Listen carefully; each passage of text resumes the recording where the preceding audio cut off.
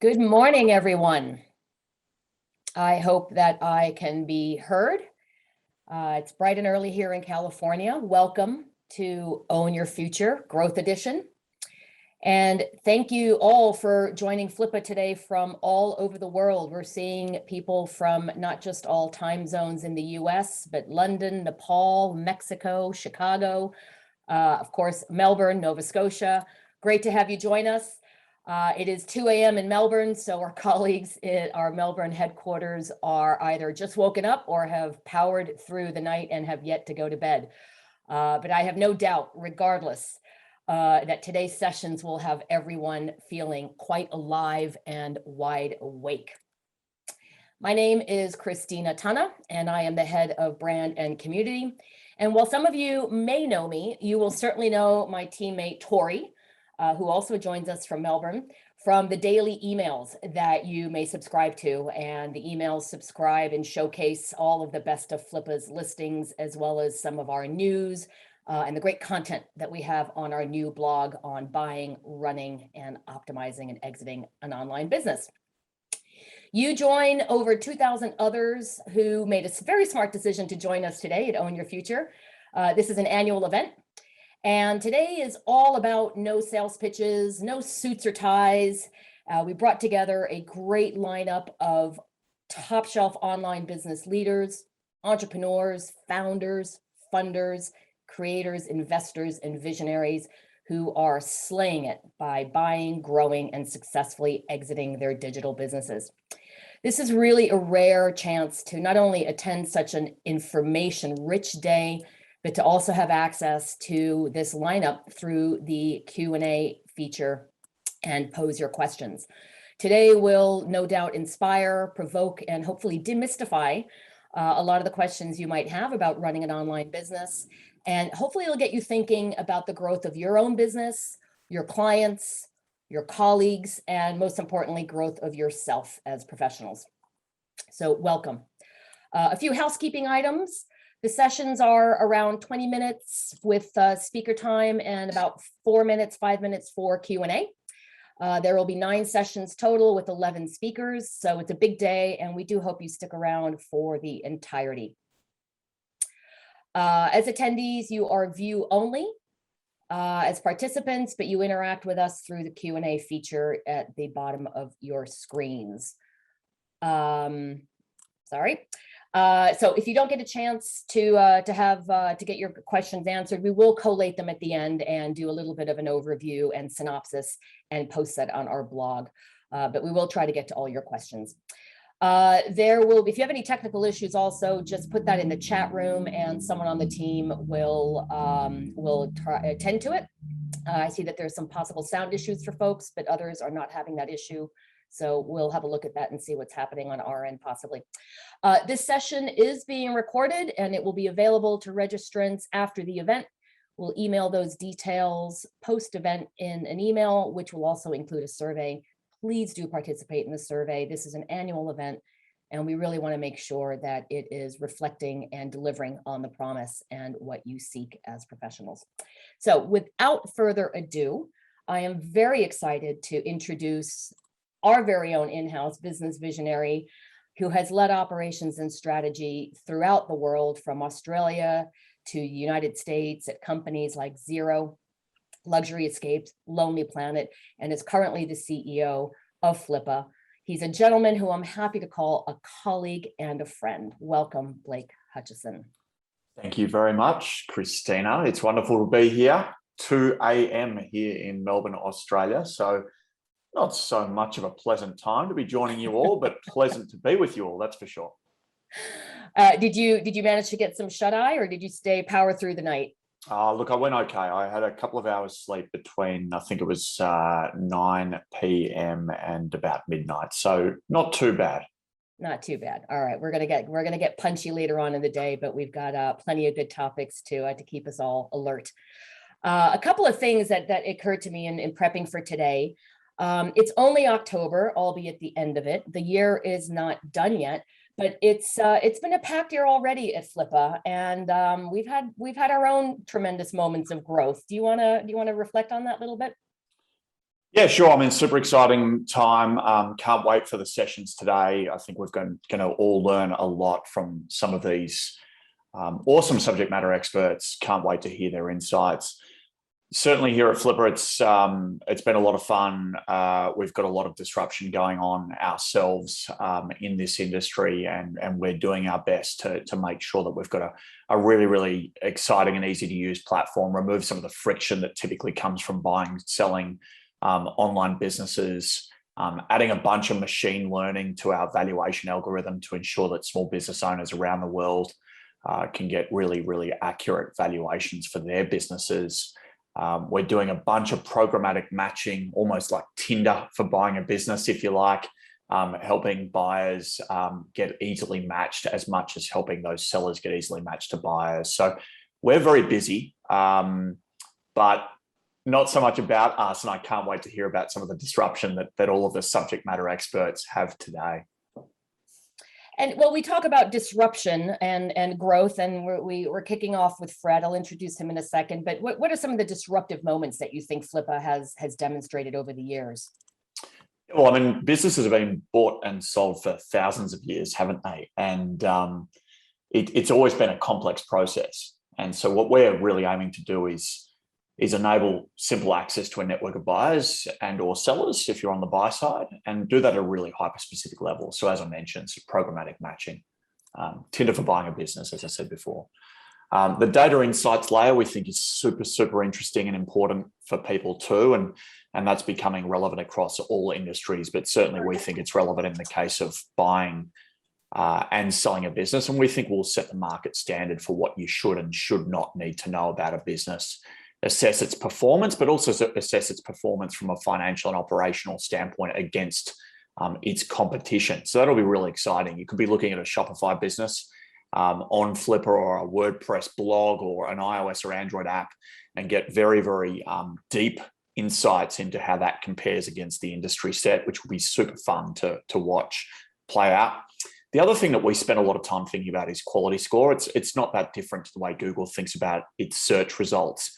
But Flipper gets over 600,000 buyer searches a month. So we've got to do a lot of work around what we call search ranking or search quality score. So there's a bunch of stuff in that too. There is a lot going on, and it's been pretty rapid fire as someone who's joined the business relatively recently, and it's head spinning and exciting. So good stuff there. Now, Flipper is not for the unicorns, right? I think some of the news and the headlines is dominated by the unicorns. Who do you think is Flipper for? How do we help these businesses, these business owners? Yeah, great question. I mean, we've got some unicorns joining us shortly, that's for sure. And I can't wait to talk to Fred, who's been doing some amazing things across the globe, both with Finder as well as some of the work he's been doing in the crypto space. And of course, we've got David Shapiro from Thrasio coming up as well. But that's right. I mean, Flipper's not really for unicorns. It's more for those people who are small business owners, startup entrepreneurs, and investors. It gives you the opportunity to exit, and that's really opportunistic for so many online business owners out there. It gives them the ability to go and invest in something new as a result. And it's really about buying and growing. So acquisition entrepreneurship is here to stay. You can buy something that is making money, that's got traction, that has established a foothold in an industry or category or niche, and take it and grow. And so that's what we're about. We're about enabling the small business owner to exit as much as we are the buyer to grow. And we do have a lot of those stories on our blog as well in the success stories section. So we're really fascinating stuff to inspire and inform as well. October, albeit again at the end of October, but it's been a really great month for National Women Small Business Owner Month, at least here in the US. It's been celebrated as such.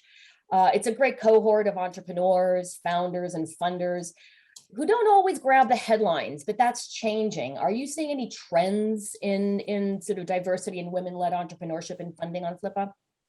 Yeah, it's pretty basic to say, but I think the biggest trend that you see in women entrepreneurship and or small business ownership is just the mass acceleration. and then ultimately the much needed support that the female business ecosystem required from the venture capital and private equity community. And that's starting to change substantially. So first and foremost, clearly been an acceleration of online businesses and or unicorn-like startups that have started to catch the eye of so many investors and potential buyers in the case of Flippa. So that's really, really exciting. More VC investment. And then, I think just a lot of firsts. And today we're going to be joined by Sarah Ouellette, who's got a fantastic marketplace for buying and selling used and refurbished baby and children's goods and or clothing. And she's an awesome entrepreneur, has built a business from nothing to something very, very quickly. And she's the first, incredible to say, a little bit embarrassing to say actually, isn't it? But she's the first female tech founder in London's or England's YC Combinator or I think, or Techstars. I should get that right, shouldn't I? But awesome achievement to have her introduced to that network, and can't wait to hear her statements today as well. Yeah, it's going to be a great session. I look forward to that one as well. And you talked a little bit about rapid growth, and how does rapid growth with corporate culture, are they oil and water when it comes to strategy and growth? Are there compromises there? We have a great session on that later, but curious as to your thinkings of those. Look, don't necessarily think they are oil and water. I think you can have a great corporate company culture and still aim for hyper growth. And Fred will no doubt talk about that with Finder, as will David at Thrasio. They've got an awesome company culture and clearly the fastest ever profitable unicorn. So that will play out through today's sessions too. Great. Looking forward to the softer side of running a business. I think that is also underserved. And generally we think about, and we see this with our community on Flippa, that the road to entrepreneurship is lined with a lot of setbacks, even colossal fails as much as the wins. So, sometimes those headwinds seem insurmountable. Is entrepreneurship worth it given those headwinds? Yeah, I hope so. I'm one of those people who tends to think that it doesn't really matter that much if you fail, because the learning experience is just so substantial that as a result, you can fast track a career, you can make better decisions next time, you find yourself networking with a whole different group of people as a result. And so for me, success or failure, entrepreneurship is absolutely worth it. Some have even, given advice to a particular speaker on today's roster of, just save your money for retirement. Don't invest. And I think that's a bit of a weird. Yeah, that's a weird one, isn't it? Just sit on your cash and hope for the best. Yeah. We're going to have some great illuminating stories and perspectives on that one as well. The other piece too is, we're looking at today, what is owning your future like today, but I really am looking forward and curious about, let's take a peek at the future of digital businesses and the digital world and the roles of all these new financial instruments that will fuel it or not. NFTs and the underpinning of that technology. What are your thoughts on that? Yeah, so I guess my thoughts are we're dealing with a really nascent industry. I think there's 10 marketplaces. We'll go through that today. 10 marketplaces which are absolutely dominant in the NFT space. Everything from the known beasts like Top Shot, where you can buy memorable NBA moments, all the way through to Hollywood, or I guess decentralized Hollywood-like productions that are making their money, or their production budgets are coming about as a result of using NFTs as an access token. And so the gentleman that we've got with me today, later on today, I think it's 4 or 5 hours from now, Christina, but they are pretty knowledgeable types, and I'll ask them some hard-hitting questions, and you'll get a lot out of that session. I'm really, really excited for that. I'm going to learn a lot. Thank you, Blake. We're ready to introduce our very first speaker of the day, Fred Shebesta. As we alluded to earlier, he's kicking off the session. He's got a lot of great stories and perspectives. He's an Australian-born entrepreneur and an early-stage investor.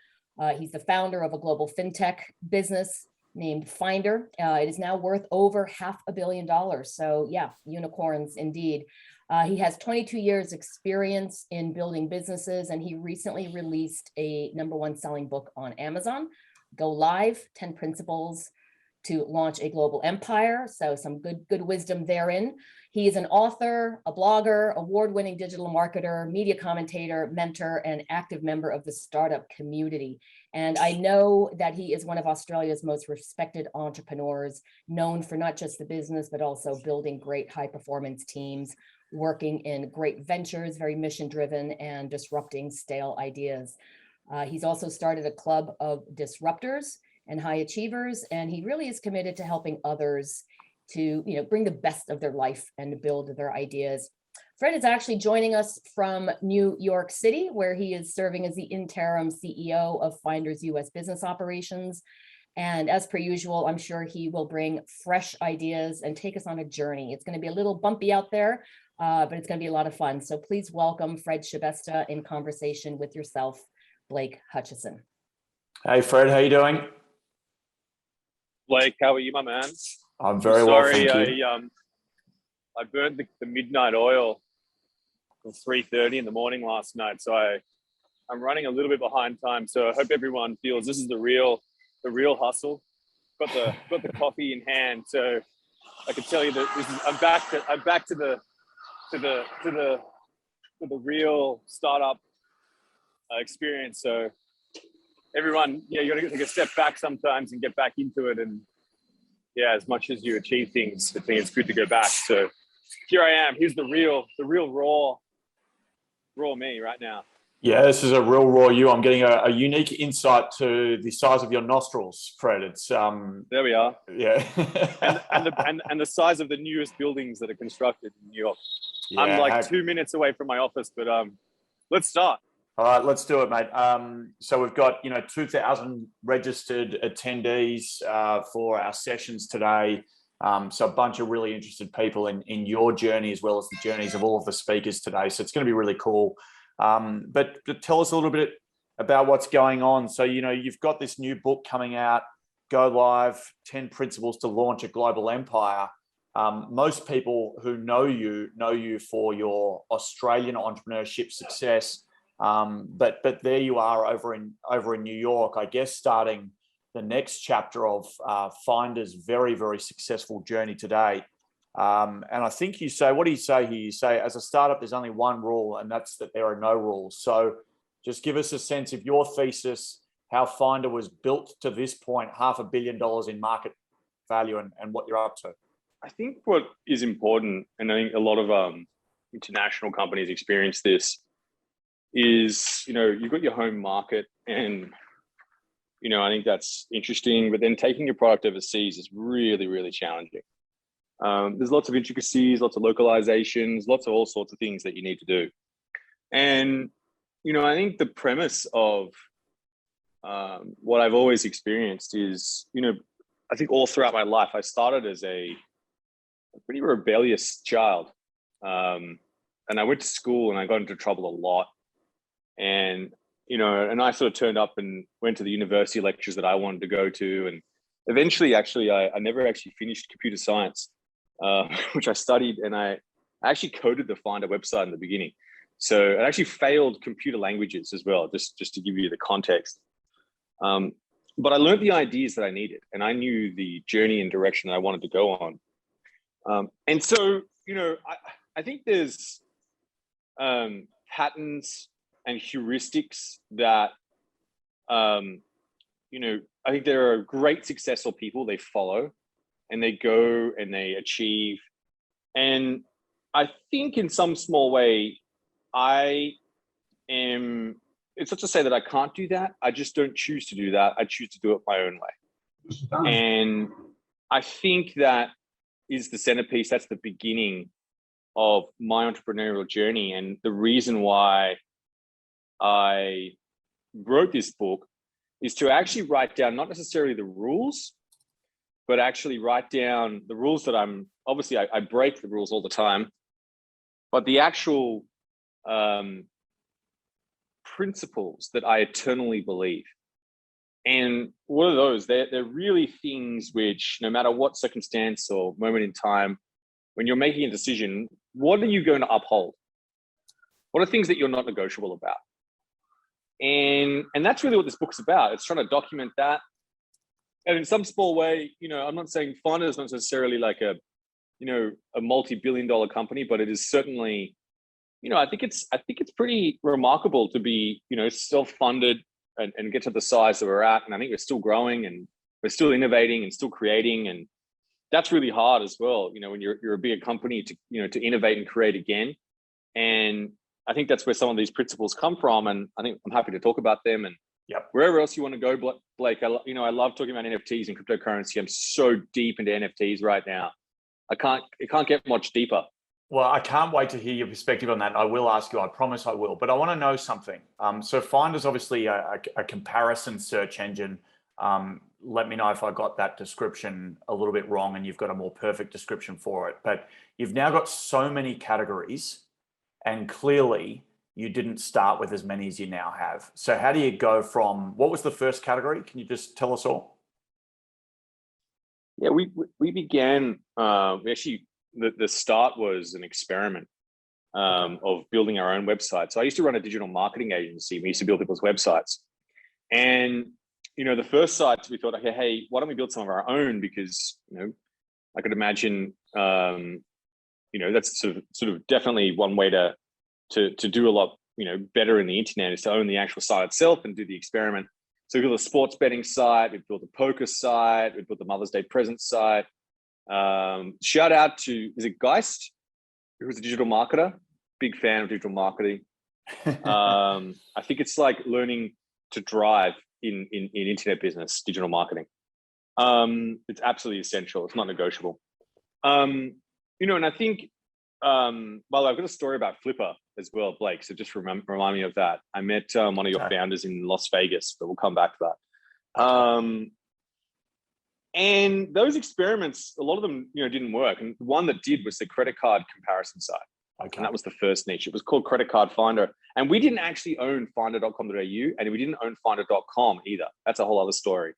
I'm sure that, buying domain names, and the reason why we bought Credit Card Finder is I basically I downloaded the keyword list of credit card and found the top, went from the top and started registering the exact match keywords. And the 6th most popular one was Credit Card Finder. And that's how Finder came to be. And then we started comparing home loans and personal loans. We had personal loan finder, home loan finder. And the problem was it's very hard to advertise that on the TV, and build a brand. Because I think that's where a lot of companies start with a growth hack, and ours was really in search engine marketing. And then you need to go past that. You need to grow into a more sustainable mode. And building a brand was really that journey. And in that journey, we needed to change the name to something which everyone could remember.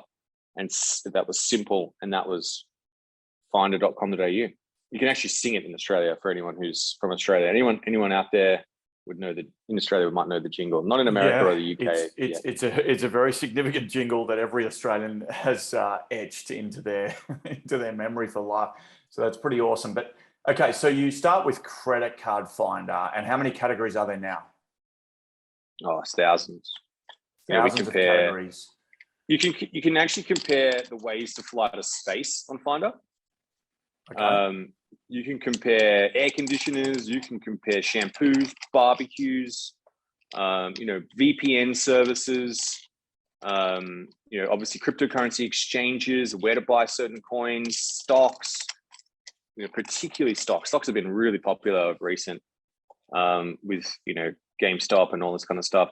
And so as you think about growth, Fred, how do you decide, how do you or the team decide what is the next category to enter? We listen to the customer. What does the customer want? And Finder's really evolved past sort of that, I think that comparison business is one of our growth engines. And the new engine is really this app. I don't know if anyone, it's not only available right now in Australia, it's not available, but that's why I'm here in the US to build it and roll it out as well. And really what we do there is we help you earn money while you sleep. So, it's automated savings. So you connect up your credit, your accounts, and you can compare your products, and you can, find savings. And then you take those savings and you earn money while you sleep. And we've got this remarkable product about to come out. So you actually transfer money into our wallet. There's an actual digital wallet in the app, and you'll be able to earn 4% interest on your money. It'll just tick over while you sleep. And that's possible only because of our understanding of cryptocurrency. And that's really the journey of where we're going. We're building this two sort of, I don't know if there's a terminology for this, but there's sort of what I think of it as there's a two-phase business. Two-phase businesses are like, you've got your core business making cash flow, and then you've got your growth experiments. And that takes a lot of courage. Innovation is really hard. I'm a big fan of Clayton Christensen's Innovator's Dilemma book for anyone who's looking to innovate their business. And I think this app is a stepping into the ether to build continuous utility for the customer, to go and find the new growth lever. Because, once you've compared everything, so what? That's not the end. And obviously we can make that better and incrementally better, but to grow. See, I admire companies like, which company I love the most, Blake? Try and guess.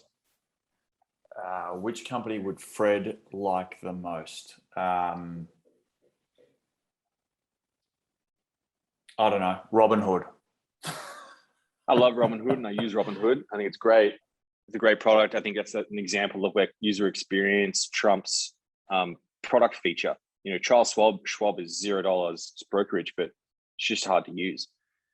My favorite company that I love is Sony. Okay, why? Sony was going along, right? And they were building, TVs, and they were building cell phones. And then it was probably in the early 2000s. It might have been in the 90s. I can't remember what the exact date. But Nintendo absolutely dominated the console gaming market.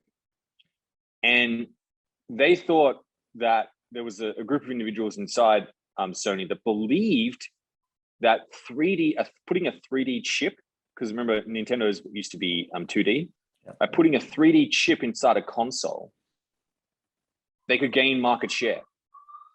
And the chairman of Sony, whose hand was shaking as he signed the purchase order for 1.3 million 3D chips, and they built the PlayStation. Now let's contextualize that. Which organization all of a sudden goes from building, consumer products, the Walkman, RAM, that's actually Sony used to build RAM, and they built it in a great way, to then building a PlayStation. That is just remarkable, absolutely remarkable. And that's the kind of courage, that's the kind of innovation, the mistakes they would have had to have made in order to go and do that. That's the kind of company that I want Finder to be. I want it to survive and endure. I don't see it like a unicorn company. I see it like a phoenix, continuously reinventing itself and rising.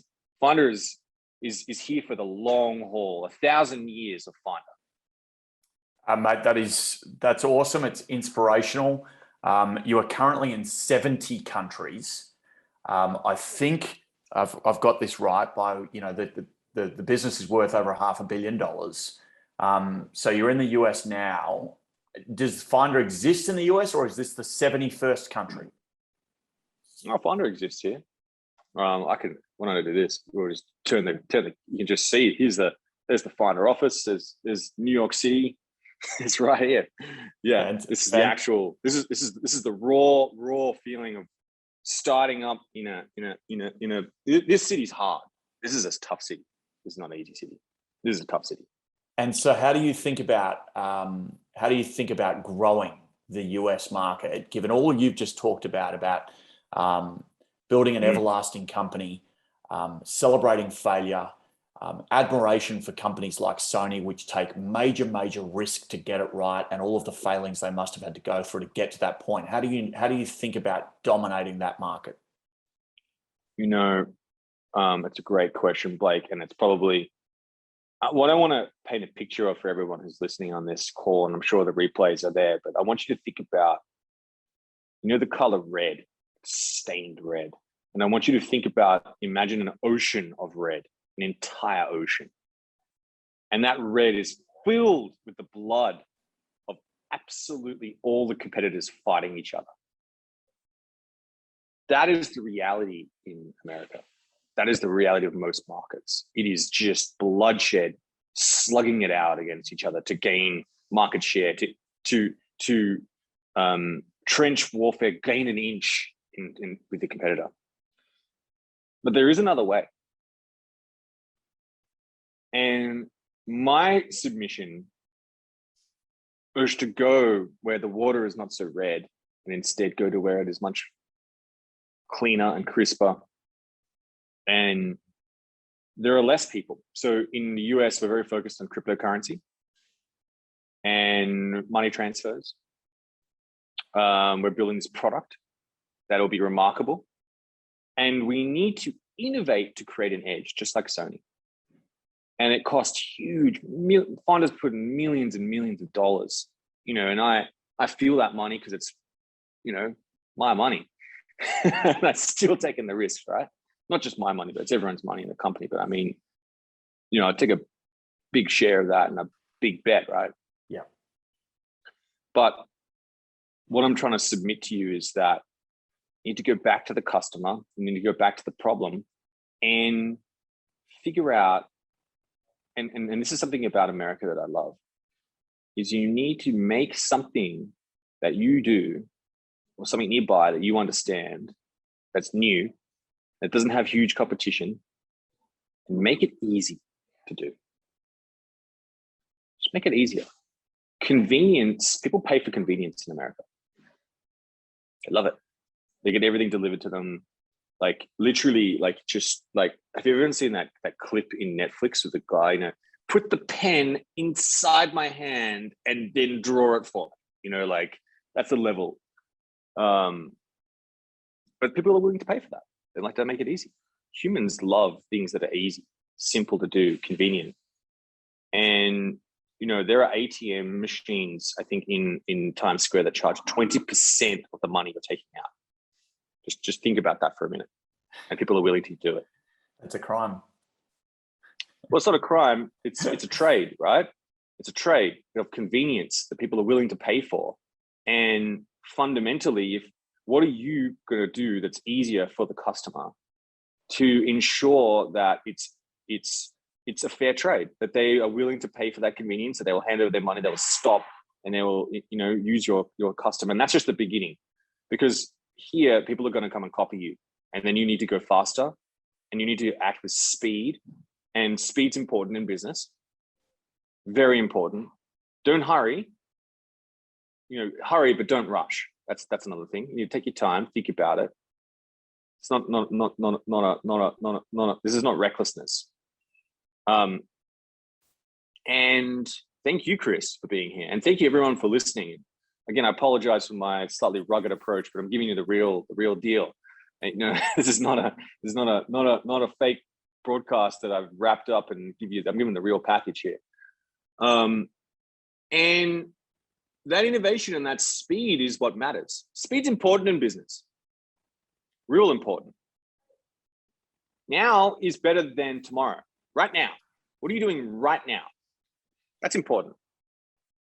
And the second thing I contend to you. Sorry, keep going. Well, the second thing I think, Blake, which is absolutely critical that a lot of people don't talk about, and I think it's really important, is, and I encourage everyone to study on this call, and it's something which I think a founder or a CEO, and it's probably the second most important thing, apart from operating a great company and operating with excellence, is capital allocation.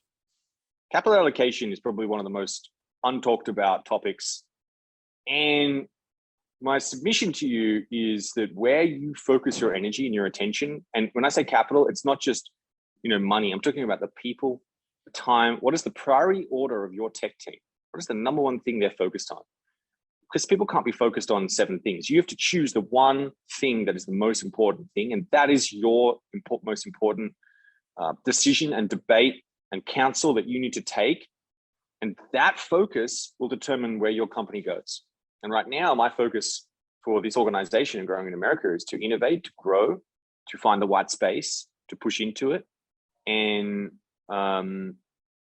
it's hard. It's not easy. This is like we're getting like slapped in the face every day.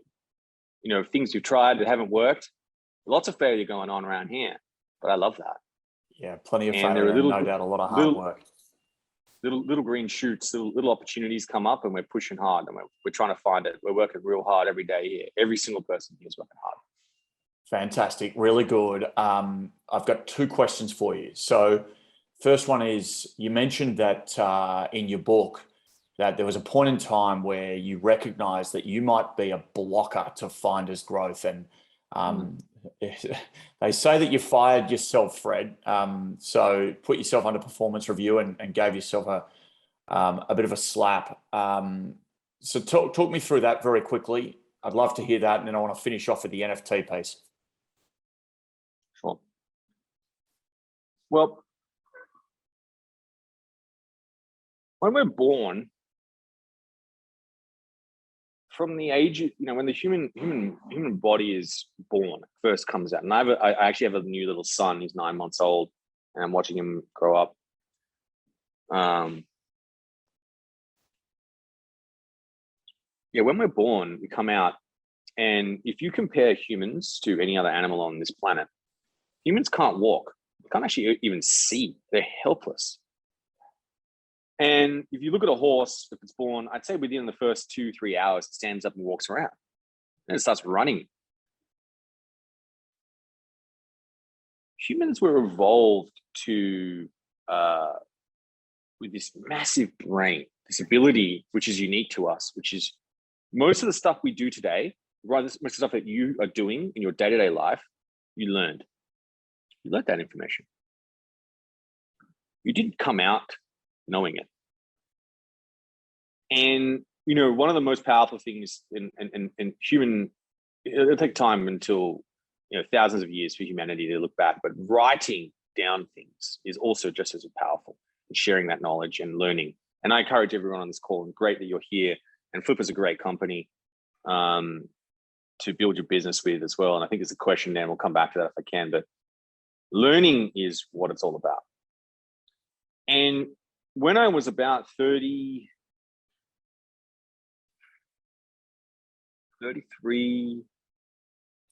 years old, I recognized in myself that I was continuously making these same mistakes. These mistakes of just, I would notice in myself, and I was like, wow. And in those moments, what I noticed was, in the moment of the mistake, I'd said something dumb. I noticed that I would get emotional. And that emotion, unfortunately, was causing me to make bad decisions.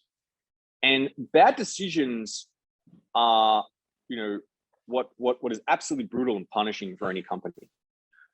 And to be the leader, if your company is outgrown you, your decision-making ability, you're going to be the biggest blocker to its growth. And I was, and I recognized that. The action I took when I realized was, number one, I had a fear of making mistakes. I had a fear of actually being wrong. I felt I wasn't good enough. I felt I wasn't worthy. I wasn't comfortable with losing. I wasn't comfortable with success. I wasn't comfortable with being alone. Now, those are some pretty heavy emotions that I never paid down. And as a child, from the ages of 0 to 7, that's where you learn all those things, and you need to go back as an adult to become a man and pay down that debt and grow emotionally. Now, this all sounds so bizarre, I know, to a lot of people.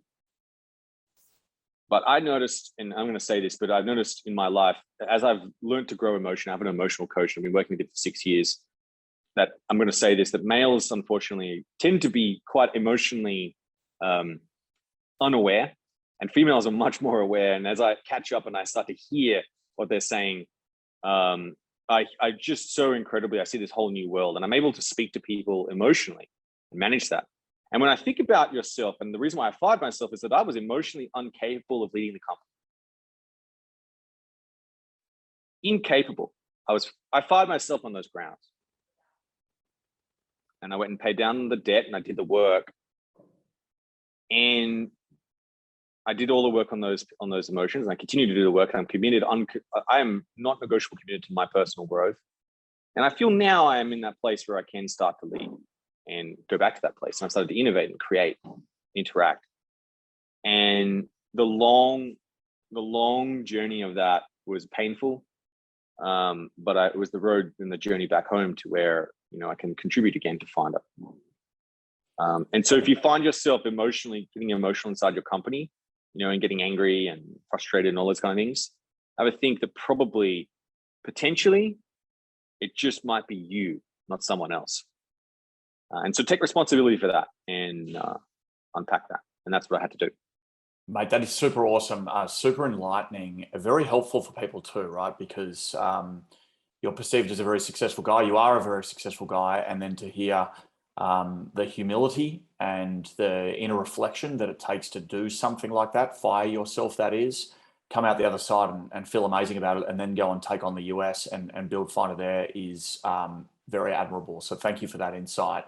But I want to just hear your very quick perspective on NFTs. Well, you can give me any perspective. I'm going to say NFTs as a utility in the real world. But anyway, you can take that any way you want because you're the master of this, I think. Yeah, so I'm gonna park the art for a second, if I can. And I think art's interesting, and I think I think that's interesting. But let me tell you about the hotmail of NFTs. Okay. That's actually where the win is. The win for everyone to look at is go and have a look at play to earn. Play to earn. Okay. So in the play to earn space, what happens is that there are investors and there are people who buy NFTs, and those NFTs enable you to play the game. And when you play the game, you actually earn money. The one most classic game right now is Axie Infinity. And I actually have started up a venture in this space. It's called, actually I'm advising a few. There's Perion, there's Balthazar, and both of them they have little websites. They actually started as Discord channels, which is the most incredible thing. Of course. And these two, they're called guilds, but they're actually feeding people in the Philippines right now and India, because essentially COVID's like really taken a lot of the jobs away. And what's happened is people are playing this Axie Infinity game and earning money, and they're able to be lent the NFTs to play the games. If you want to check out one of the guilds, you can go to bltzr.gg. bltzr.gg. I'm sorry, that's a bizarre, but that's balthazar.gg, and perion.gg, perion.gg. That might not be the right domain name. Forgive me, I'm on the move right now, but I'm pretty sure they are. And what's happening is these NFTs are assets that can enable people to play these games, and they store value, and people are competing. And this space is one of the fastest growing, most incredible space I've ever, and I've been involved in cryptocurrency since 2017, and I've loved it and enjoyed it, but it's happening again. Like cryptocurrency it's always should have been in gaming, never was quite there, but now it's there. If you head to bltzr.gg, you should be able to find a link to the Discord there. My apologies. Yes, firing yourself, I agree. You need to do that. Sorry, Blake, did I answer your question? But that's the space I'd look at. The art is a different thing. Art's about a story. If you can tell the story, that's what that's all about.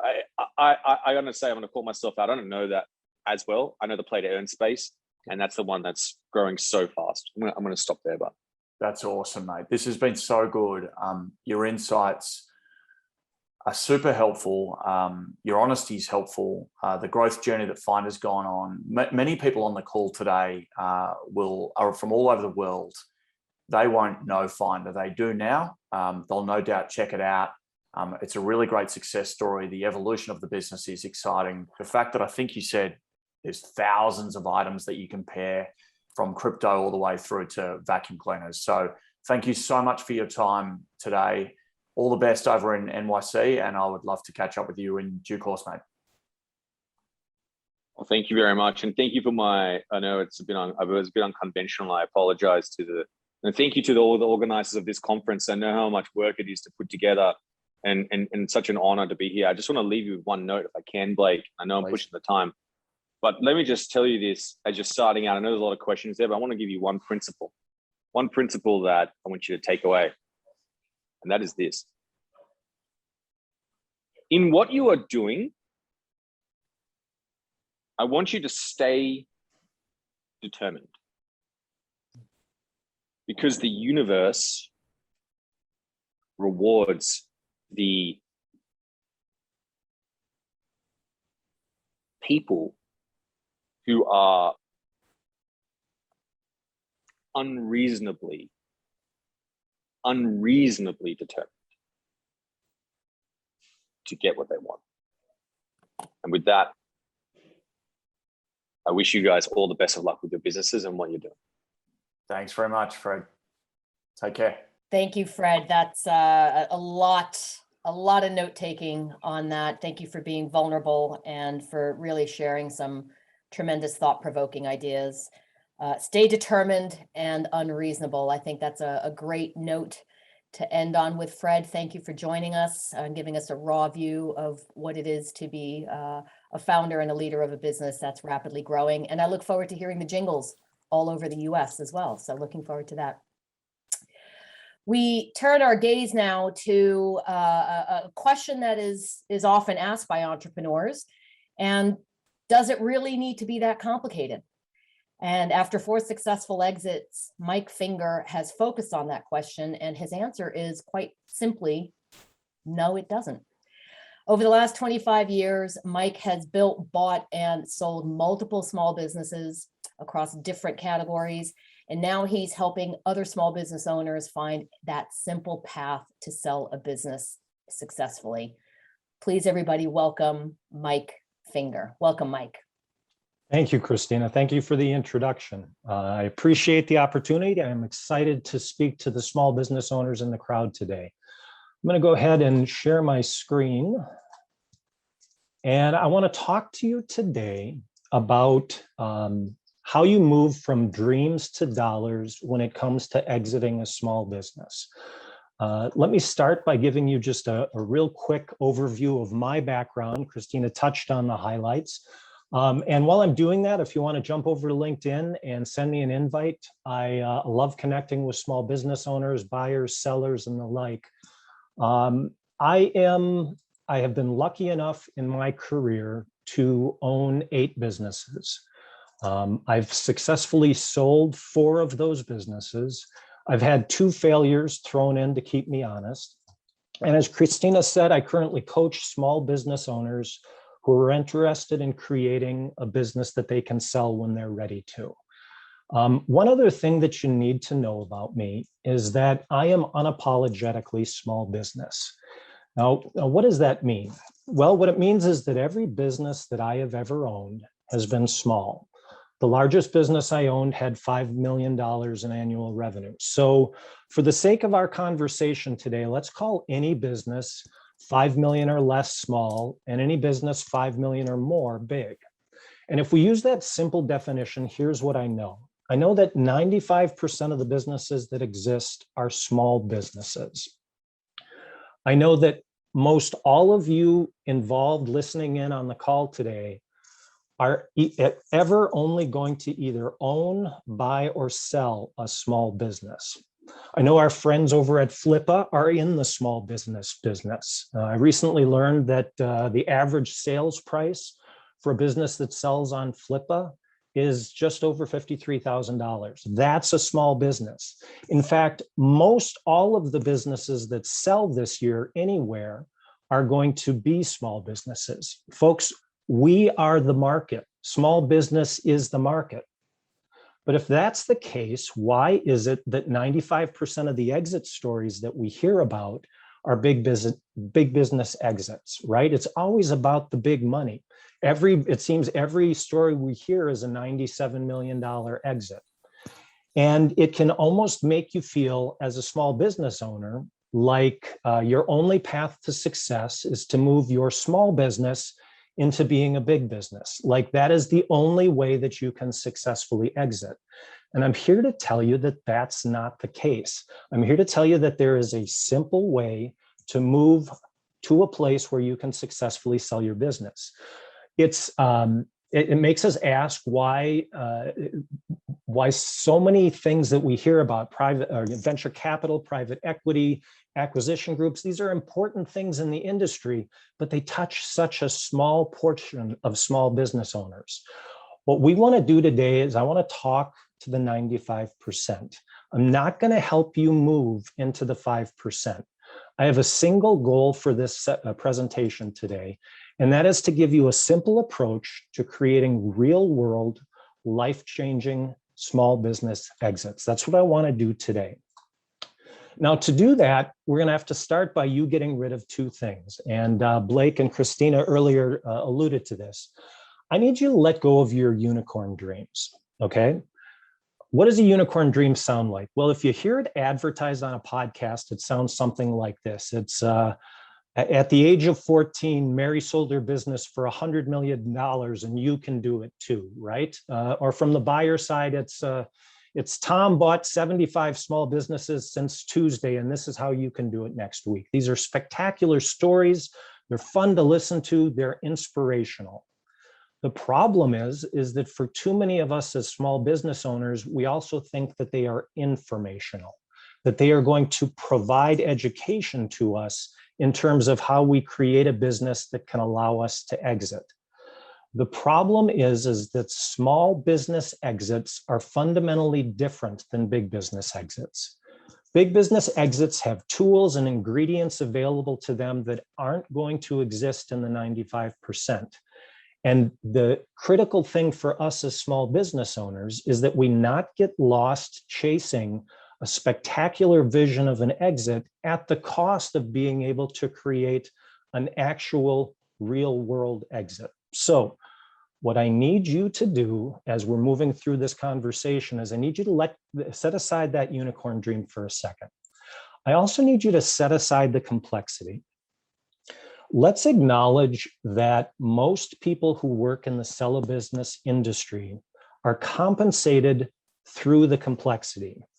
They are masters of certain complicated jungles of information that allow them to charge you for their service, right? We've got attorneys and accountants and brokers and bankers and M&A advisors and all of these folks that make their paycheck based on the fact that selling a business is complex. And so the narrative in this space tends to be around complexity. Now, I will say that is starting to change as platforms like Flippa come to the table and start simplifying this exit process for the small business owner. But by and large, the industry is still defined by that complexity. Why is that a problem? It's a problem because we as small business owners can start to believe that the path to success is buried somewhere deep inside the technical of our business, that there is some obscure metric in our business that determines its value or determines whether or not we're going to be able to sell it. It can make us believe that it's about that complexity when the simple reality is that most small businesses that fail to sell because of some basic, simple element of the business. It's not because they got something wrong on page 46. It's not because they missed on something hyper technical. It's about a basic element in the business. And so what we're going to do today is we're going to set aside that complexity. We're going to recognize that our value and our ability to sell isn't about some mystical numbers, but it is in fact about a simple approach to this topic. And so that's what we're going to do. We're going to find a simple approach. Oh, there we go. We're going to find a simple approach. We're going to talk about one core concept today, and I would submit to you that small businesses that don't sell fail to sell primarily because they don't execute on this core concept. And we're going to talk about 3 basic questions that are going to lead us to a place where we can determine whether our business can be sold. All right, so let's take a short path to our core concept. To sell your small business, you must have what? If we were live, I'd have people shout out answers, but there's one element that's been present in every transaction that has ever taken place in the sale of a small business, and that is a buyer, right? Every small business that is sold has a buyer. I'm going to introduce you to your buyer. This is your buyer. Your buyer is most likely an individual. So said another way, let's assume that your buyer looks like you. So I've got this guy up here because he looks a little bit like me. We hear a lot these days about buyer groups, and we know about private equity putting together pools of money to purchase. And all of that is exciting and great, but I haven't seen any data that leads me to believe that all of that activity is going to result in purchases of more than a tiny fraction of the small businesses are available. It still remains that your most likely buyer is an individual. So when you think about your buyer, I want you to think about yourself. I want you to project out that you are the one buying this business. Now, what we have to remember about the individual buyer is that they have a long list of things that they want when they go to purchase a business, right? They've got a certain size, scope, industry, all these things that they want. But at the end of the day, there are 2 primary needs that are going to dominate your buyer's experience and whether or not they're able to buy your business. The first of those needs is that your buyer needs to make a living. I'm not talking about anything spectacular here. I mean, your buyer needs to buy groceries, pay the rent, put gas in the car, right? Your buyer has certain basic needs. They need to be compensated for their time. And that is a core need that they are going to bring to the table when they go to purchase a business. The other basic need that they're going to have is they're going to have to make loan payments. Your buyer is going to need to service the debt on the loan that they take out or receive to purchase your business. And here's the thing, it doesn't really matter where that money comes from, right? If you seller finance your business, sale to this buyer, you're going to expect payments, right? If I get a bank loan, if I get a loan from friends and family, even if I dip into my own pocket to pay you for this business, I'm still going to expect to put that money back. So we start from the premise that our individual buyer has these 2 basic needs. They are going to need to make a living and they're going to need to make loan payments. All right, here's the thing you have to keep in mind. They have to be able to do those 2 things from the results that your business generates. If you want to be able to sell your small business, you need to be able to be generating results sufficient that allow a buyer to do these 2 things. All right, so that brings us to our core concept. Our core concept is my results buy my business. Said another way, your business buys itself. This concept, this idea that your business is generating sufficient financial activity to meet the basic needs of your buyer, this is the core element of determining whether or not you're going to be able to sell your business someday. If your business can do this, you have dramatically improved your ability to sell your business. If it can't, if you're counting on something else, if you're counting on some hidden metric or some mystical formula, maybe it's your brand is fabulous, somebody's got to pay you a bunch of money for that. That happens. There are exceptions to this rule, but at the end of the day, doing this, my results buy my business, puts you in a place where you have given your buyer the ability to buy your business, and nothing is more powerful than that when it comes to selling your business. Okay, so we've touched on our core concept that my results buy my business. And I just want to pause a second here and recognize what might be going on in the head of some people in the audience. Because if you're sitting there right now and you have a small business that you've been running for the last couple of years, and it's unprofitable and you're struggling and you are having trouble making those payments on the loan that you took out to start the business, or if you're struggling to pay yourself anything, it's quite possible, and quite often small business owners in that situation will find themselves thinking, well, my worst case scenario is I can always turn around and sell this thing. That is a hard place to be. I know that because I've been there. 10 years into my first business, I had 50 full-time employees. I thought it's time. I was a crispy piece of toast. I was burnt out. I was ready to do something else. So I started dialing the brokers, and one after another, they told me, I can't sell your business for you. I can't sell your business for you. At the end of the day, it was because of this. My results didn't create the reality for a buyer that would allow them to buy the business. So if you're in that place right now, if you're struggling, please understand that I'm sympathetic to that position. I've been there. There is a place forward from there. And we're going to talk about how you move past that place of challenge and struggle to a place where you're creating a business that you can sell. And we're going to do that by focusing on 3 key questions that you need to ask about the business results that you have. Okay, the first question you need to ask is, are my results desirable? And this isn't a trick question. What I want to know, if I'm your buyer, is when I look at the results your business generates, am I going to say, I got to get me some of that, right? We look at 2 key areas when it comes to the desirability of a business. We look at the seller's discretionary earnings, first of all. Now, I'm not going to give you a technical definition of seller's discretionary earnings. Essentially, it's the financial benefit that you gain from owning the business. And if I'm going to give you one piece of homework from this session, it's going to be to go out and get a working definition of seller's discretionary earnings for yourself as a small business owner. It is a key factor. More is better. The higher your seller's discretionary earnings, the higher your potential purchase price can be for that business. But at the end of the day, the seller's discretionary earnings is a key element in the desirability of your business. The other element is the owner's job.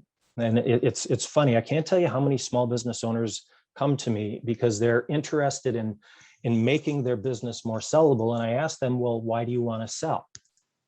And they will say to me, because I'm miserable. And I work 18-hour days in lousy conditions with people I hate for not much money. I'm just miserable. And I always have to pause at that point. And then I ask them this question. I say, if your job sucks, why would someone pay you for the opportunity to do that? Right? Again, sometimes we think that we're in this battle as a small business owner, and it's horrible for us, but we forget that ownability is sellability. We forget that creating a business that's attractive to us as an owner, whether it's in the seller's discretionary earnings or in our own job, is the key to creating a business that would work for a buyer. So these are the 2 key factors in Are My Results Desirable? All right, question number 2. Can a buyer duplicate my results? What are we asking here? We're asking, are you as the owner replaceable? There's 2 elements that come into play here. Have you built a team? Are there people other than yourself that contribute to the results that you're selling to me as a buyer? And again, we're talking to small business owners. So I know many of you out there are like, I don't have any employees. I get that. Vendors, independent contractors, tools that you use, all of these things can be part of the team that you use. You need to be able to transfer this to me in a way that allows me to be able to say that the results are not dependent on you as the outgoing owner. I need to be able to duplicate the results. The other element here is creating systems, right? When we talk about systems, I'm really just talking about whether or not the information that create your results exists somewhere other than in your head or someone else's head, right? Did you write the stuff down? Where does the knowledge live? If you build a team, if you create systems, you create a business where it's easier for me to buy it and duplicate the results that you've generated. All right, that's question number 2. Our last question, can I document my results? Can I document my results?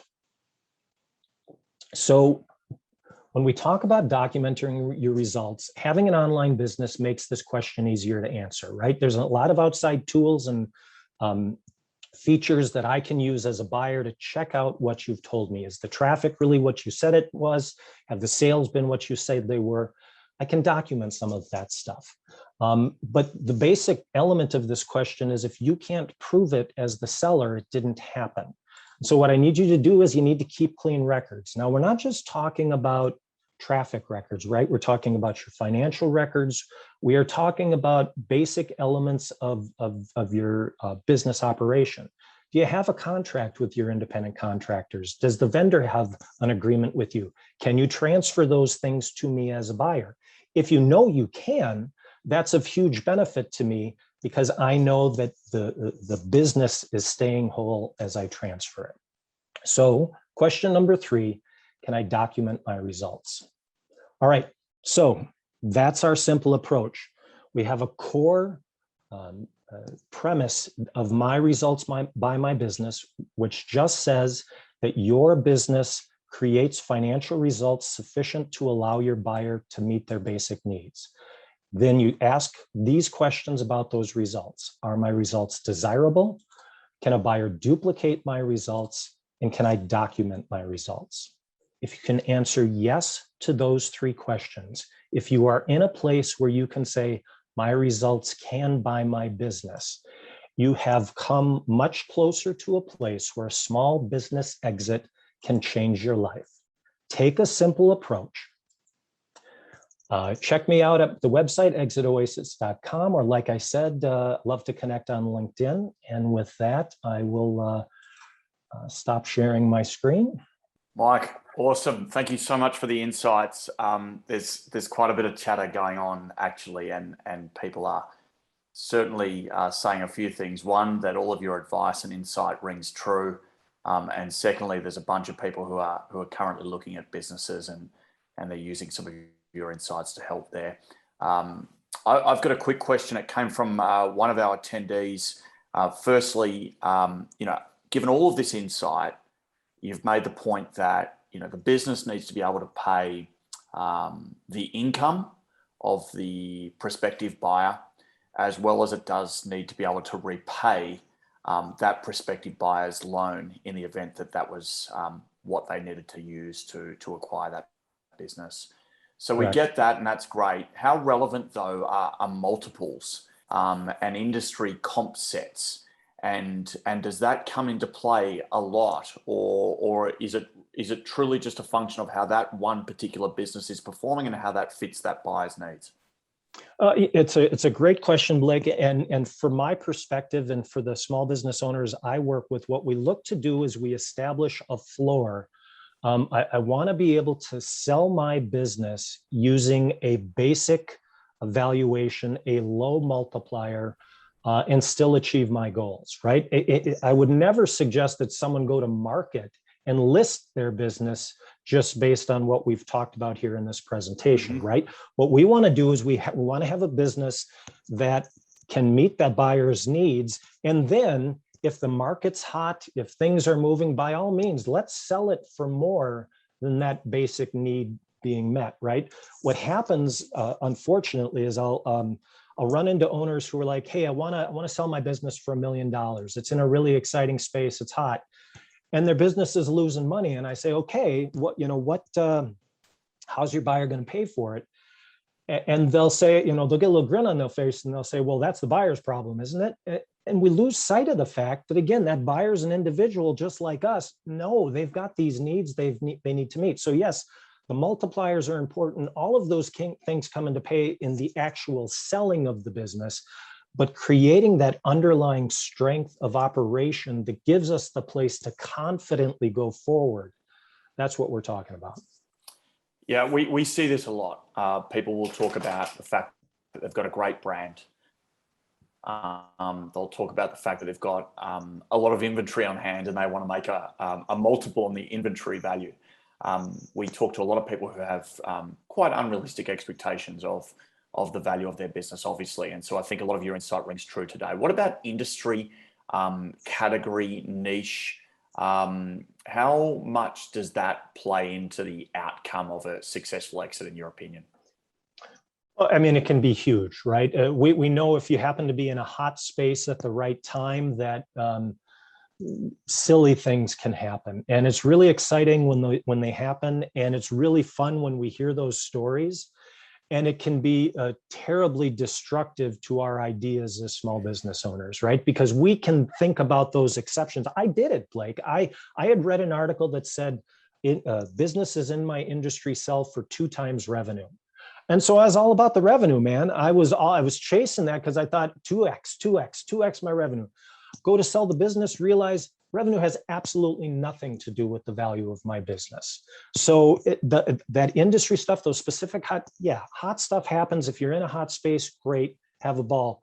Like I said earlier, I'm talking to the 95%, the folks that are out there doing stuff day in and day out at their dining room table at 12 o'clock at night. These are the folks that can benefit from taking a simple approach to selling their business.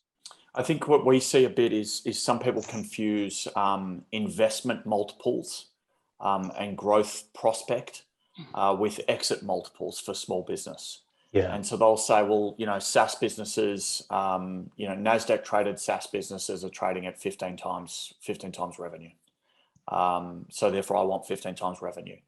Right. The difference, of course, is that NASDAQ traded business is probably hyper growth. That NASDAQ traded business is probably still investing for long-term growth opportunity. Whereas in many cases, small businesses have realized, I guess, the fullest potential of that particular business owner. And now it's less about investing for growth, and it's more about, as you said, paying for an income for that new prospective buyer. I guess you've had to act like a bit of a psychologist over time and a counselor. How do you get small business owners to recognize the difference between enterprise level or institutional level investment, venture capital like investment, and the difference between that and selling a small business? It's so important. And really what it comes down to is taking a buyer's perspective, right? The second meeting I have with someone I coach, we sit down and we analyze the business as it's going to be evaluated by a potential buyer. And we go through the numbers and we do all that stuff. And so often we get to the end of the day or the end of that process, and we see that if I buy your business for what you want to exit at, I can't pay myself anything, and I've got to come up with $50,000 a year to make the payments. How can anyone do that? Now, again, we know there are exceptions, right? We know there's that 1 in 1,000 where it takes place, and those are the stories that we hear about so often. But you have to think about what you're doing from a buyer's perspective. No one is going to compensate you for the misery that you've gone through to build this business unless that effort has created results. That's the core. Again, it's easy to get caught up in the exceptions. It's easy for us to hope that happens. And again, fabulous if that happens, but let's do it from a base of confidence where we have built into our business the core element that allows a buyer to buy our business. Yeah, what we often say, Mike, and I'm sure you agree, please let me know if you don't, but buyers will pay for performance, but look for opportunity, right? So that's very different to venture investing, where you're ultimately investing in opportunity, most likely anyway. That's right. And so that performance piece is what we keep on saying to people: performance. Think about the cash flow opportunities and think about how you can start to put more in your back pocket, because that will mean that the prospective buyer has the opportunity to do so themselves. Absolutely. I agree 100%. It is about, like I said, ownability is sellability. If this is a solid, good business for you as the owner, chances are pretty good it's going to be a solid, good business for a buyer. Awesome, Mike. Thank you so much for your time. Really, really appreciate the insights. Fantastic. These sessions are recorded, and we will get all registered attendees a copy of Mike's presentations and the other to come. Thanks so much, Mike. Thank you, Blake. Thank you very much, Mike. And for those who are interested in learning more, as Mike said, please connect with him on LinkedIn. but also have a listen to his episode of The Exit that he did with us, I think 2 months ago. Great episode, a lot more amplification of his core approach to exiting a business, and particularly what I call the 3Ds. So do take a listen to his episode of The Exit. Thanks again very much, Mike. We now turn our gaze to two terrific professionals, one who I've had the honor of calling a former work colleague a few lifetimes ago, and her partner joining us from Europe. Sarah is originally from Canada, and she now lives in Ireland after living in Australia for about 20 years. Her professional path also took her to Hong Kong and the US, and Sarah Ouellette is the co-founder of Kindora, Europe's platform for the premium resale and overstock of children's goods. She's an alumni of Techstars, which is the program in London in 2021. And she was named the Irish Startup of the Year for 2021. So not even the year's over, and that's a tremendous accolade. Sarah's prior experience includes CNN, Lonely Planet, and Tatler, and she has several tech startup experiences in between. Very honored to have Sarah join us. And with her is Georgie Smallwood, and she is the Chief Product Officer at Tier Mobility, which is an organization with presence in over 130 cities. Tiers is Europe's leading shared micromobility provider and is determined to change mobility for good through the sustainable urban transport. Georgie was formerly the CPO of N26 and was in charge of defining and leading and implementing the company's global product strategy as they grew from an 800,000 to 6 million users, which is phenomenal growth. In Georgie's spare time, she is the founder of Auxilia, a network of women entrepreneurs with the mission of increasing the diversity of VC funding across the globe. Georgie is a passionate founder, board advisor, and investor, and has led large teams at fast-growing companies, mastering the challenges of scaling global businesses with a focus on communication and respect. Georgie enjoys sharing her experiences with the next generation of women leaders, and together with Sarah, is going to talk us through women founders and the VC landscape. Welcome to both of you. Thanks so much for having us. I think it's awesome to be here. Thanks, Sarah, for inviting me to co-share with you on this amazing topic. I know we can talk about it till we're purple in the face. Absolutely. And I should say, so Georgie and I, we kind of have had parallel journeys around the world, as well as kind of from Australia to Hong Kong to Europe, but also kind of been following, I think, each other's careers through that time. And so I'm very lucky that Georgie was really excited about Kindora and has been a part of our journey. So it's great to be able to have a conversation about the kind of the greater landscape of what's happening out there for female founders, and kind of some shocking statistics actually, but then also some kind of really great kind of sharp, green shoots that are coming through, and ways that I think women are able to access funding that might be not as obvious as just going down the pure VC front, and fantastic opportunities in kind of growing industries which are very female focused, but have been ignored and have grown kind of around this kind of very challenging VC environment, and are now showing incredible growth and return, and it's very exciting. So we can talk through all that, Georgie. I'm going to share my screen so I can share a presentation here. Just give me 1 second. And Georgie, while I'm doing this, do you want to talk a little bit about Auxilia and kind of what it is? Yeah, sure.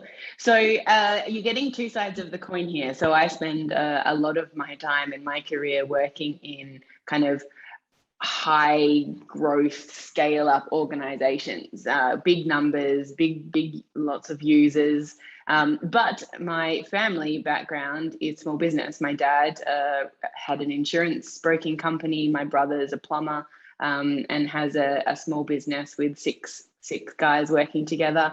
And one of the things I've noticed as I've gone through these big companies is there's just no more women leaders at the top than there was when I started. And it was something that really started to bother me when I moved into more senior executive roles, and realized that the only person that was really going to change it is the people at the top. And I found myself at the top, and I thought, well, what am I doing? And so I talked to a Cell, which is a really big VC company. And one of the things I said to them was, you guys aren't investing. Why? What are the numbers? And we'll talk about the numbers in a second. And I started doing some angel investing, and I started advising. And some of the themes that were coming through were really strong. And it's been amazing to work with Kindora and Sarah on really changing that landscape. And what I really love about what Sarah's doing is she's not just making space for women founders, she's also making space for women investors. And so that's kind of what we're going to talk about. Yeah, great. So just to kind of give you, I mean, Georgie, you did a great intro there, kind of where you're coming from and your kind of lens of this. And, we kind of, I can't ask for a better intro than what Christina gave me, honestly, fantastic. But I guess the other thing to say is that I think, so I am the co-founder of Kindora. I am a co-founder in the business I have a male counterpart.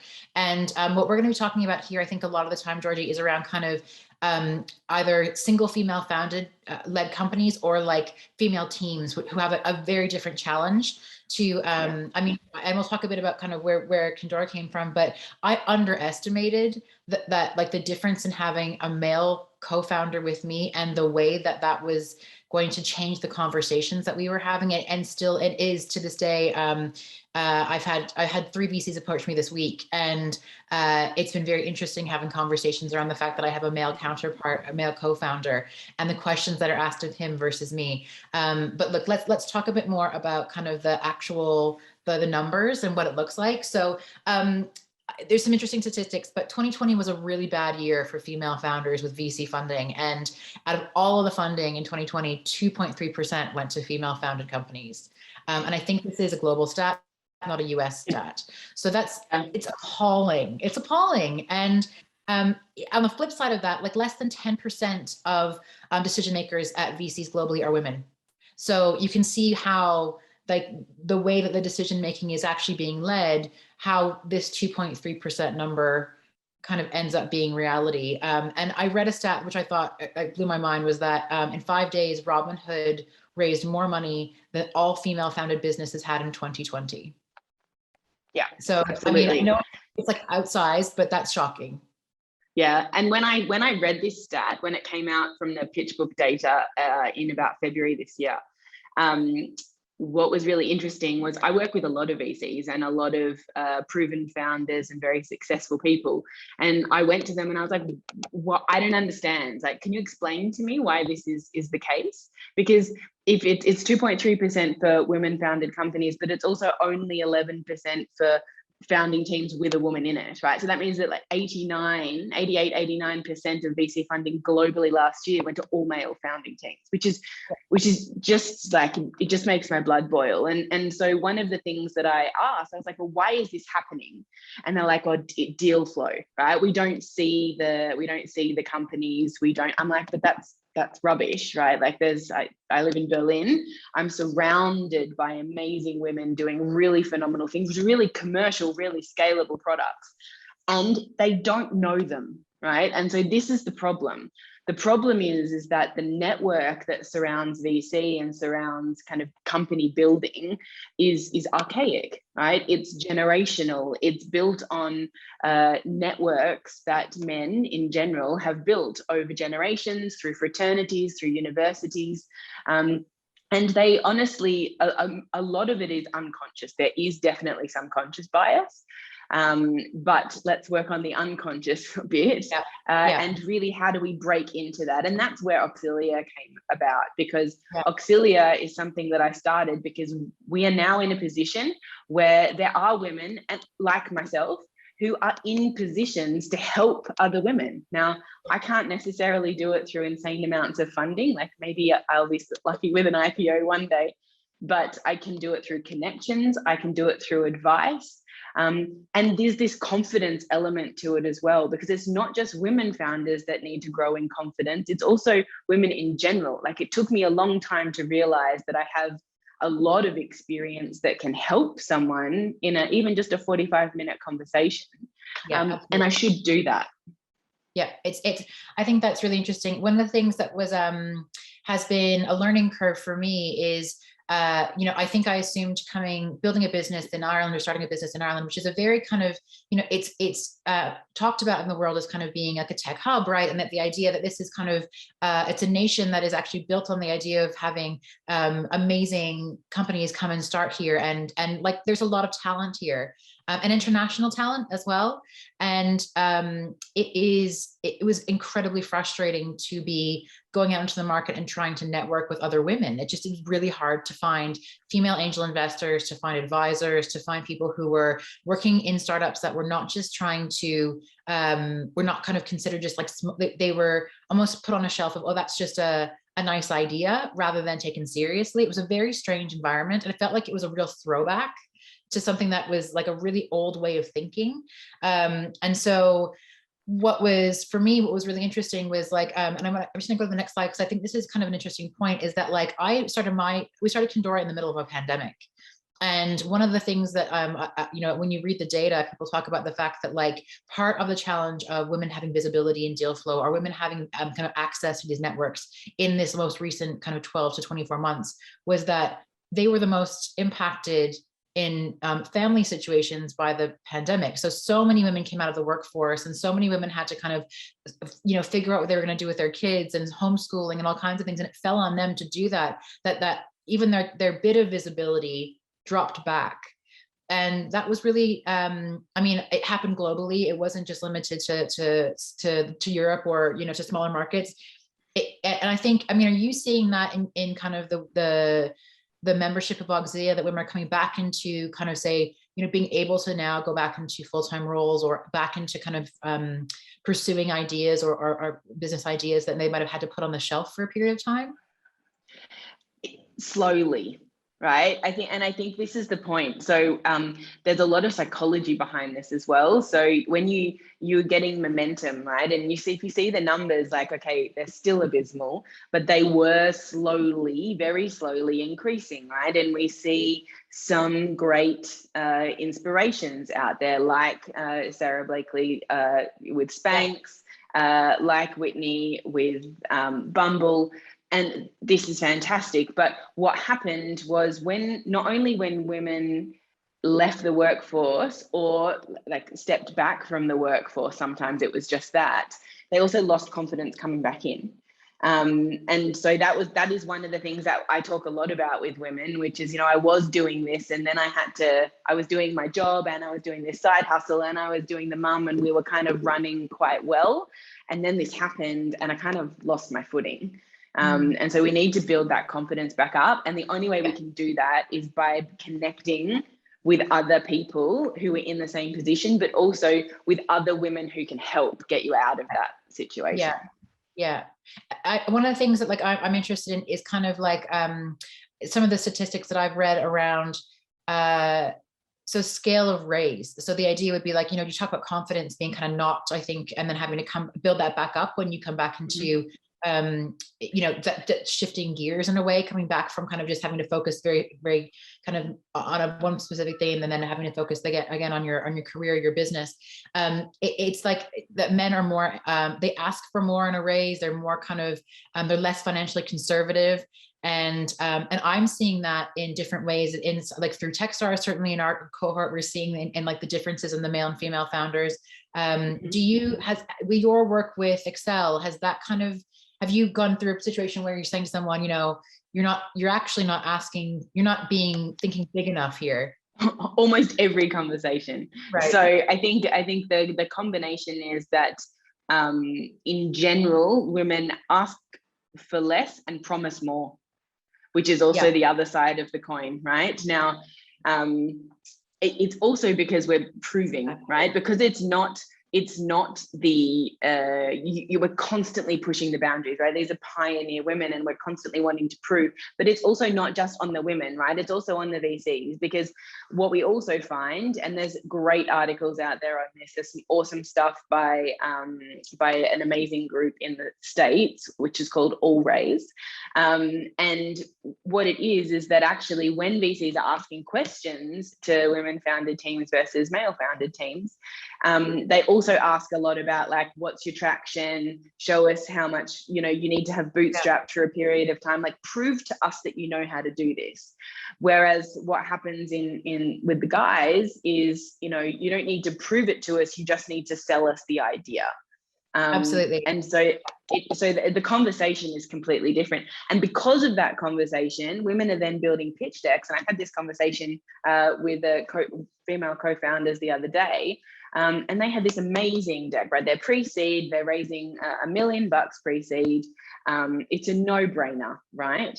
But they've got they've got every answer, right? They're going to tell you exactly how they're going to spend that money. In year 4, they're going to turn profitability, and then they're going to write $4.2 million in profit in 4 years. And I was like, don't put that slide in.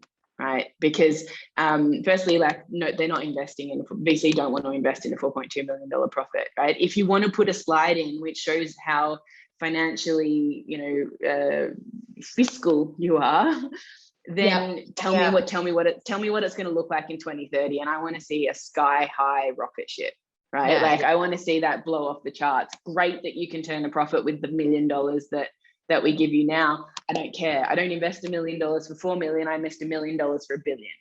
Exactly. And we really need to wrap our heads around that. And what I find is that women tend to want to be accurate, and they feel if they're not being fully transparent and accurate, then they're being dishonest. Yes. And that's something we need to get around. I don't believe in dishonesty, and I do believe there is a lot of fabrication in a lot of pitches out there, but I wouldn't invest in those companies. I do believe in potential, right? And with VCs, you need to sell potential. And the flip side to that, like that flip side to like the potential and like selling the kind of vision and the size of the opportunity. The flip side to that is like when you're in it and you've got the funding and you're delivering, women are actually delivering better returns than men in terms of the 2 to 1. 2 to 1 actually for every dollar invested.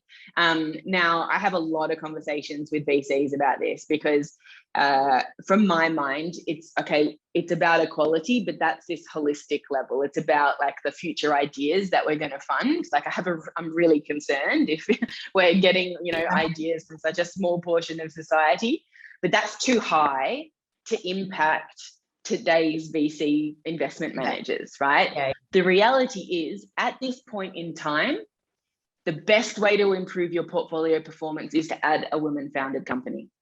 Now, that might not be the case once we equalize out, but the reality is the barrier is so high at the moment that the women that do get the funding are the cream and the cream of the cream.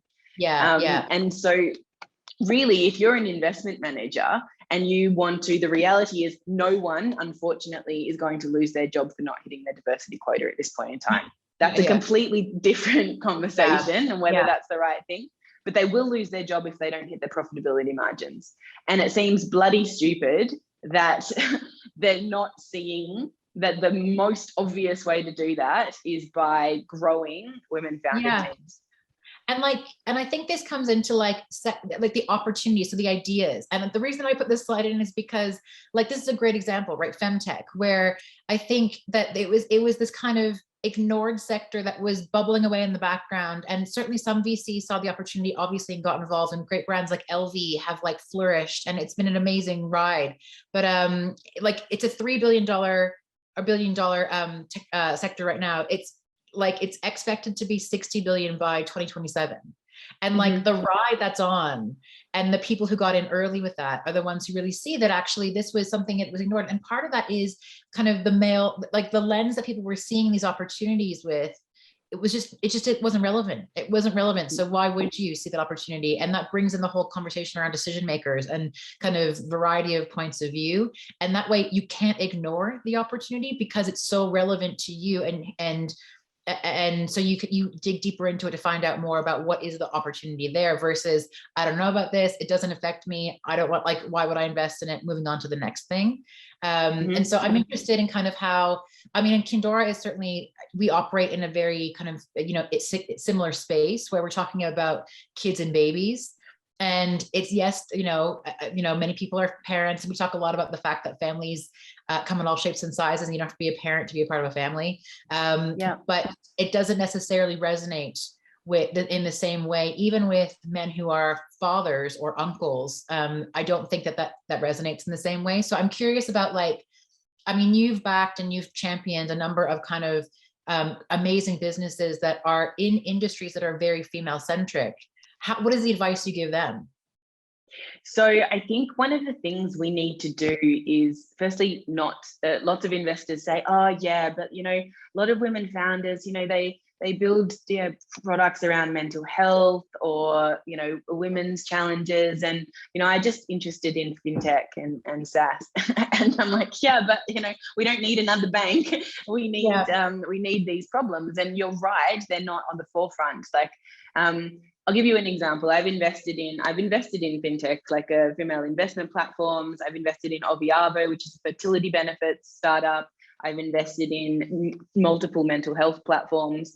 And I think that one of the challenges is that women are seeing these problems more often than men are. So women are the ones that are raising kids in a digital world. Women are the ones that went home and saw the impact that COVID is having on their family and the mental health of their family. So that's why we're starting to see solutions come out from women on these things.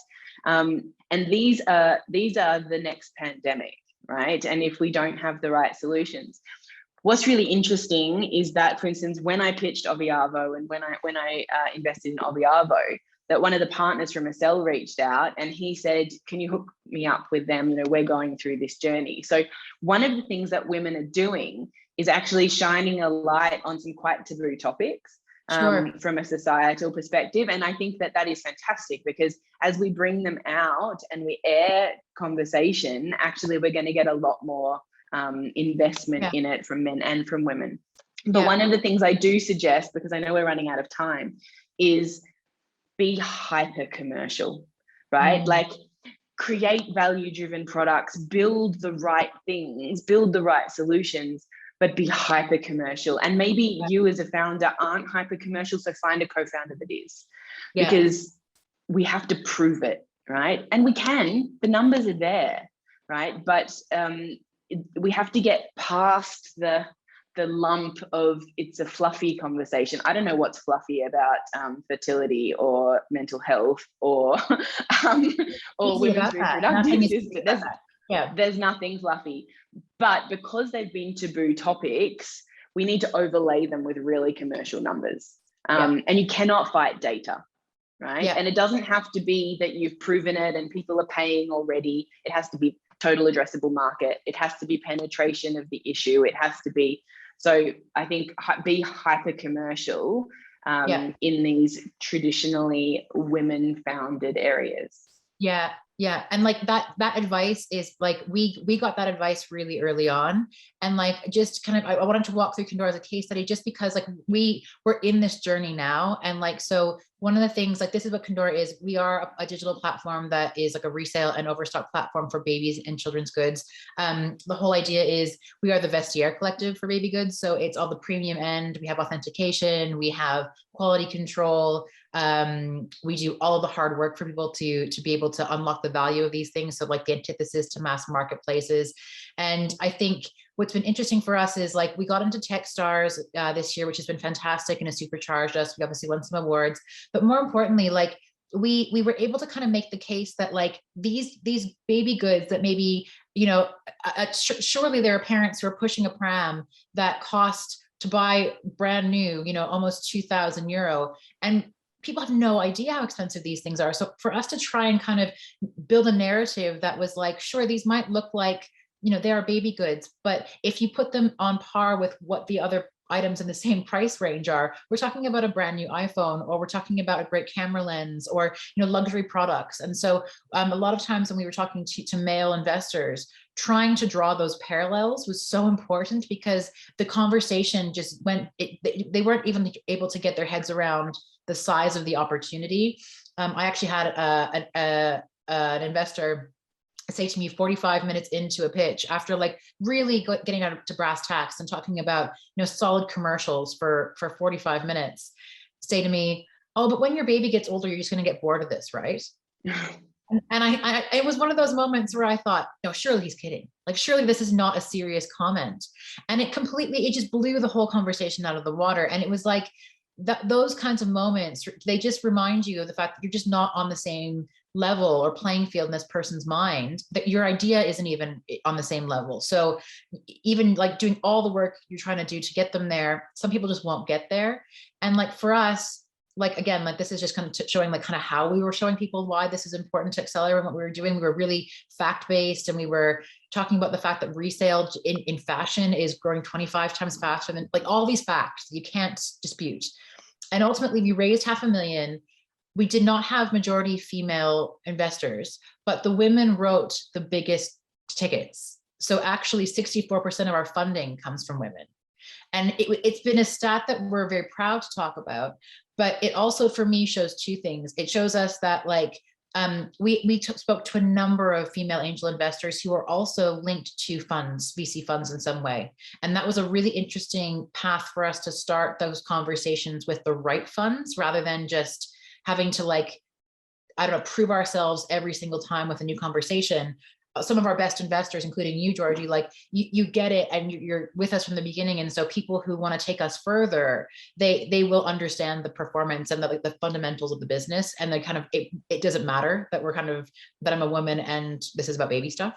But the other thing was that, like, we had fewer women commit, but those who committed, man, they're really in. And they are, like, not just in terms of cash, they are like, they are giving us their time, they are giving us their connections, they are giving us, like, whatever is possible. So the value of those investors is very different to our male investors. And so I think that, like, for me, a VC asked me recently, like, what do you look for in an investor? And I said, I'm looking for someone who understands the scope of the opportunity, that it's massive, who gets that this is not about just babies and kids. This is a big kind of generational shift, and they buy into that. But finally, I want to work with people who are nice and who get it, and who are not just going to speak to me because I am a woman and I'm ticking a box for them. Like, we get on and they understand where we're going, and they want to be a part of that journey. And I want to talk to those people every week. That's what I have to, that was my kind of criteria, was, do I want to call you every week and have a conversation?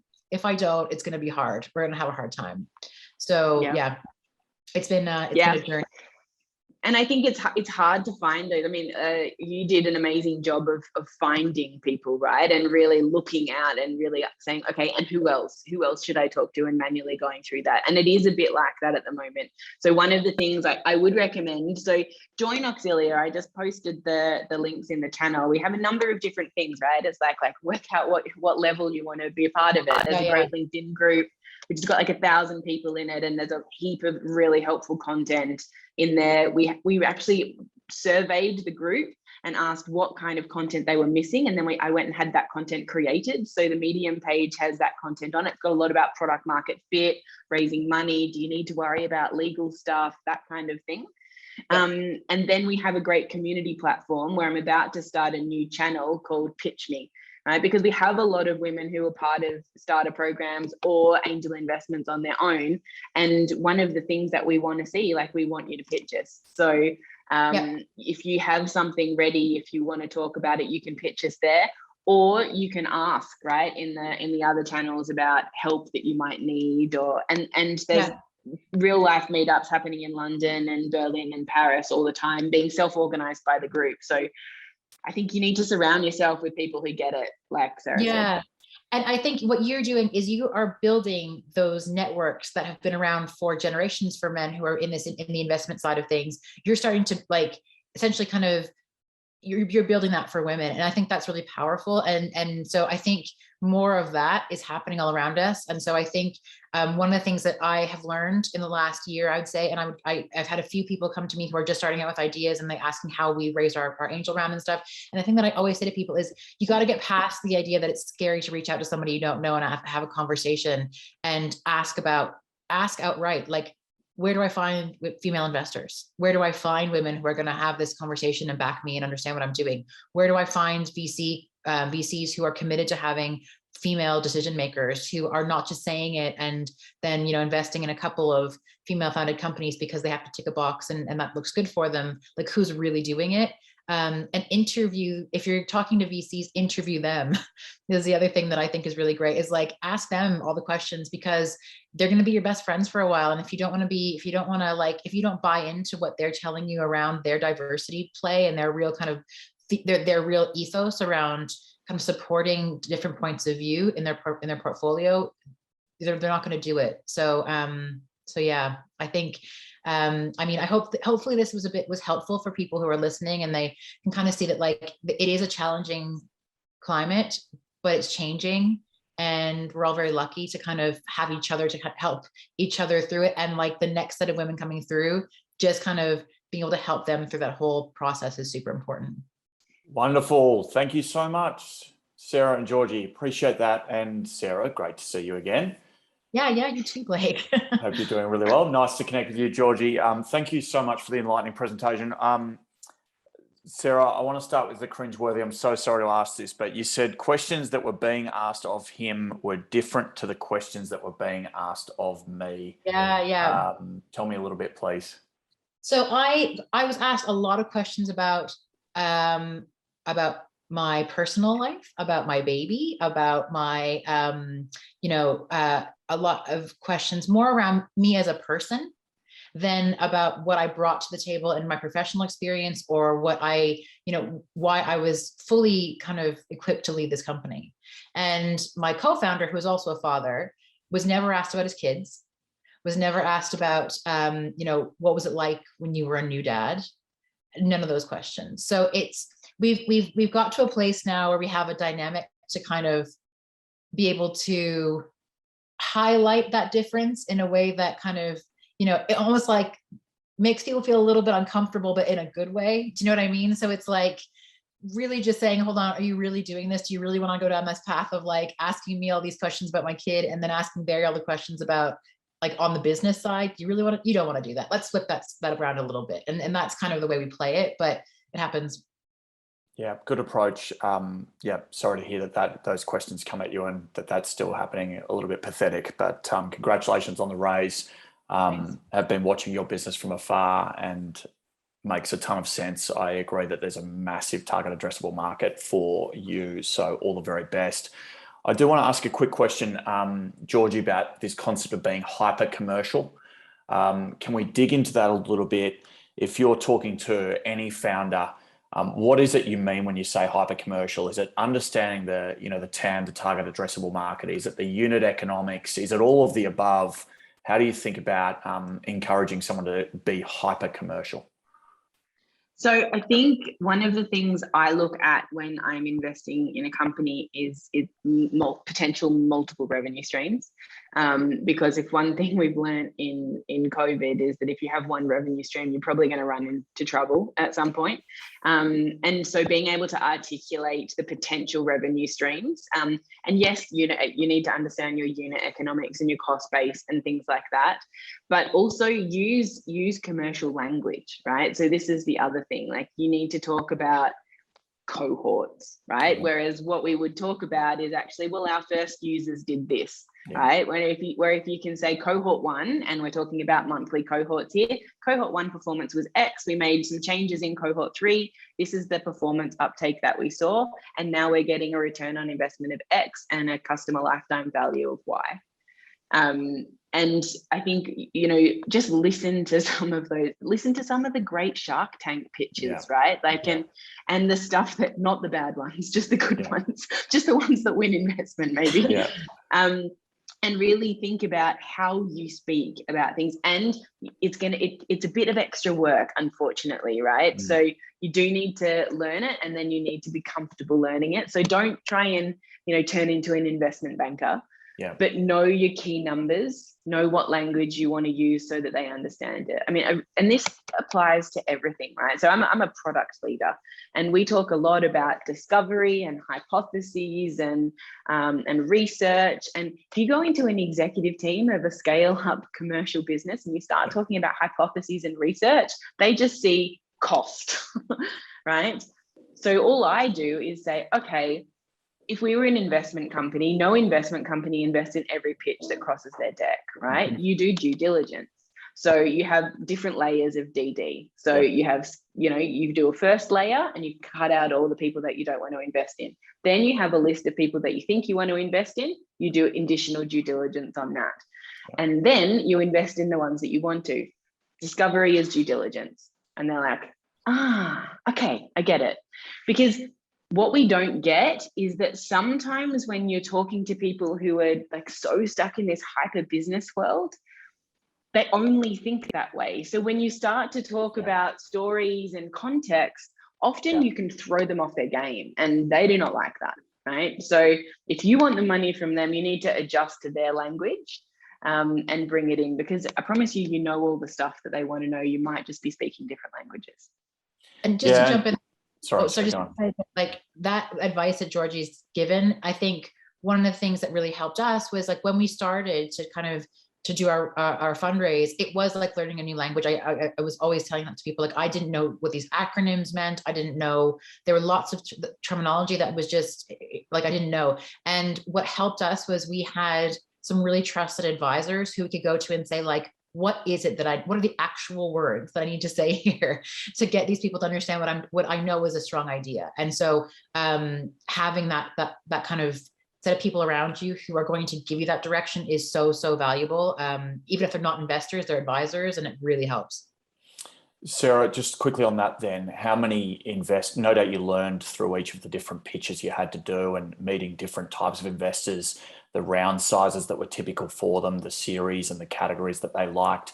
How many different investors, just give the audience some sense, because it's actually no different whether you're selling a business or actually raising money for a business. You tend to have to meet a lot of people, pitch to a lot of people, negotiate a lot. So how many investors are we talking about that you went out to? So I would say from when did I start raising investment? We started it was over the summer. So like June. I'm going to say I probably spoke to 100 people. Wow. And I would say in that 100, the thing that was really interesting to me was how quick people were able to say, this isn't for me, but I'm going to pass you on to 2 more people who I think are interested. So actually, I started with a very small network of people who quickly grew that. And out of that, even today, we just confirmed another set of investors, a syndicate, on our oversubscription of our round. And that was a conversation that came out of 2 investors who didn't invest, but they passed us on to a syndicate who have now come in, and they're kind of sitting in the background watching what's happening so that potentially at seed round, they'll come into that round. So it's a really interesting network that you're cultivating. It's a lot of talking. Thank God. I mean, honestly, thank God it was a lot on Zoom. It would have been a lot of coffees in a lot of places. Otherwise I would have been wired, but it was really like, it was a marathon. It was a marathon. And Sarah, I suppose, sorry, Christina, you go. Oh, I was just going to ask, I didn't want to, that was a follow-up question, but I was interested, Sarah, you talked a little bit about, you mentioned it as a blip, networking, but also finding the right networks of women-led funders. I always associate someone seeking funding as not really being in the position to be picking and choosing, but you really spoke from a point of strength around, no, do your own homework and find the funders you want to do business with. Can you elaborate on that? Well, I mean, I think that the strongest and scariest thing we did was say no to funding.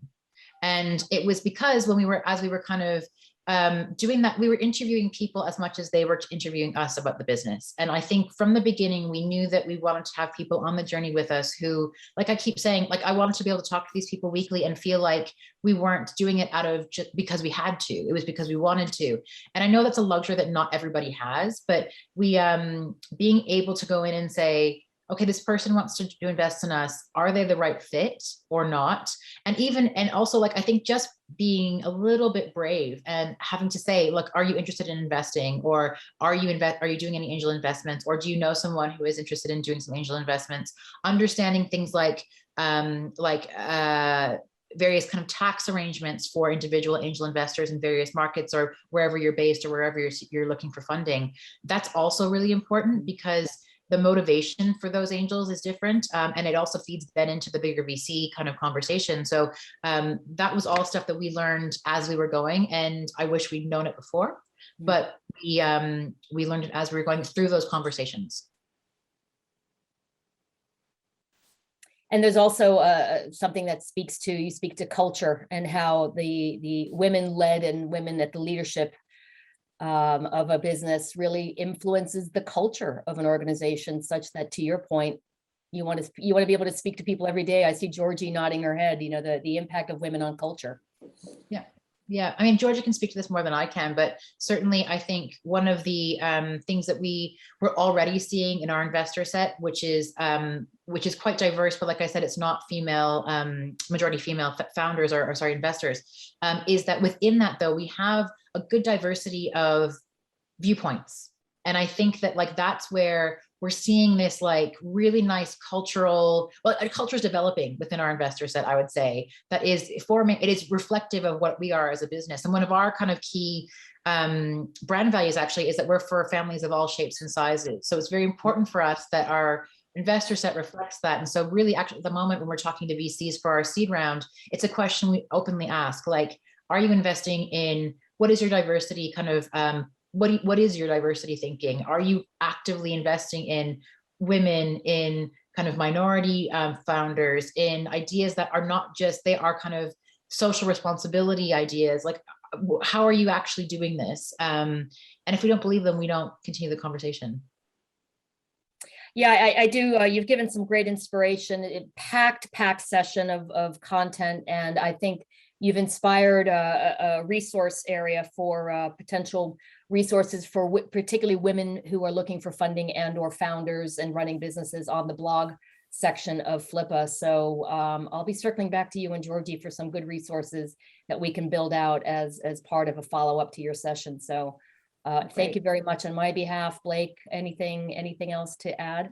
No, extraordinarily insightful, and really, really appreciate the wisdom. Thanks, guys. Thanks for having us. Thank you very much. Thank you. Thank you. Bye. That was great. I think that could have definitely been a much longer session. So very lucky to have both of them join us for the time that they shared. We are a few minutes early, I believe. Our next speaker, David, is ready to go.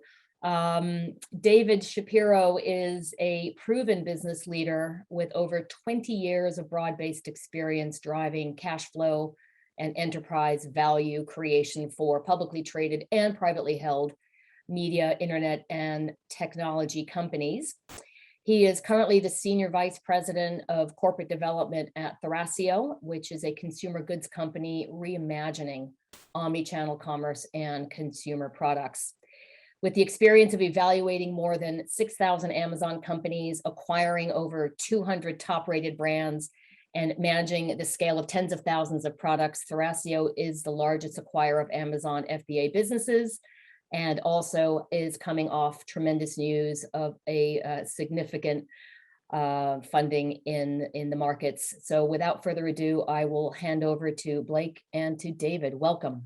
Thank you so much, Christina. I'm really excited to hear David's session. I think you'll all love it. The largest acquirer of Amazon businesses, fresh off a $1 billion capital raise, which David will no doubt provide some insights.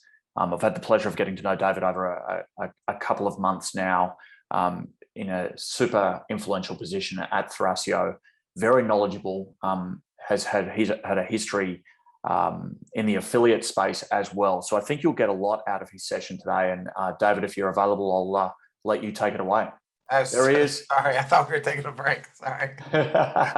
Apologies, David. Yeah, we're right on time. So we thought we'd skip that break, stick to time. 4 a.m. here, I think 10 a.m. in San Francisco, maybe. And yeah, going to be exciting. So thank you so much for joining us. I'll let you take 30 seconds for a breather. Can't wait to hear this session, as I alluded to before. I think you'd said to me a couple of weeks ago that Thrasio, and I hope I don't have the numbers wrong, but has made over 200 millionaires. And for a business which has been around for only a short time, that's a hell of an achievement. So with that, David, I'm gonna hand over to you. Terrific. Well, thank you very much, Blake, and thanks to Flippa for hosting this event, because it's really fantastic. I'm gonna share my screen real quickly. So as Blake mentioned, I'm David Shapiro. I live in Los Angeles and I head up corporate development for Thrasio. My brief bio: before Thrasio, I spent about a dozen years in the online advertising space, affiliate marketing, direct response marketing, as well as the e-commerce industry. Before that, I worked in Hollywood for an entertainment business.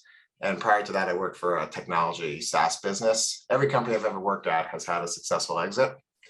I've also worked on a bunch of SPACs, about 7 SPACs. So if anyone wants to talk about SPACs, I'm certainly happy to.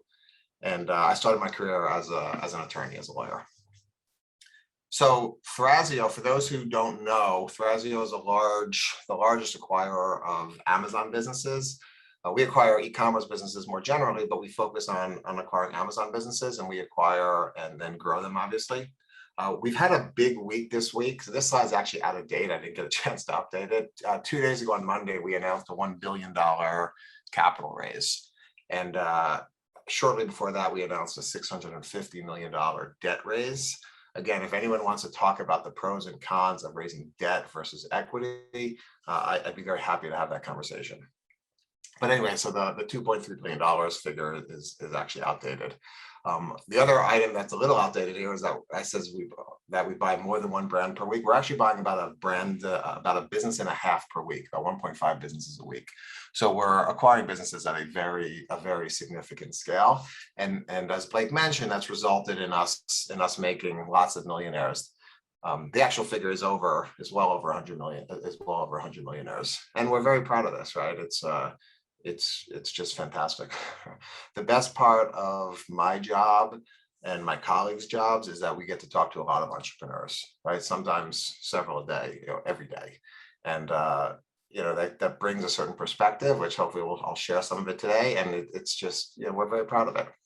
So one of the things I want to talk about today is the culture of Thrasio and how it's enabled us to get where we are, given that the company was only founded 3 years ago. And one of the things we like to do with Thrasio is we like to show TikTok videos, both because they're fun and because they help express a point. So I'm going to share a couple today. And here's my first one. Let's see this.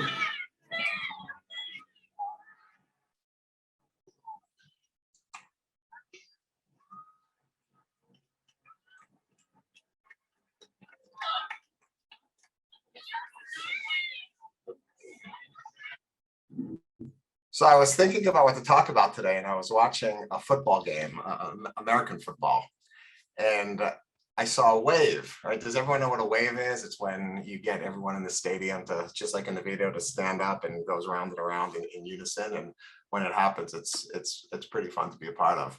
And I started thinking, a wave is not typically started by a stereotypical leader, right? It's usually started by a drunk guy holding a beer, right? Or in this case, it's started by a child.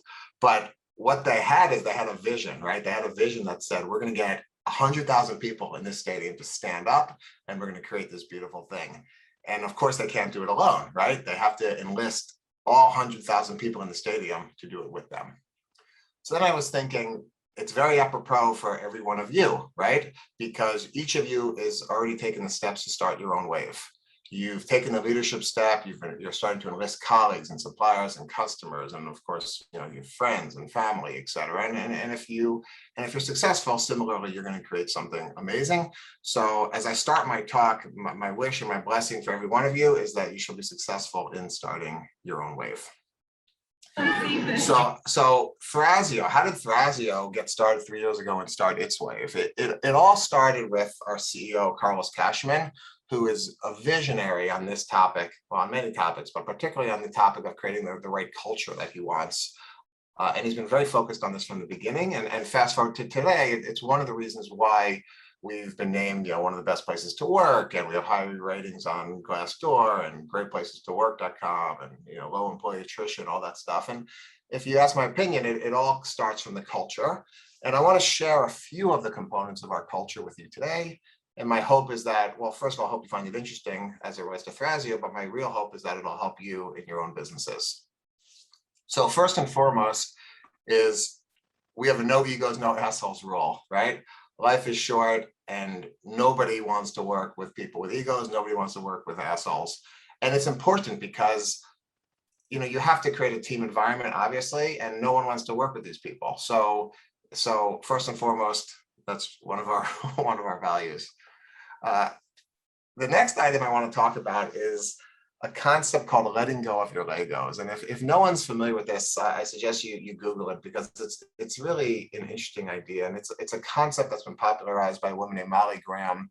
And it basically means that you must give away responsibility if you want to scale, right? So you can't possibly scale if you kind of hoard all the responsibility and if you're overprotective of your roles and responsibilities, right? Because you only have a certain amount of time in the day, and you just can't possibly scale. So what you find is the opposite is true. You have to go out of your way to give away your responsibilities, right? It sounds a little counterintuitive, but you have to give away your responsibilities, give away your Legos, and don't worry about it, because two things are going to happen. One is other people are going to give you their Legos, number one.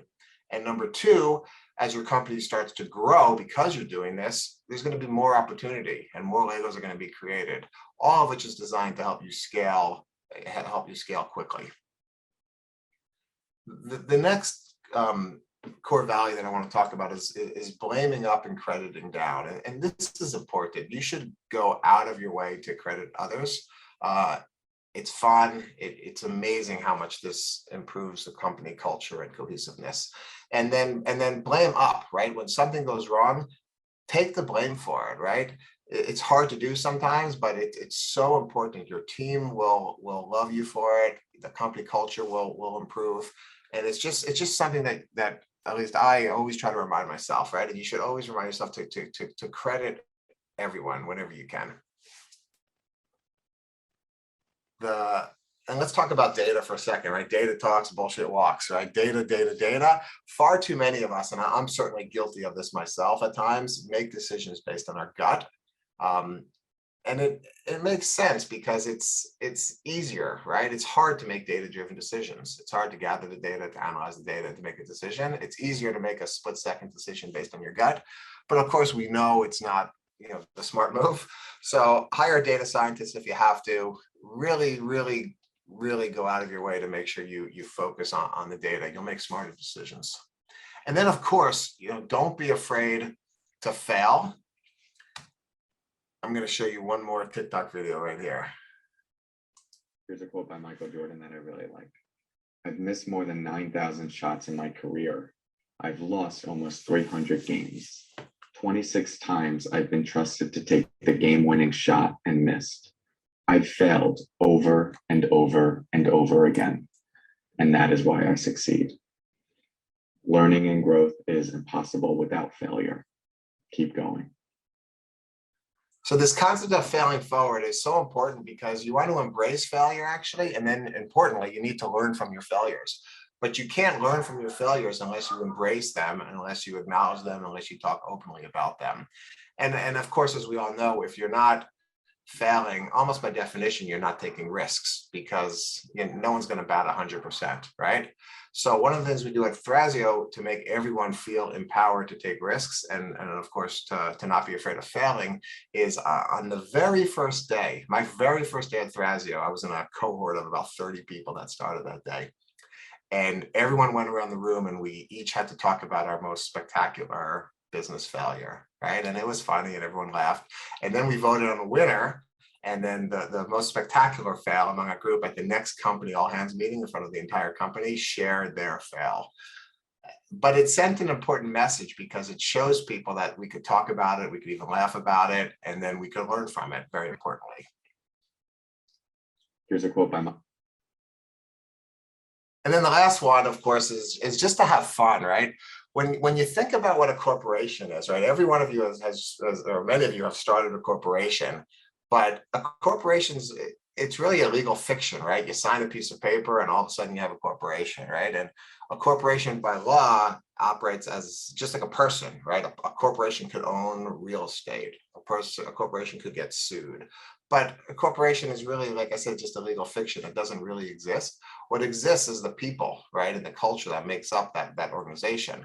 And it's not just the employees, it's your customers and your consultants and your service providers, your family members, et cetera. And make sure that you surround yourselves with people that you have fun with, you'll enjoy it, you'll do better.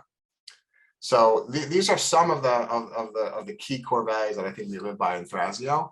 But I want to share one other from a company that I worked at a long time ago, very early in my career. It's a company called LRN, which is a SaaS business. And we had a core value that was called be truthful about your present condition. And what this meant is that you should take an honest look in the mirror and recognize your strengths and your weaknesses, right? None of us are great at everything. None of us are terrible at everything. So take a real honest look in the mirror and talk about what you're good at.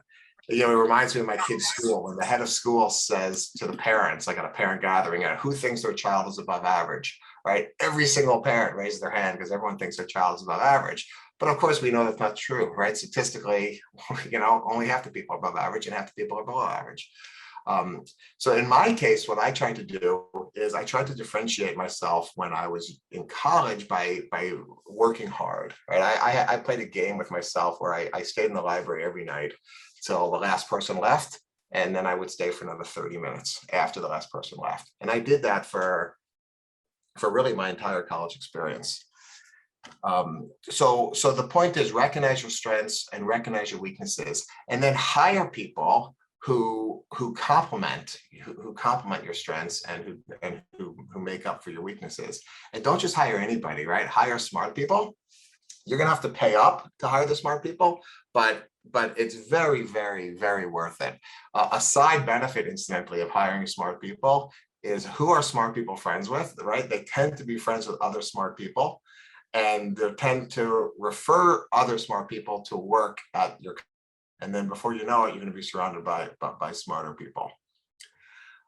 Another aspect of being truthful about your present condition is don't shy away from the tough questions, right? In my experience, when you're trying to raise money or if you're trying to sell your business, a lot of potential investors start out uninformed. And this is not a criticism, they just don't know about your business, right? But what happens, everybody gets smart eventually as they get to learn your business. And because of this, you don't want to sugarcoat your problems. You don't want to sugarcoat any issues or avoid any issues up front. Instead, you should be transparent. And great example of this is I was recently talking to a company that we're looking to acquire, and they gave me a document, an FAQ document with every possible question they could think of. And in that, they highlighted every possible risk to the business. And they didn't have an answer, right, to how to address every risk. And that's just real life, right? No business has an answer to every risk. But I was so impressed with this document because it was so thorough and it was so detailed. And it was just really, really impressive. Earlier in my career, I used to do something not as good as that, but what I used to do when I prepared for board meetings, right? When you're preparing for a board meeting, you want to anticipate questions the board's going to ask, and you want to incorporate the relevant materials in your presentation, but you're never going to be able to incorporate everything because there's just not enough time. So what I used to do is I used to think of 10 questions I thought the board might ask, and I would print out I would create 10 folders, and in each folder I'd print out that question and the answers to that question. And then I'd spread it out on the table in front of me at the board meeting. And then what would happen was invariably 2 or 3 or 4 of the questions would get answered at the board meeting, and I'd pull out that folder and I'd pass the answers around. And the board, was always obviously very happy that I had thought of it, and we were really organized. And then an incidental benefit of that, it became a running joke at the end of the meeting when there were, say, 6 folders that I didn't touch because those questions weren't asked. The board would want to know what questions, should they have asked that they didn't, right? And it just became like a fun thing with them. The last point on being truthful about your present condition is when you're asking yourself tough questions, sometimes you need to be prepared to pivot your business. So 4 years ago, when I was at a different company, I purchased an ad tech business that was essentially pre-revenue. And I purchased it because I was so impressed with a young 26-year-old CEO. And we paid him and his co-founder $5 million for his business, right? Made them both millionaires. By the way, as an aside, it reminds me of the old adage that it's better to buy a business with an A CEO and a B business than an A business with a B CEO. And this CEO is fantastic. And within a year, what we did is we saw an opportunity from a subset of our customers, which were health advertisers. And we pivoted the entire business to focus on health advertisers exclusively. And now 4.5 years later, that business is the leading healthcare digital marketing business in the United States. So be truthful about your present condition, be transparent, and be prepared to pivot. So this concept of the paradox of happiness is one of my favorite topics, both in life and in business. The paradox of happiness refers to the fact that if you chase happiness directly for the sake of being happy, you might find that it's elusive and that you are never happy, actually. But instead, if you focus on things you enjoy, say in my case, I like hiking or I like traveling, right? If you focus on things you enjoy, you're going to wake up one day and realize that you're happy, right? And you're just going to be happy. So the same is true for money, and we'll call it the paradox of money. If you're starting your business to get rich and you're focused solely and exclusively and directly on trying to get rich, you might find that money becomes elusive, right? But instead, if you focus on meeting a customer need, and especially meeting a customer need in an area that you're passionate about, you're likely going to wake up one day and find that you have money, right? And it makes sense, because if you like what you're doing, if you're meeting a customer need, you're more likely to be successful. And if you're more likely to be successful, you're more likely to make money. Jeff Bezos clearly focuses on this, and I'm going to show you my last TikTok video when he talks about this exact point. But the number one thing that has made us successful by far is obsessive compulsive focus on the customer, as opposed to obsession over the competitor. So that's the last TikTok video I'm going to share today. But the point is that Jeff Bezos did not focus on getting rich, right? He's focused on meeting a customer need, on solving customer issues. And then, of course, lo and behold, he wakes up one day and he finds out that he's very wealthy. So the last topic I want to touch on briefly is, some practical tips for raising money or exiting your business. I was listening to the last conversation, and I know there was even some comments about people who are looking to raise capital.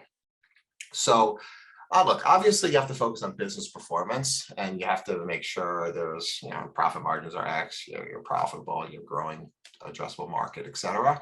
But I purposely chose not to focus on those areas. First of all, I think you probably all know them, but to me, they're not nearly as important as focusing on culture and leadership and some of the topics I was addressing just a few minutes ago. I'm always most impressed when I meet with a company when they start out talking about these topics, right? So my advice is, if you're talking to an investor or something like that, start with this. Start talking about the culture you're creating. Start talking about your people. And then, of course, you're going to get to your business performance. And then if you do, I think you're going to find it goes very well. The last thing I want to share with you is some practical tips for actually raising money. So a friend of mine named Bo Peabody from Greycroft. Greycroft is a very successful venture capital firm. And he prepared this document called 16 Super Secret Steps to Securing a Term Sheet and Raising Capital. Now, to be fair, by the way, you don't have to write this down. Blake or anyone at Flipper could give this to you. So if you want it, just email them and they'll send you a copy of this. But this is really not meant for people raising seed capital, which are typically going to friends and family. This is really referring to if you're going to venture capital firms. But I think the steps are really valuable and important, because if you don't know it, if you've never done it, you just don't know it, right? But once you read it, you'll see there's nothing in here that's rocket science. But again, if you don't know it, you don't know it. So I hope you find this valuable. And again, happy to send a copy to anybody who wants. So go out, create your own wave. I certainly don't pretend to know all the answers. I don't think there is a single answer. Every entrepreneur has your own story and a path to success. And again, my blessing to you is that you should embrace yours and start your own wave. Thank you very much. Blake, if we have time, I'd be thrilled to take some questions if we have time. Yeah, we certainly have time, David. Awesome session. Thank you so much. My first question, though, is, and I know you didn't speak about it, I promise you we'll get to the culture stuff, and that's the most important thing when growing a successful company. I completely agree and subscribe to that. But I do want to know, what does it take to raise $1 billion round? So it's a good question. So we raised around also from really some of the top investors on the planet, right? Silver Lake and Advent particularly. And, you know, they're very smart, obviously. And, you know, you have to have the numbers to support it. But just like I was talking about, and I can't speak for them, obviously, but I think the cultural aspects are so important for two reasons. One is, well, they're just important, right? But two is they inform a lot of the financial success. If you want to know why the company has had the success it has, you have to understand these cultural aspects. Yep. And so when they're talking about the cultural aspects with you guys, are you doing what you just did? Are you literally talking about, you know, the spokes of the wheel, the key fundamentals around how you built the culture, or the approach to learning, failure, experimentation? You know, is that what you're going through? Yeah, so we definitely put a lot of resources into education. So resources internally for every topic you could imagine. We have lunch and learns constantly. You know, everyone's sharing information back and forth. One of the things we do, which I think is different from, well, certainly different from companies I've been at before, is every group, every department leader has a chief of staff, right? So I have a chief of staff, our head of marketing has a chief of staff, our head of supply chain has a chief of staff. And one of their primary responsibilities is communication and cross communication. So they're constantly sharing updates with each other. And then each chief of staff will disseminate that through his or her organization. And it really, really helps with the flow of communication. And we're obviously a bigger company already at this point. We've hired, you know, I don't know, 1,000 people this year, whatever it's been. And it's just, as you grow, it's so important to have those lines of communication open. Yeah, I think just as important in a small business, actually. I mean, as soon as you've got sort of 5 or 6 employees, there starts to be a breakdown of communication somewhere, and those easy flows of communication are super important in keeping people focused and delivering the right stuff. There is a question here. I know it's a really simple one for you, but I also know that you do have some interest of some sort. I hope you don't mind me saying so, in affiliate businesses. And Chris from the crew asks, does Thrasio focus on buying Amazon Associate or FBAs? Now, there's the obvious answer, but maybe there's something a bit longer. Yeah, so it's a great question, and I'm certainly happy to talk about affiliate marketing. And I have a background in it. Like I said before, I joined Thrasio. I was in the affiliate marketing for a long time. Totally as an aside, I was actually on Shark Tank for an affiliate marketing product that I created with my wife and 2 friends. So and we got an offer from Mark Cuban, and it was an affiliate market. It was an affiliate marketing app, essentially. It was cool. It's called Foot Fairy, if anybody wants to watch the episode.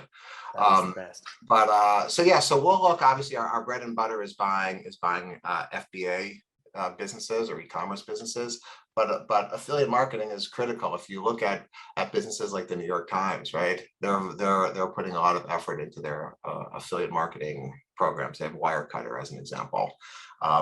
Lots of publications are, you know, finding that they can't rely on traditional advertising solely. So they're supplementing that with affiliate marketing efforts. And it's a great distribution channel. Yep, sure is a wonderful distribution channel. And we often talk about the value of e-commerce businesses buying other affiliate sites and using the eyeballs from those sites to attract more customers and new customers to their own e-com businesses. So lots of adaptations of I guess, a growth strategy, and certainly affiliate sites are one part of that. Another question here. Does Thrasio buy portfolios of businesses, or is it always single brand? How does that structure of acquisition tend to play out? So we would certainly look at all of the above, and we've done all of the above, right? We certainly have bought and would buy businesses with multiple brands. Yeah, that's okay. Sure. Got it. I've got a, hopefully it's not confidential, David. Let me know if I'm stepping on toes, but what percentage of the business owners that you have acquired have stayed on with Thrasio? So it's not a confidential question, and it largely depends on the founder. Typically, they do not join the business. Yeah, they do not join us, and very often they'll go start another business, and we'll hopefully buy the next business as well, right? So I think there's a lot of flexibility in that regard. Okay. Questions coming in thick and fast, so I'm just going to use these. Yeah, what are the challenges of operating, I guess, such a large sum of FBA businesses? Clearly, you're looking for economies of scale across the board, be it the logistical operations, be it the access to the product. But just generally speaking, what are some of the challenges that Thrasio's faced in operating so many brands and so many businesses at scale so quickly? Yeah, so it's a great question. I'd say there's challenges and there's opportunities, right? On the challenge side, it's exactly that. We're buying, like I said, a business and a half a week, every week, right? And you have to incorporate them. Now we have a very tried and true system already, you're right, of incorporating brands and then optimizing them. So one of the opportunities, which I think is pretty obvious, but it's worth mentioning, is if you have a business, I see a comment here, somebody with a business, let's say $3 million of EBITDA, fantastic business, right? Phenomenal business. But there's no way at a business that size you could be an expert in everything, right? You can't be an expert in data analytics and in SEO and in optimizing your supply chain, right? It's just impossible, right? But with scale, you could really provide expertise in all those areas and optimize the businesses. So I would focus both, like you said, Blake, on the challenges, but also the opportunities from bringing in lots of these businesses. Yeah, wonderful. David, thank you. Your insights have been outstanding. I don't think we talk about culture enough. It's almost taken for granted. And clearly the single most important factor in keeping a team together. And if you've got great talent, then that should probably be your number one priority. So thank you so much for the insight there. Congratulations on the big raise. All the best with growing the business even further above and beyond. And once again, thanks for joining today. Thank you very much. Terrific. Thank you, David. And some nice foreshadowing there on the SEO with a speaker we have coming up. But for now, we're going to turn to our session of the Bounce Back, Owning Your Future After Bad Times. Lara Morgan is a British entrepreneur with a track record of delivering exceptional accelerated growth, and her investment strategy is very much around well-being products, and primarily is pinned to improving life's journey. Lara founded her first business Pacific Direct in 1991 at the age of just 23. And having arrived in the UK from Hong Kong with little or no hotel experience, Lara quickly grew Pacific Direct into a specialist global supplier and manufacturer of luxury high-end brands, licensed for 5-star hotels, so very niche.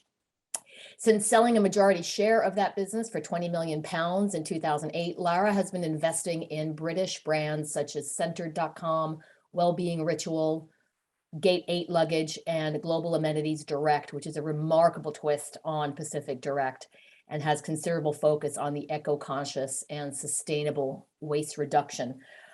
On other fronts of Lara's life, she is a proud mother of 3 girls and a committed volunteer and philanthropist. She's an ex-top 10 world triathlete and realistic about the challenges of life balance. Lara is a down-to-earth speaker and a renowned enterprise leader. She was also a guest on The Exit, so very, very honored and excited to hand over to Lara. Welcome. Good afternoon, good evening. Welcome, Hello, Laura. everybody. It's end of day for me. I'm in London, so forgive me if that was a bit loose and easy. I'm going to use the time hopefully really productively, and I hope to share some of the scars and battles. So we'll get straight into it. I'm not going to have slides. Happy to send out some notes afterwards, but clearly I've been in this game, in the enterprise game of let's call it roller coaster lifestyle for a fairly long time. Actually, I would say nearly 4 and a bit decades, because I used to trade cigarettes at boarding school, and that was probably the deepest margin I used to make. So we've moved on from those days, and we're in wellness. We've come a long way. And actually, I wanted to touch on a bit about what David was saying from the get-go, because if I hadn't had the humility as a 23-year-old to employ unbelievably talented people, and frankly, sometimes to be begging in a constructive and creative and enterprising way to attract real talent into my business, I wouldn't be sitting where I am today and having the joyful life, which still throws up its challenges. But actually culture was at the heart of everything, because I guess we were always punching above our weight, because I was feeling young, insecure, unqualified, just lacking in knowledge. And the truth is I was lacking in knowledge. And for anybody in the room who's kind of at that startup phase or growth phase, early days, I started it so long ago. I would go and buy a book on the subject that I needed to know about next most, read it, digest it, apply it, and move on. So I'm actually just going to start my timer here so that I don't bore you, and we leave some time for some questions. So I'm here to talk about your future after bad times, and clearly some of us are still in those moments. I have a luggage company with travel kit going nowhere, and I have a hotel supply company, which you very kindly touched upon, where eco and sustainability are at the center of it. But I also have a mindful well-being business, and I have the challenge of, a company that's been in the sports and events industry that's been completely shut down for nearly 18 months. So first of all, I feel your pain. Please get into your heads the image of a Formula One racing car. I know that the Americans have just had the Formula One race in the States. And so I imagine that everybody knows the gorgeous beauty of the excellence of the execution of a Formula One shape and the speed it can go. But actually what I want you to visualize is the pit stop. And if you, Austin, David, thank you. So F1 in Austin, and picture that pit stop moment where there are over 30 people changing 4 wheels on a tire. And the reason I want to give you this analogy is I want you to think that every team is like that Formula One team, and it's that progressive determination to fix things. And that sits at the heart of that cultural conversation, where if we are well in ourselves, if we are happy with what we are doing, if we are doing the job we love, and we're making sure that the different people are sitting on the right seats in the bus, like Jim Collins says, to execute whatever that thing is that they love doing, then we will grow happier, faster. And the result, obviously, as we've discussed, is cash. But when there are tough times, we get leaner and we have to focus. And sometimes we have to cut once and we cut deep. And by that, I mean, if any of you are still procrastinating about really looking at the necessary parts of that Formula One engine and what makes it go and what you can do without, what's the real profit driver in your business? Do you actually really know who the top customers are? And I don't mean by the turnover, because turnover is vanity and profit is sanity and cash is king. Who is spinning off cash for the least effort that you want to love to death and never lose? And you don't ever want to end the honeymoon and the growth phase, because many companies, they don't cost right, they don't know who's making them the money, and they don't really account for the drag on that effort when they're having to be lean. And so sometimes, and actually a really challenging question to all of you is, can you cut the bottom 20% of the non-profit making book that you have? And you will gain so much time and effort to concentrate on growing and nurturing the better customers. So just to go through a few things when I was in the cut phase before I talk about bounce back, you know, we went down to people working 3-day weeks, but actually choosing to work for 5. And then fortunately we came out the other side and we did payback. We really embedded the everybody's a salesperson message. And that means that, you know, whether if you're in the accounts team, you know, you may not be a born salesperson, and I may not be asking you to front up sales, but I am asking you to give me data, because data is power, and data allows salespeople to focus on the right stuff. So that also led to analyzing the income and analyzing the sales results and analyzing them by profit priority. So I hope that's helpful, because we need to cost with care, and we really need to allocate genuine cost. As an example, we had a Middle Eastern sales guy who genuinely thought he was the bee's knees, but truthfully, when you looked at the size of the hospitality market and the amount of hotels we could sell to, he was actually punching below weight and dragging a lot of admin on the business because he wasn't playing by the rules. And by that, I mean basic CRM, standard operating procedures, promises that we could meet without having to go the extra mile. So anybody that's breaking the rules, stop the rule breaking. There has to be system and process. And particularly in that maturing phase, when you're going from kind of startup, ugly, scrappy, doing it all, to a growing business when you're maturing, and gradually you have to get more serious about more professionals in roles as opposed to juggling too much. I am going quickly, by the way, but I'm absolutely sure that people on this call can handle and learn pretty quickly. And actually that brings me to my next point, which is you allocate time according to your profit priority. And actually along the way, you want to educate and you want to have people shadowing you so that the whole organization is stepping up and stepping out in what they're doing. Meaning you scare your people from sometimes in a comfy, cuddly kind of still scary way. But actually, I've never met people that don't like to be challenged, and when they're guided and they feel they've got someone they can fall back on, that pushing someone outside their comfort zone should be built into your culture. And we used to have this saying, which was, and of course you know it, which is the only constant is change. And if you don't build that into your culture, you won't bounce back. Customer service, like Bezos, but actually like any great business, put your customer at the heart of your journey. Have a retention outlook. Understand why a customer stops ordering. Have you looked at your order book and understood where the drop-off is? Well, why is that drop-off happening? And is there something you can do about it? Or is there actually something you need to do about your product or your service to rectify the drop-off? I have one company like that at the moment. Nobody's perfect. We used to circulate the sales results against targets. Actually, we got so clever we could do it on a daily basis for 9 countries against an annual and a budgeted monthly sales target. And those percentages count because they keep a salesperson responsible, but actually it was circulated to the whole business. So what you're doing there is you're saying, here's the front-facing sales force. These are the people that are out there facing the customer, learning from the customer's requirements, delivering the journey and the promise of the product. And we behind can support those salespeople, but ultimately the salespeople have to stand by their targets and be rewarded. And it was really interesting that as the culture really built around these people, you would kind of see that determination to support those that might have been dropping off a bit and needed a bit of an oomph or a, let me help you with that, or can I understand what the problem is? And by that, we together grew and we shared the burden. And actually, truthfully, if a salesperson is lagging and it's lagging repeatedly, the results are lagging repeatedly, you have to make the change.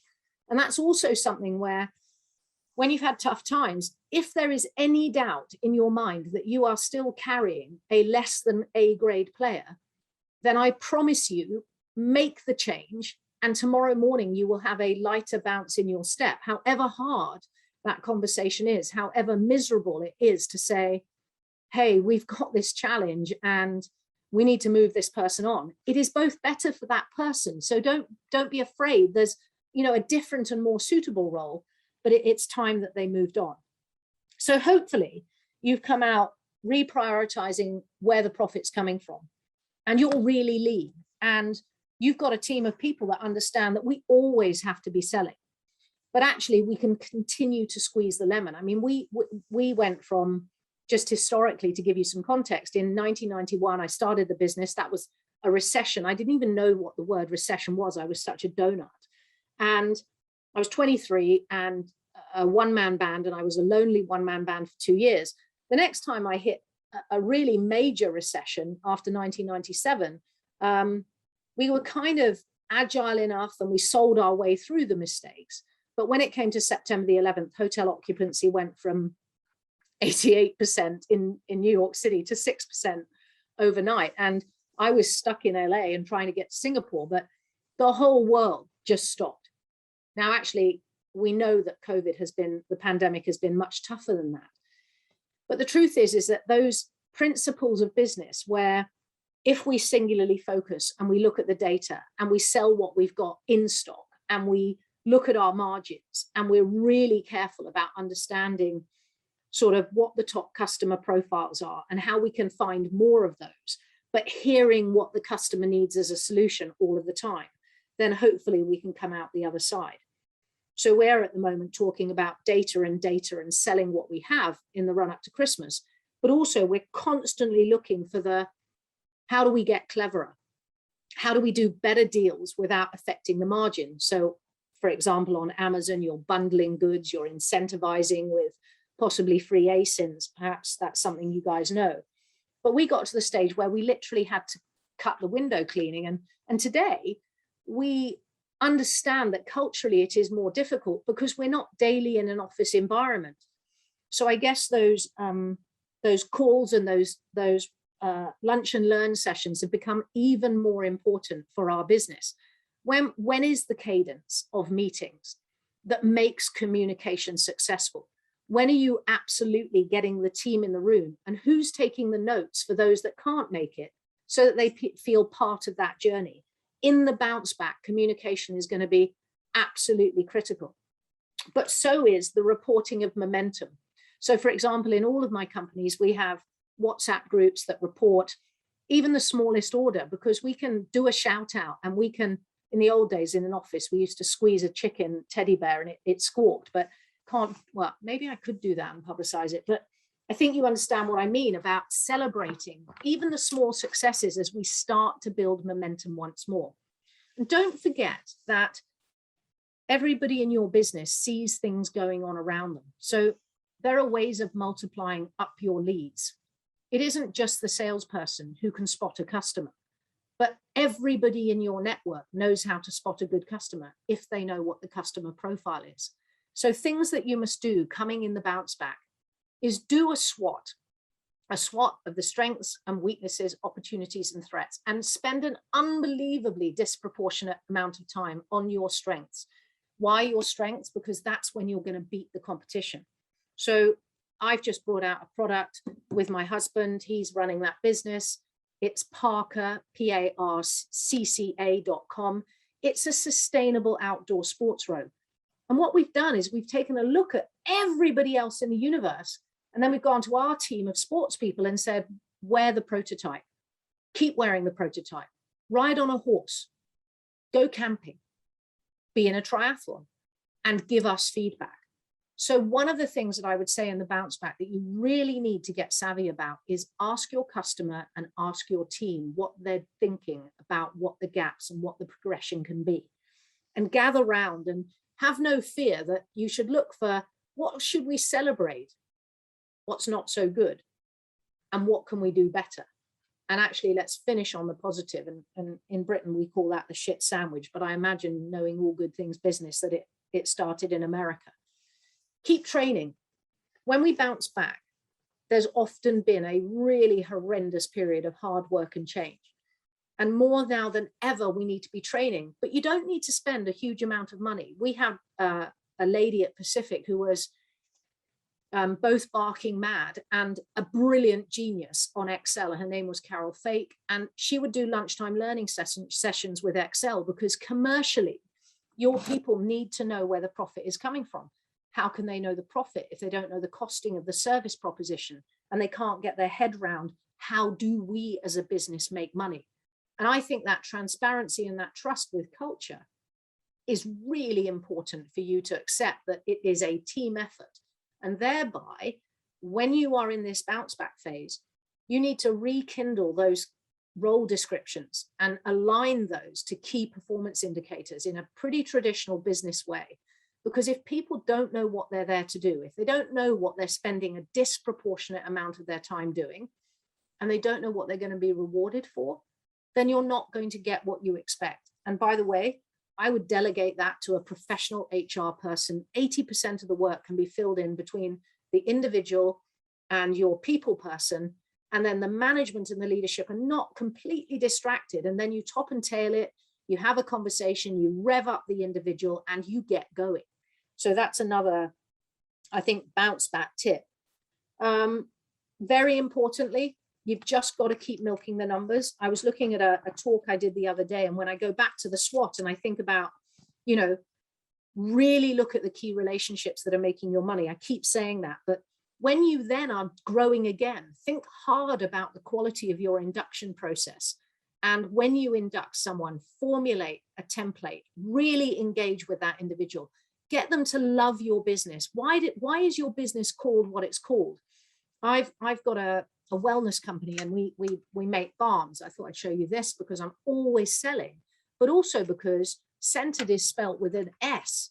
And I need people to know that when I'm talking about scented, it's that scent combination with aromatherapy, and I breathe in. And when a new person comes into my business, I talk to them about scented, and I gift them scented, and I get them to use scented on their family and friends. What do you do to induct and make a new member of your team passionate about your goals and aims? Do you share your vision? It's important that you do this stuff. Have you got a staff handbook? Do you play by those rules? And are you open to suggestions? So you need to be in the best shape and stay in the best shape. That also includes you.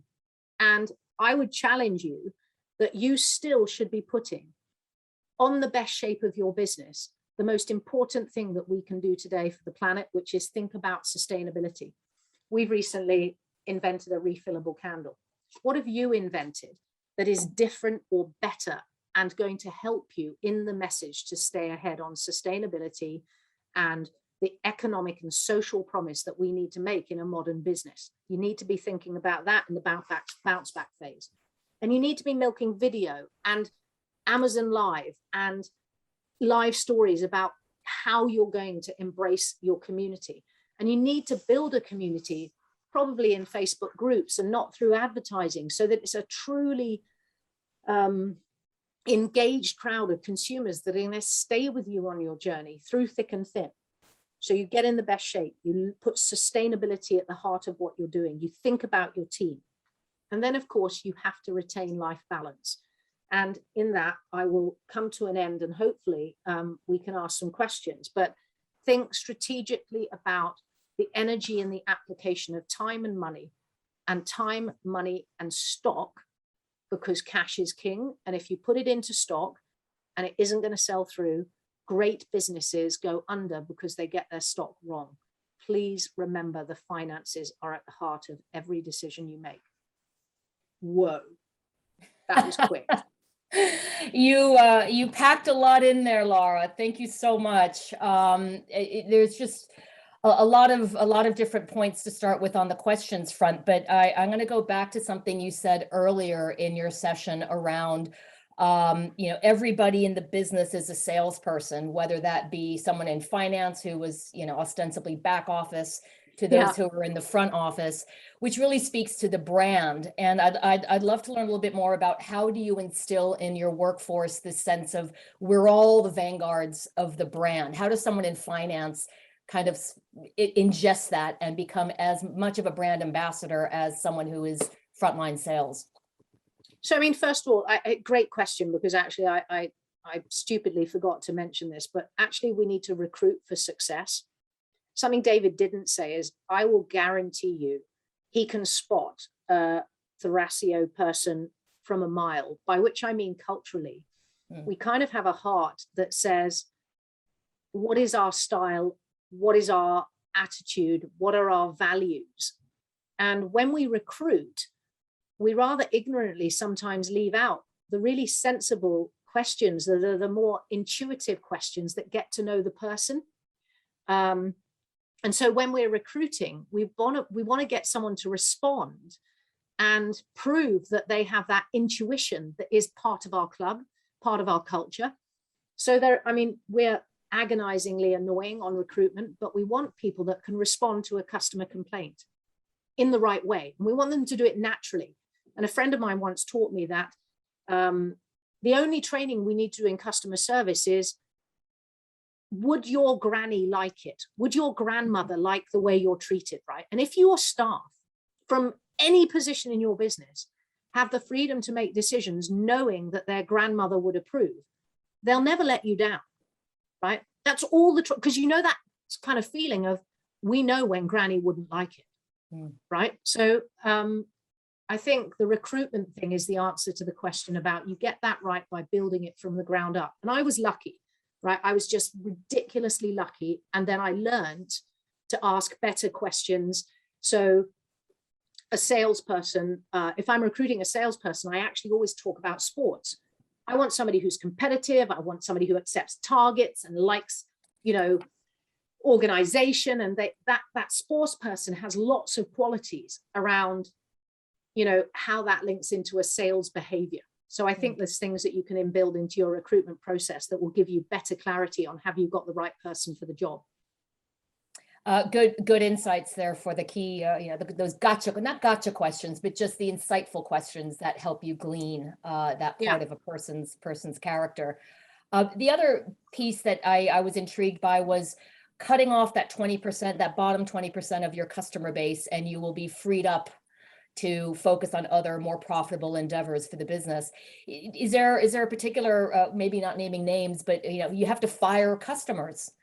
Yeah, you do. And people always gulp when I speak publicly and there's kind of an audience, and then they start nodding and they go, oh my God, we all know this big brand customer is actually almost bullying our business. And when we then look underneath at the real, do we know our profit stream, we see that they kill resources. They don't play by the rules. They order at 4:45 on a bloody Friday for bars of soap that they should have ordered on a Wednesday.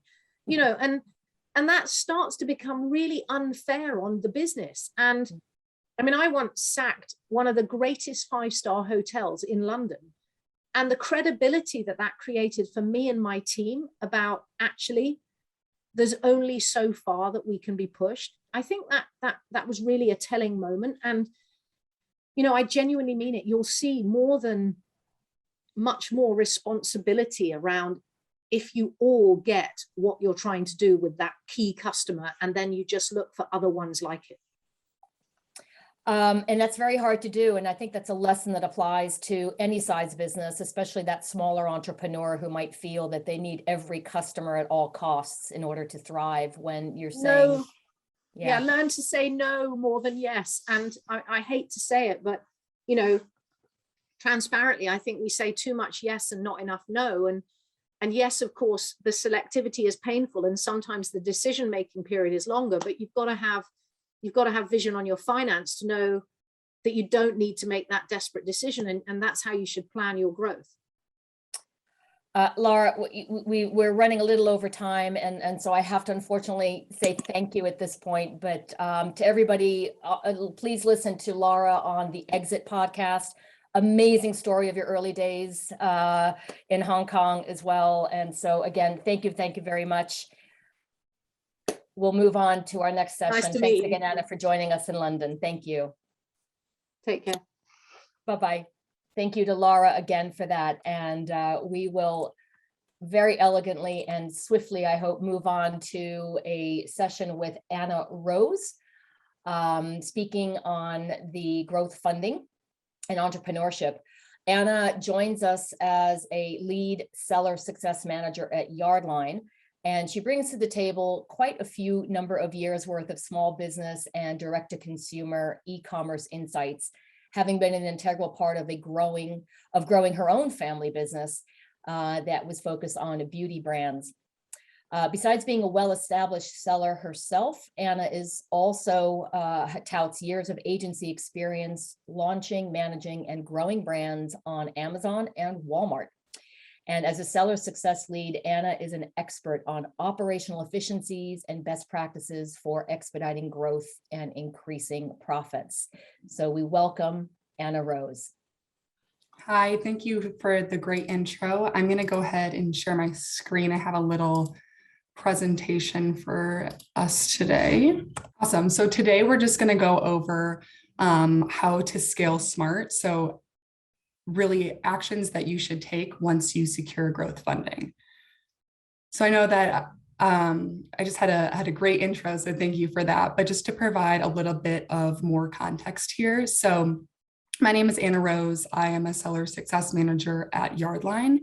Our seller success team is comprised of experienced e-commerce sellers, and our day-to-day really consists of working directly with our clients to determine how they can get the best possible ROI from their growth capital.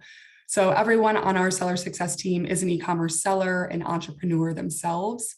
So we really speak to our combined experience and strategies to really help our clients grow. So excited to share a little bit more about how we do that with you today. But first, a little bit more about Yardline. So Yardline provides unrestricted growth capital to e-commerce entrepreneurs, meaning our clients can spend it however they see fit for their business. We do give them guidance on really how to utilize it in a way that gives them a great return, which we'll talk about a bit more today. But as I mentioned earlier, our clients are put in touch with our seller success team, where we provide them with tools and resources and insights to help them grow. So I'll share some of those insights with you today. So when determining how to utilize growth capital, there's obviously a lot of different metrics that you can look at and take into account. So of the ones listed here, do we think that the number one metric to be focusing on when you decide how to use capital, should it be cost per unit, cost of acquiring a customer, cost of goods sold, or ROI? If you guessed ROI, surprise, surprise, you are correct. So it's important to always keep ROI in mind, because you will eventually have to pay off that growth capital. And you want to make sure that when you do, it's really only a small portion of everything that you've generated. So today we're really going to touch on how you can achieve that high return from growth capital. So to do that, we're going to look at all 4 areas of business. So inventory and logistics, staffing and partnerships, advertising and promotion, and product and marketplace expansion. And while looking at these 4 areas of your business, the most efficient way to do it, and the way that we do it with our clients, is through 5 critical analyses. So we will cover all 5 of those today. So jumping right into the first one, unit economics. I'm sure you've heard the term before, but here it really means analyzing the cost to revenue ratio in relation to one particular unit or SKU or product in your portfolio. Most companies really do look at the high level P&L rather than individual product levels. But understanding your business at a granular level can really help to uncover opportunities for optimization that you might have not been able to recognize when looking at the top line business. Really looking at the individual SKU, the COGS for that SKU, advertising costs for that SKU. If you're on Amazon, the fulfillment fee, the referral fee, just looking at how that affects individual products can help you to identify potential SKUs that might be underperforming, and just ultimately ensures that you're steering your company in a direction that ensures all aspects are driving profit and growth. In my opinion, unit economics is really what creates a strong foundation for a sustainable business long term. So as other things start to come up, if your unit economics are strong, you're able to kind of combat them with more confidence. So now that we really know and understand what unit economics are, let's look at a real life example of it in practice. So these are all examples today that we'll cover that we have covered with our clients in the past as well. So this one is specific to margin optimization. So step one is to, of course, do that analysis that we were just talking about and determine the margin on a per product or per SKU level. This is important because you might find out that one of your products has an 80% margin and the other products in your portfolio have a 20% margin. Step two is then to align that margin split with your goals. This will really aid you in your business planning or strategy. Just having this more information is going to make you feel a lot more confident and help steer you in a direction when making decisions for your business. And then step three is to apply capital.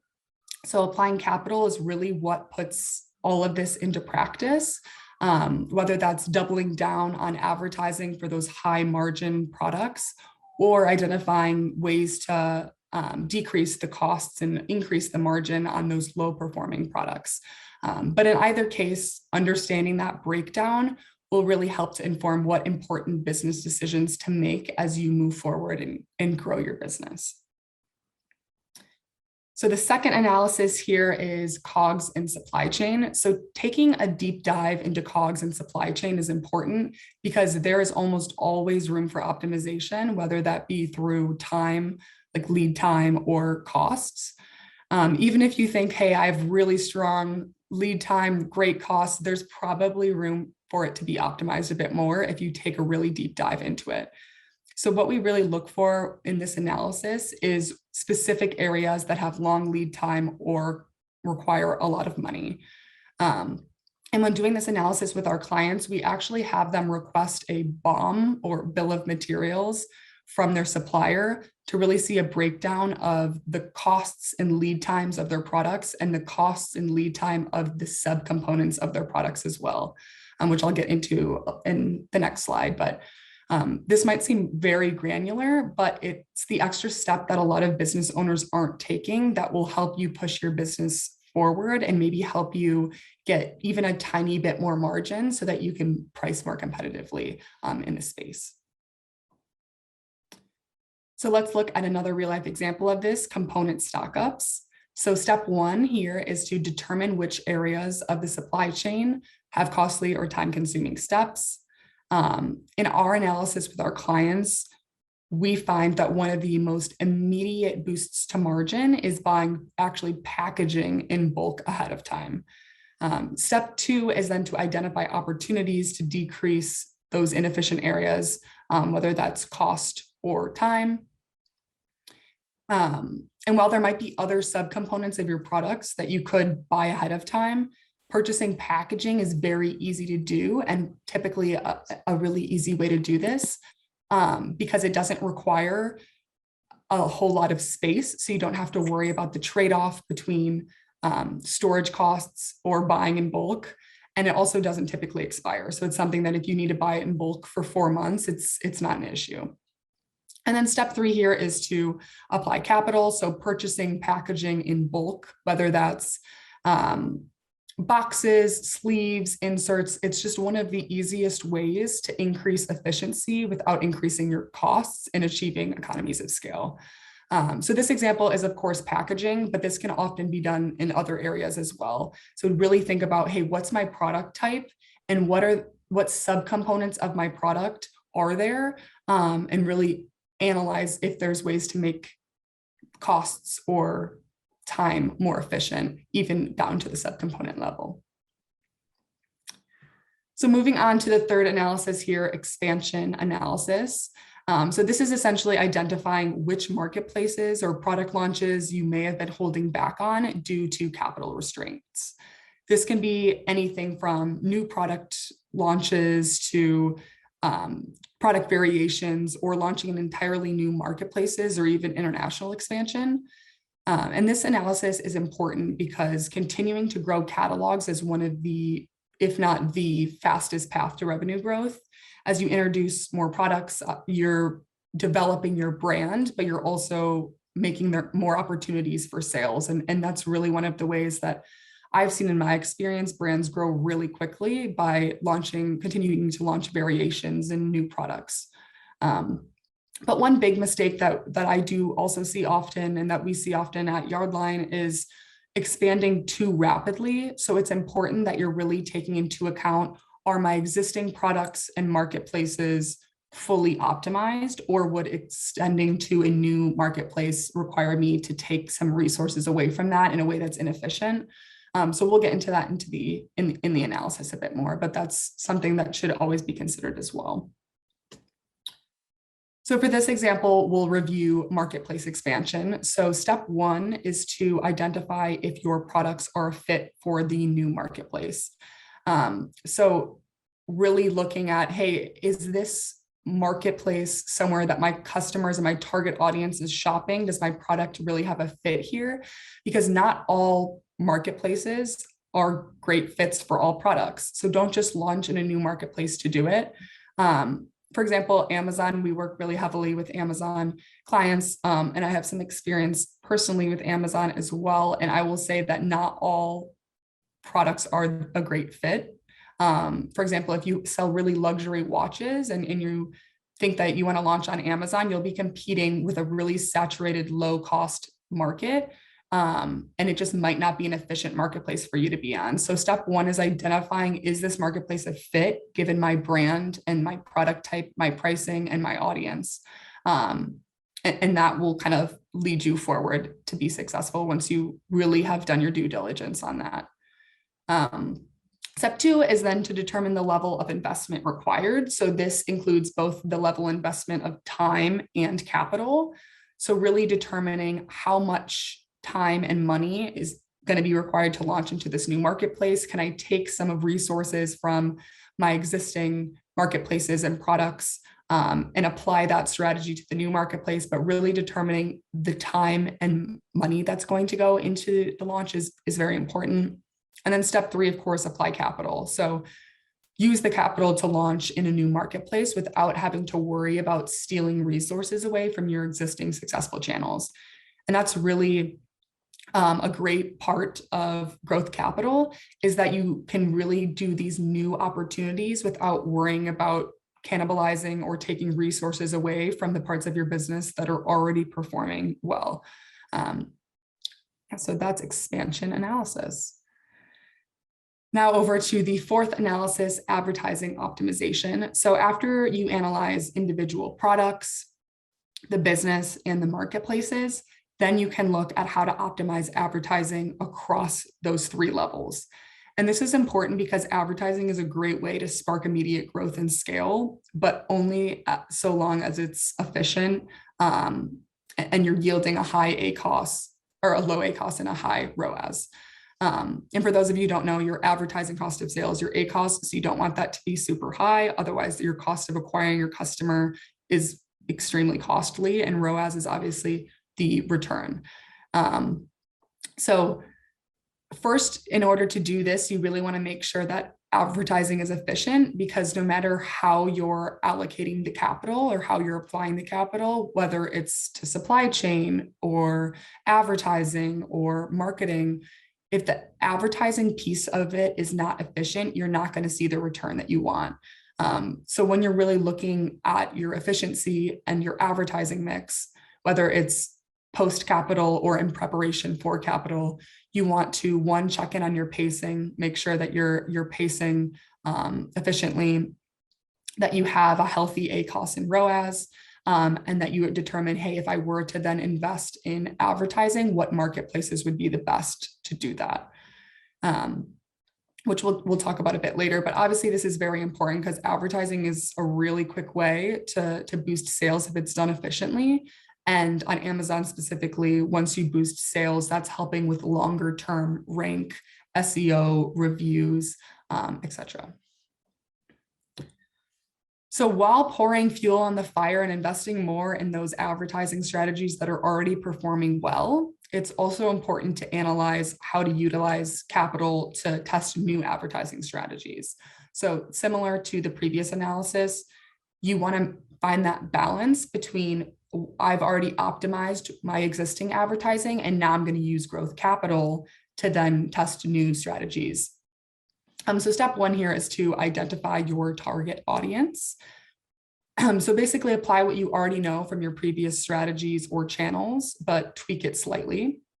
Step two is then to create a channel specific strategy. and determine what success looks like for that new channel.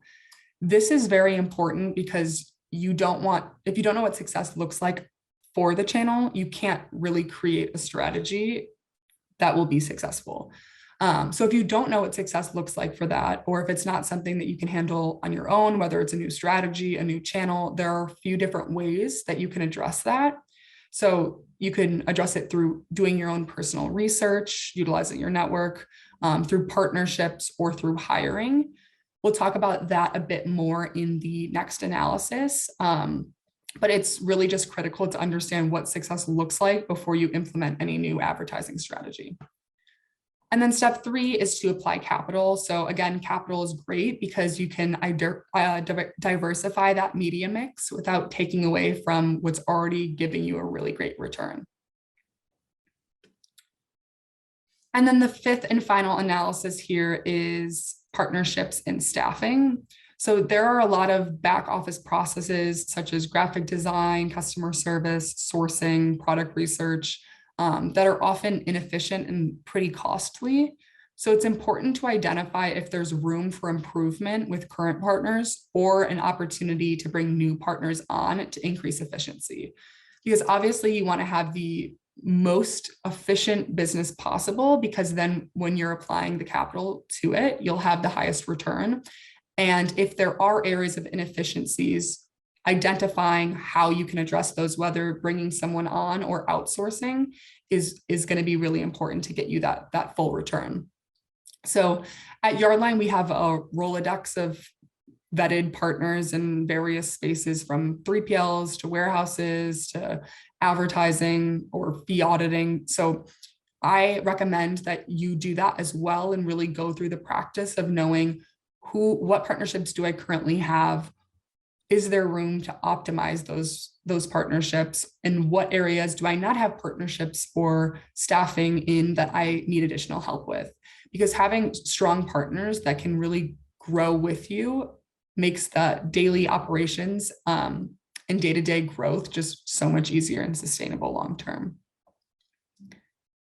So looking at this in practice, in this final example here, we'll analyze whether to hire or partner.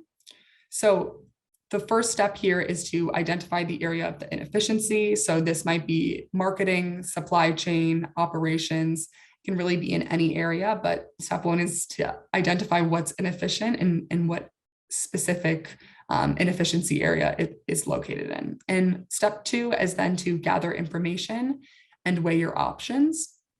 So it's important to understand your business phase and needs. So do you need access to more data? Do you need to just be able to visualize your process better? Are you running out of warehouse space, or do you just need more hands-on keyboards to complete the day-to-day?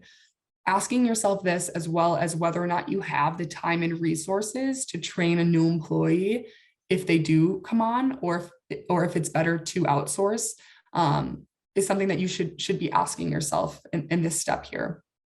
And then step 3, as always, apply capital. In either case, hiring or partnering to address a business need is important, because it's just going to make you that much more efficient and help you get the highest ROI and just address an inefficient area of your business. Now that we've really gone over all of the analyses and what they are and how we apply them with our clients, and how you guys can apply them with your own business, let's just take a quick look at how they've actually impacted some of our real life clients. So this example is Willow and Grace. They are a family-owned business that designs, manufactures completely on their own, and sells beautiful handcrafted shelves on both Amazon and Shopify. And when working with us, their primary goal was new product launches, which we talked a little bit about earlier. And when we conducted our analyses with them, we really looked at 3 different areas. So we wanted to look at how they could really launch the products most efficiently, and covered some guidance in pricing, some guidance in advertising, and some guidance in COGS and supply chain. So here's 3 examples that really illustrate, in addition to what we've already talked about, what how these analyses can actually be applied in practice. And the results that we saw were phenomenal. So they saw a 35% increase in revenue month over month, and exceeded their forecasted sales pace by 26%. And then here's just a little quote from them highlighting how this process works when we specifically work with clients like them. But hopefully this gave you just a little bit more information about what you should be analyzing when looking for the best possible return on your capital. But you can do these things both prior to funding or after funding. I just recommend really looking at all of these areas are going to help you longer term have a sustainable business with the best possible return. So then we can go into some Q&A if anyone has any questions. Thank you so much, Anna. Super comprehensive, really, really insightful. I think, sorry to be so rude, but given timing, I think we're going to skip Q&A, but I'm going to just make a couple of points if that's okay.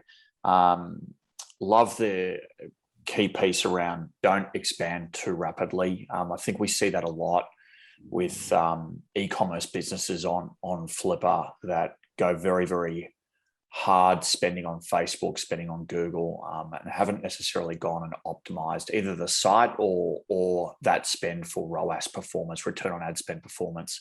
So I love that piece of wisdom there.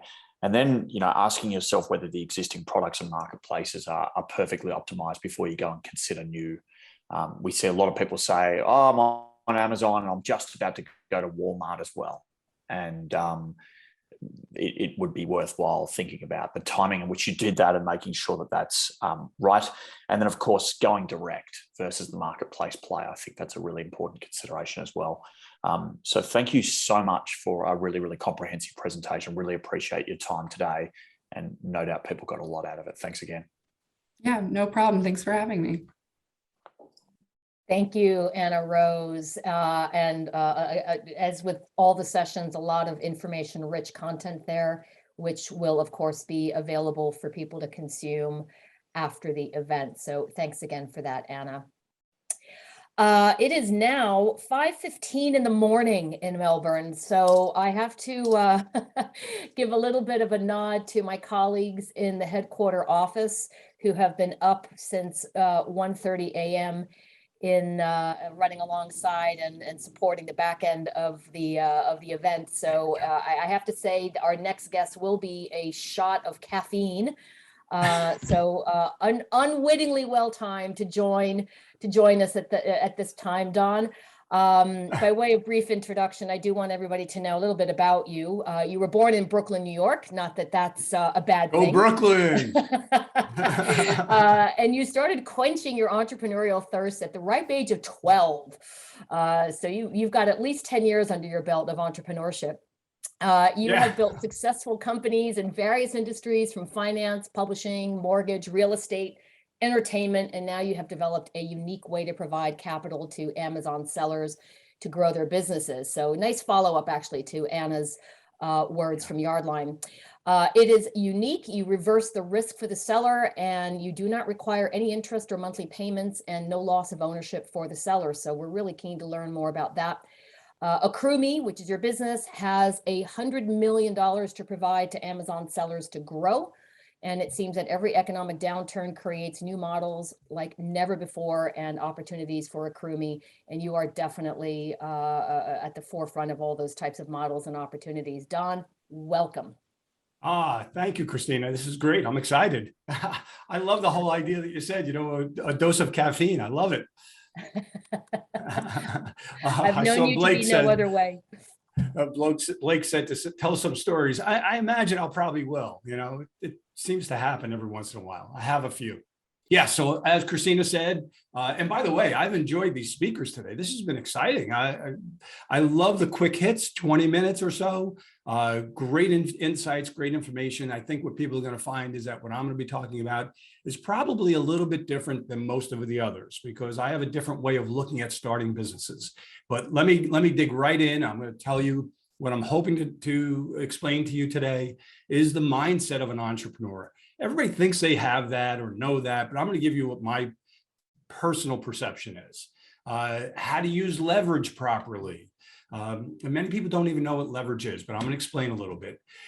Two of my favorite things. So Blake will get into starting stupid, which I hate to say it, but I'm very good at it, and the corridor effect. And I think you're going to find anybody here that's either started a business, looking to start a business, looking to buy a business, you're going to find these two concepts to be possibly life-changing, certainly mind-changing. So stay with me on this starting stupid and the corridor effect. And, it's always better to be the boss than the employee. And there are plenty of studies out there that will show you that being the boss, you live longer, you live healthier, and you're happier. So it's better to be the boss than the employee. So a quick story about the hiring manager and the old man. And I can talk about the old man because I kind of got there, So this hiring manager is interviewing this old man. And she says, my God, in all the years I've been a hiring manager, you are the best candidate I've ever seen for a position. You're a perfect fit. She says, but just tell me one thing that's not so good about you. And he says, I don't know. I might be too honest. And she laughs and she says, I don't think honesty is a negative. He goes, I don't give a shit what you think. So with that, let's keep going. Okay. Sorry, so I had to laugh at that one since you don't have an audience. Well, oh, I appreciate it. So saving your pennies for a rainy day. So let me just talk about that for a second. As Christina said, I grew up in Brooklyn and now on Long Island. And I grew up in a low middle income family, if you will. If you saw the house that we were in Brooklyn, you would be shocked. But it was great. We grew up with a lot of love and a lot of support and a lot of belief in each other. I have three older sisters. My father worked for the government, so he had a civil servant mentality, and that's what he wanted me to do and my sisters to do as well. Because you get a civil service job, you're done, you're set. You put in your 20 or 30 years and you're done. And he always said, save your pennies for a rainy day. And from a young age, I would argue with him. And I said, Dad, I don't want to save my pennies for a rainy day. I want to spend them now. I want to enjoy. Anyway, he never understood that. But I think saving your pennies for a rainy day is the mindset of an employee. It's not a mindset of the rich. And I'm going to continue on that. So, in my mind, spend your money to make money. Buy a business, improve your business, buy the equipment that your company is going to need, pay for the conferences that you're going to go out to and learn, pay for things like this. If this was, was $1,000, it would be worth it. Pay for things that are going to increase your knowledge, and also pay for things that are enjoyment. My wife, early in our marriage, she would come and say, hey, I've set up this vacation for us, and it would be thousands of dollars. And I'd say, thousands of dollars? I need that money for the business. And she'd say, no, this is health insurance. And she was right. Taking time out to calm down, relax, enjoy, that is health insurance. So spend money on making money and on enjoyment, not on expensive cars and assets that depreciate, until you can fully afford it and easily afford it. And when you can, then go for it. Who cares? All right, so a little bit about me. So actually, Christina, I started my newspaper job when I was 11 years old on Long Island. That's back when we had actual paper boys. And I became the #1 salesperson for the Long Island Press. So understand, in Long Island, there are millions of people, so it wasn't a small task, but it was fun. And I had tons of money and took care of all my friends before school every day with bagels and yoo-hoos. I took out my first bank loan at 12 years old. Sounds a little crazy, but I'll explain that in a little bit. I have a finance and lending background. If anybody wants to connect with me on LinkedIn, I love connecting with people. It's my full name, Donald Hennig. I have financed over, maybe $200 billion of mortgages over my career. That's a big number, but it's at least that. I've created businesses in finance. So you'll get a feel here. I didn't stay with one thing all the way through. I created businesses in finance, franchise, publication, technology, real estate, entertainment, and now e-commerce.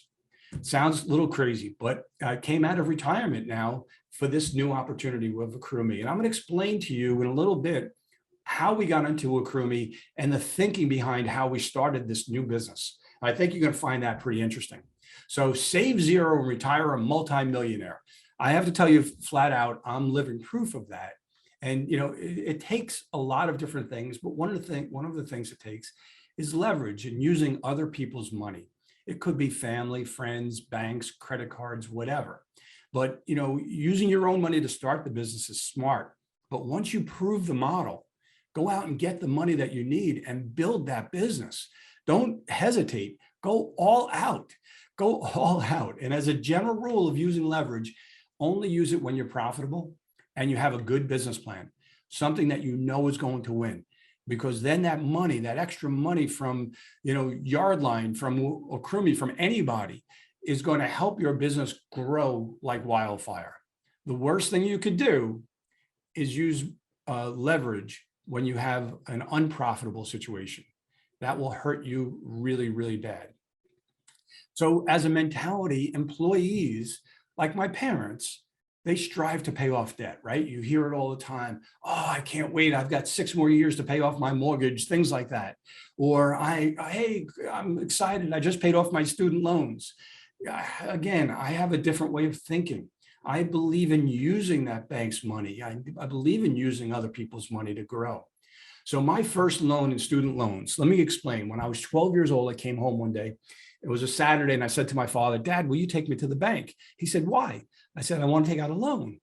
He said, what would you want a loan for? Now understand, my parents had a mortgage. They didn't have a credit card. They didn't have any other loans. They wouldn't buy a car with credit. That would be crazy. That was it. They didn't believe in that. It's understandable. But I read somewhere at that age, I think it was in the Penny Stock News or the Wall Street Journal, which my father would bring home from time to time. And I would, chart stocks. Literally, I didn't know what I was doing. I was just enjoying it and trying to figure things out. I read something about you need a credit rating. What's that? So I went to the bank. I had $200. I gave them $200 for a passbook loan. And I took out a passbook loan against that $200. I paid it off in 6 months and I borrowed $400 and I kept going. So my parents thought I was crazy. When I was 16, I had a credit card. My parents still didn't have a credit card, just to put it in perspective. When it was time to buy a car, I didn't have to go to my parents and ask them to co-sign or for money or any of that. That's not the way it is. They wouldn't have done it anyway. I had enough money and I had enough credit to buy my own car.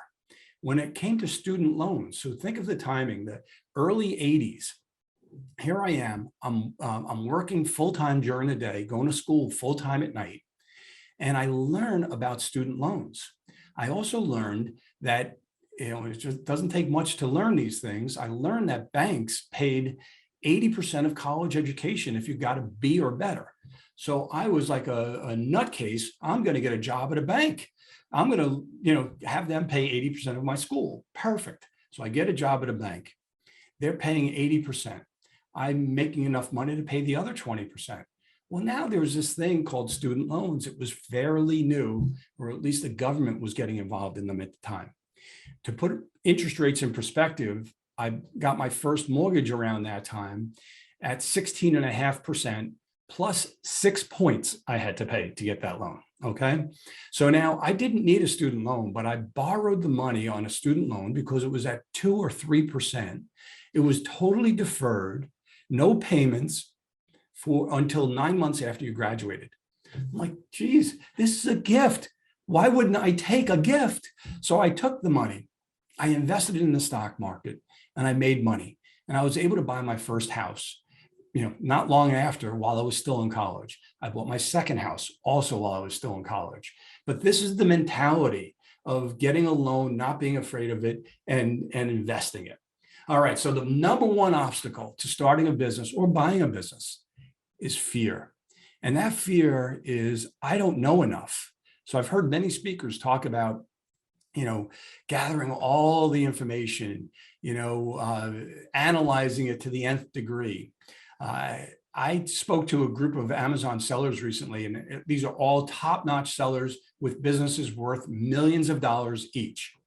And I asked them, a simple question. If you knew now everything that you would have to know before you started the business, would you have started the business? And they all laughed and said, no way. Of course not. It would be like, planning on going into a room and just banging your head against a wall 1,000 times. You wouldn't do it. But if you started that Amazon business and you figured it out and you made one mistake, okay, you learn your lesson. You overcome that. It's an obstacle. You go to a conference, you learn about other things that people have made mistakes about. You get better. You read it, articles, you learn about that. You have friends, you ask them, you share stories, you learn. Before you know it, you're pretty damn good. So that's the number one obstacle is fear. And the only way to start, in my mind, is to start stupid. Really, you're never going to know everything. You're never going to know everything. So just get your toes in the water. Just go down the path. Don't be afraid. Just do it.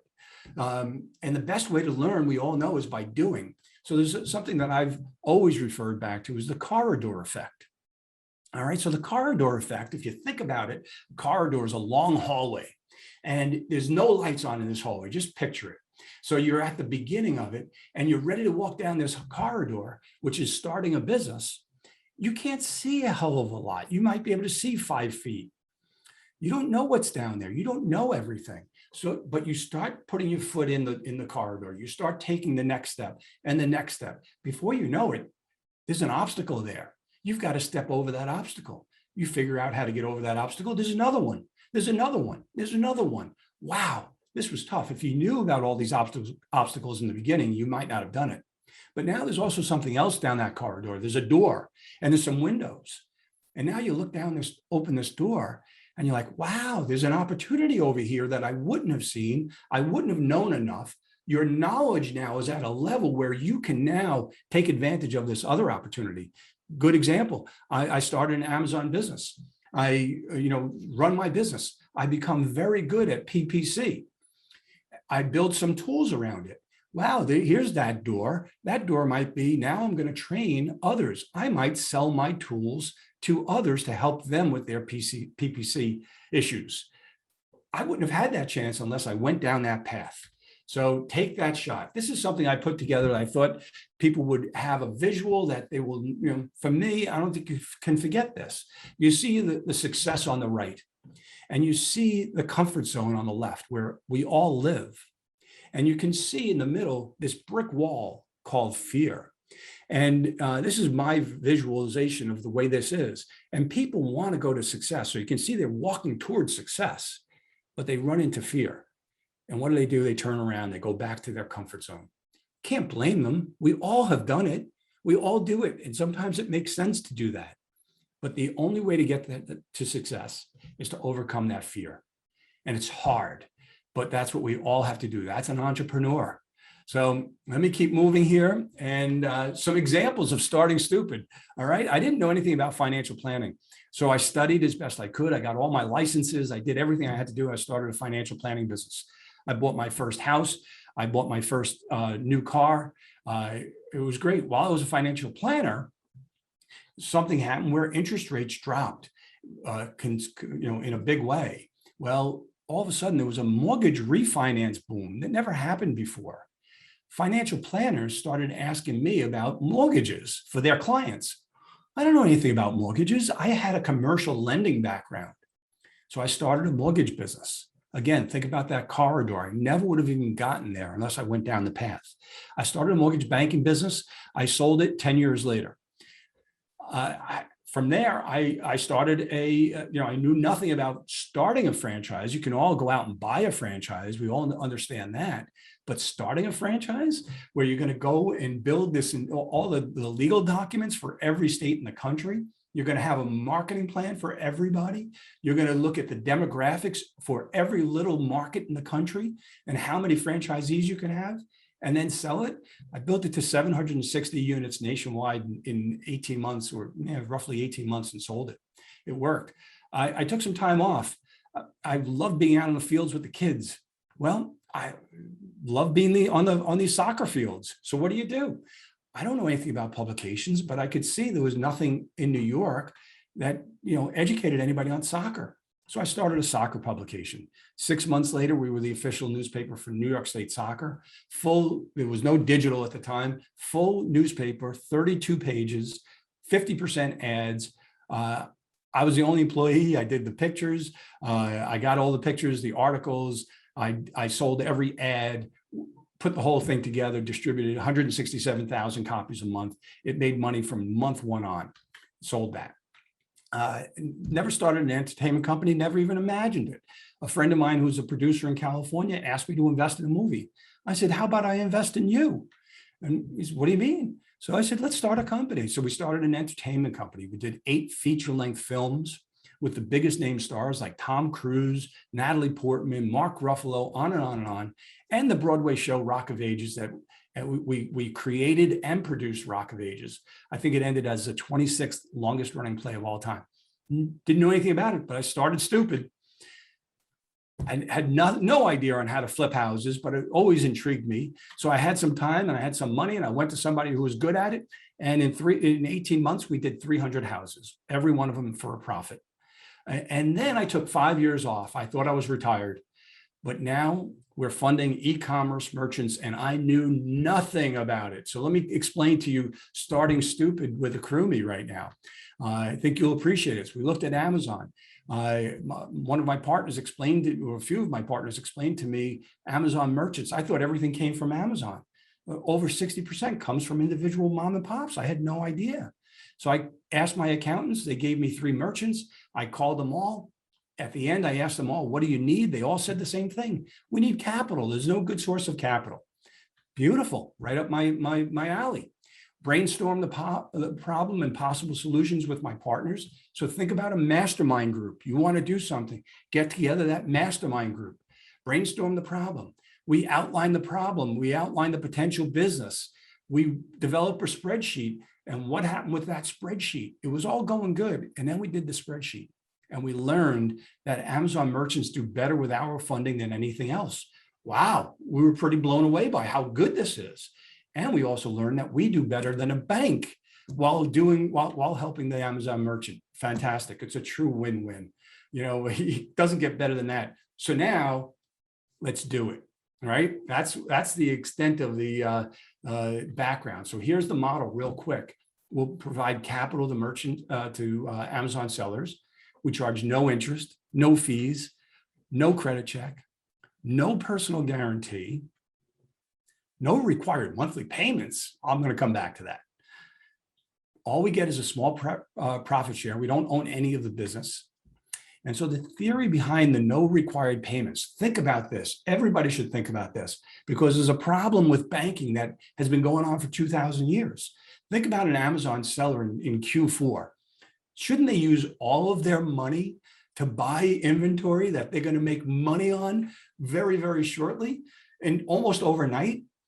Damn right they should, but no, the banks want them to take money out of their business instead of making money with that money and send it to the bank. It is just dumb, just doesn't make sense. So that's why we said, you know what, let's help the sellers when they need it. And when they're flush with cash, they're going to make payments. We weren't sure, but that's how it's worked out. Many use our money and don't make any payments. And they go all the way to an exit and they keep the entire upside. God bless them. All right, so starting stupid in practice with a crewmie, we actually went out to a first group of merchants and we gave them our own money, all right? We had no system to track it. We had nothing. We developed a contract the night before, sitting with the first seller. You know, so this is what starting stupid is. This is how you do it. We had no way to research the merchants. We had to kind of believe what they told us. We did our best to research as much as we could, but we didn't know enough. Our goal was simple. Let's learn this business. And we did. We actually thought we were going to lose some money. We didn't lose money with any of those merchants. In fact, some of those merchants are still with us, and it's exciting. So in summary, I want to urge you all to get out of your comfort zone. You hear that all the time. I hope that visual helps you in some way because it's always stuck in my mind that's the way I think of things. Just start stupid. Just do it. Get your foot in the door. buy that business, build that business, just start. Don't worry. You go down the path. You'll have problems. You'll overcome them.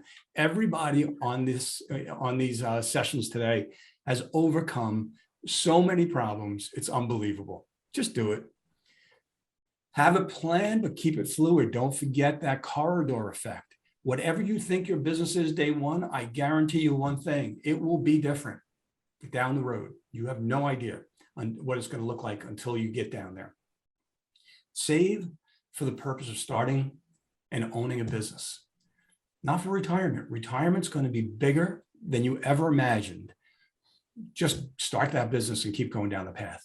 Use other people's money, win big, retire rich, my friends, retire rich. God bless you all. If you want to reach out to me, I'm on LinkedIn. It's my full name, Donald Henig, Henig. My email is don@accrueme.com. And the company again is accrueme.com. So thank you very much. And if we have time for questions, I'm obviously always open for that. Awesome, Don. Awesome. Sorry, Thanks, I didn't want to get my Blake. video on. I'm not sure why it took me so long to say your name.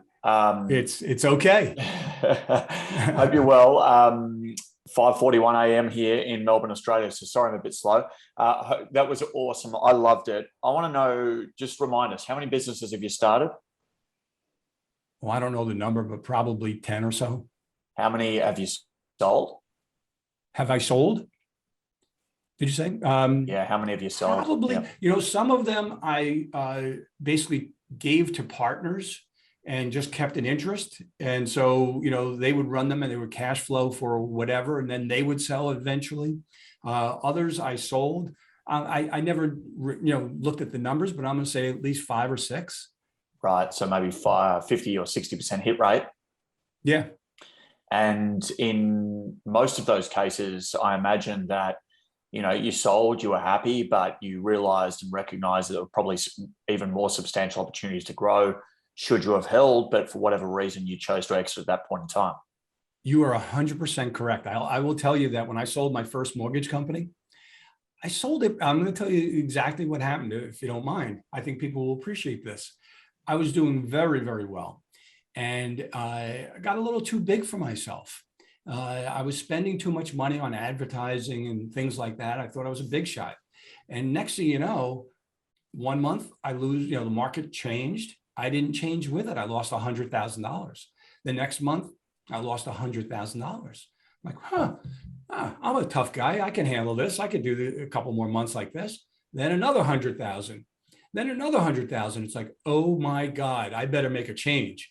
And I got to the brink, if you will. I made adjustments. I figured things out. I adjusted. Got back to par in 3 months. And 6 months later, I was back making $50,000 net profit a month, and then $100,000 net profit a month. And I realized in the mortgage industry that that time, especially the regulations were so much that if one of my people did something illegal, they could put me out of business. And I didn't like that. I was uncomfortable with that. Yeah. So I sold. And plus I had another business I had already started, the mortgage broker franchise, that I really wanted to put my effort into. But I sold the mortgage company way early. And the biggest mistake I made, that anybody that's selling a business or buying a business, make sure you get an attorney who knows mergers and acquisitions. I happened to use an attorney. I was in the mortgage industry. I used a real estate lawyer. Dumb move. Meant all good. Everything was good. Nicest guy in the world. But no, bad. I left a lot of money on the table and I hurt myself badly as a result. I still did well, but could have done much, much better. What is it about, there'll be people listening in right now and they'll say, wow, this guy started 10 companies, sold 5, has a crazy risk appetite. There'll be other people saying, wow, I'm going to go and do exactly that.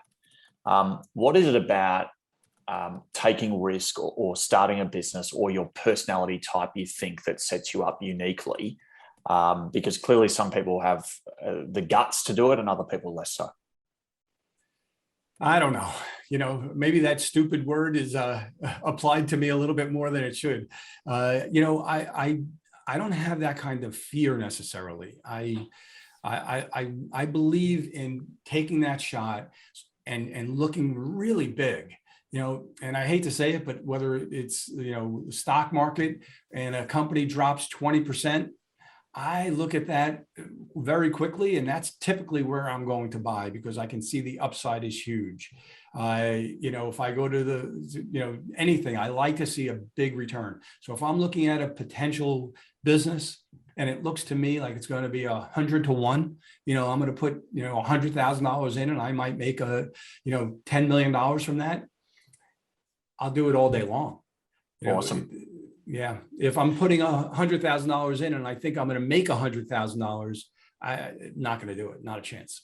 Understood. Cool. Very cool. Now, look, there's a bunch of other questions from the community here, but we're a bit out of time. So what I'm going to do is I'm going to take note of those. I'm going to send them those to you, get you to answer them, and then we'll flick them around to those community members. Sounds great.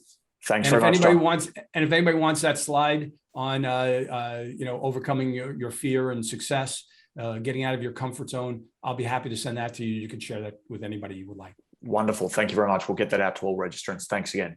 My pleasure. Thank you, everybody. Thank you very much, Don. You are the living embodiment of fortune favoring the bold. So thanks very much for sharing your wisdoms and your experiences there. You've packed a lifetime, many lifetimes in your short lifespan. So thank you. Thank you. That's a great song, by the way. We turn our gaze now to the SEO and how to supercharge it. And we are joined by Diana Richardson from SEMrush. Diana is the social media and community manager for the SEO division of SEMrush, and she has been a digital marketer for over 15 years. She's a marketing superfan as well, with an extensive digital marketing experience combined with her theatrical background, which makes her a very terrific educator in the industry, and especially on the topic of SEO. Diana is a Virginia native, now living in Texas, our U.S. operational headquarters. So great to have a neighbor. And you can find Diana tweeting regularly about SEO and the search engine marketing landscape, as well as her other favorite topics, which are wine, movies, and television. Nice combination there. Diana, welcome, and over to you. Thank you. There I am. Sorry, it always takes a few seconds to click on buttons. Thank you so much. Hi, and wow, to follow up Don and his lifetime of amazing advice is just, I don't know how I'm going to do that. But I do have quite the experience myself in SEO, as you just mentioned. So thank you so much. And I'm going to go ahead and share my slide deck with you guys too. And I did that yesterday. I clicked share instead of present. You'd think I know how to use a computer at this point. So yeah, my background is in SEO. I am the social media manager here at SEMrush for our SEO division, which just means I get to talk about SEO all day long, which I absolutely love. And I'm really excited to talk to you today about this particular topic, because this is something I wish I had known a lot earlier in my career about content writing. I've written a lot of website content in my 15 years. And if I had this concept many years ago, I think my content would have been richer. So what we're going to talk about today is we're going to start with understanding our audience and creating that persona, but we're going to take a little bit of a different spin on it. Then we're going to really understand what data is telling us about our people and our audience and how to work that into our SEO. Diane, quick interruption. Your presentation isn't sharing on the screen. So just probably because I forgot to click the share the screen button. Anyway, I'll go back real quick because our agenda is here, and this is so much better because now I can see you guys on the side of my screen too. Okay, so let's start with understanding why the heck audience personas are even important. And you may notice I'm calling them audience personas and not buyer personas. And that's because I prefer the word audience, because not everyone is in it to buy something. We're not always trying to be a buyer. Sometimes we're trying to consume information or download or share or something like that. So I much prefer the term audience persona. But they're important because they in developing an audience persona. And if you're not sure what that is, that's totally fine. I'm going to show you in just a minute. But they're really important to develop as part of your marketing strategy because they help you as the marketer drive personalized marketing efforts. And as we know in this digital marketing landscape, we are just constantly bombarded, and personalization is what's going to make you stand out, even in the SEO world. Also, they help motivate innovation and true problem solving from you as the marketer, which seems like a really strange thing to come out of getting to know people, but you're going to see the way that we figure people out is actually going to be enlightening to what other things could be happening in your audience's world. It also provides much deeper audience and customer segmentation because you're going to get to know them on such a personal level. You're going to be able to put them in all sorts of different buckets. So our focus today is getting to know our audience on a personal level. So we are going beyond the basics, the demographics like age, gender, and location, but we're going to get to know our audience and create these personas based on their interests, their hobbies, what other brands they like, their life events, their purchasing behavior, and their social media usage, just like you would get to know a person. Go figure. So don't worry, SEMrush does have a template for this, and you'll get the link in the presentation, you know, when you guys get the slide decks afterwards, but just be assured that there's a template for that. So if you take one thing away from my talk today, I want it to be this, and it's do not base your audience personas on assumptions. Don't assume you know your audience. Don't assume you know your ideal audience. Use data, and that's what we're going to talk about. We're going to use data to get to know our audience. And we're going to talk about 3 data sources. And we're going to use our data. We're not going to go out there and look at research or industry things. We're going to use our data to talk about our people. So we're going to use Google Analytics or your website traffic provider, whomever that might be, your social media analytics, and even Google My Business, which is my pro tip.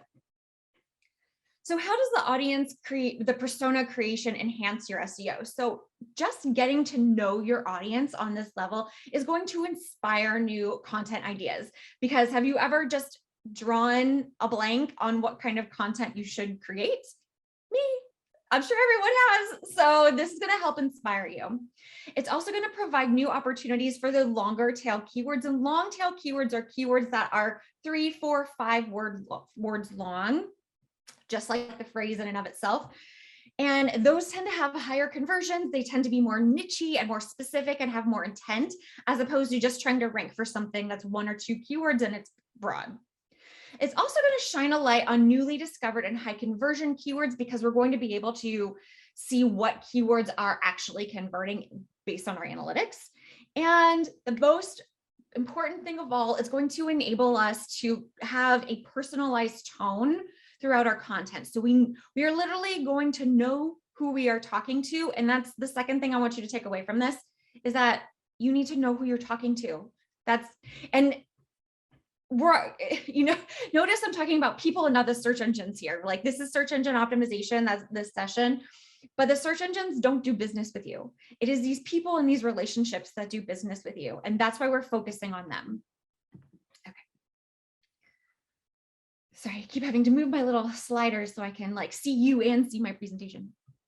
Okay, so we're going to work through this persona flow kind of quickly, because I want to get it to the fun part. I want to get to the content part, but this is the foundational work. This is laying the concrete here for your content.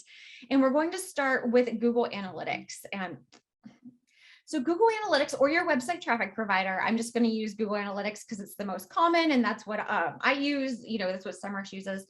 And by the way, the data I'm showing you is not actual SEMrush data. This is all, fiction for examples. But we're going to start with our basics. We're going to build our personas from data that we can pull around age, gender, and geography of the audience on our actual website. So this data is collected from people actually on our website. These aren't guesses. This isn't, something abstract. These are the actual people interested in your brand, interested in your company, visiting your website. This is their information. Sounds kind of creepy when I say it like that, but it's not telling you hey, this is Diana from San Antonio looking at these pages. You don't get that much detail. That would be creepy. But one really, really cool aspect of Google Analytics is that it also tells you interests of the people on your website. And there's 3 different categories of those interests. And the reason we want to understand those interests, because these interests actually are going to affect your content creation process. So it's going to affect everything from the subject that you talk about in your content and how you choose what the heck you're going to even write about. It's going to influence your tone, whether it's casual, funny, witty, professional, mean, I don't know, and there's all sorts of tones. It's also going to help you with your keyword research and then putting those keywords into your content, which is then an effective SEO. And it's also going to help you hone in on intent. Intent is whether they are there to find out information, buy something from you, download, ask a question, come to your store. Like there's tons of intents that can be built into your content. So Google, like I said, has 3 different kinds of audience or interest categories, and the affinity category is the broadest category that there is. And this is going to give you insights into the person's lifestyle in general. So we can see in this example, the most common interest in lifestyle are shoppers, are value shoppers specifically. You see how already that got very specific with value shoppers. So these are people who value coupons, value seasonal sales and things like that. So already you know something extra personal about the people most commonly on your website. So I want you to ask yourself when you're looking at this kind of data, does this lifestyle fit with my brand? If it does, that means your content's kind of on the right path and we're going to keep going. If it doesn't, you need to course correct. The next interest category is in market segment. So this means people who are actively looking for you, your products, your services, etc. But it gives you insight into what else they're interested in. So if this data was, for a wine website, let's just say this is total wines data, but the #1 in market segment association with the audience was employment, then we can understand that people who are interested in shopping for wine may also be job hunting and therefore may be interested in working in the wine industry. So there can be, lines you can draw in your own industry by understanding the people around it. So the last one is kind of oddly named. It's called other, but it's actually the most specific. So this gets into the absolute nitty-gritty of people's lives. So kind of tied into the employment example that I just showed you, the #1 life event.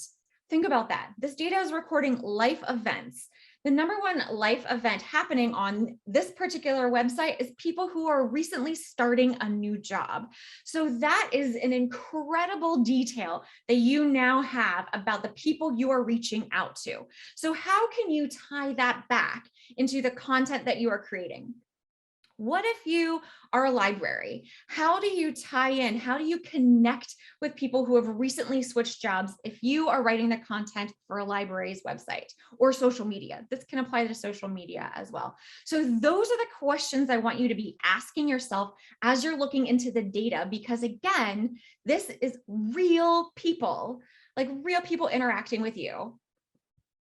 Okay, so we're going to flip over to Facebook real quick. Again, Facebook is great. It provides you with the basics, age, gender, and location. But what I absolutely love about Facebook, and you can find this information in Facebook Business Suite, is that you're able to see the other brands people are interested in who are interested in you. So now you and these other brands have a crossover audience. And you as a marketer, I want you to follow these brands on social media so you can see what they are talking about.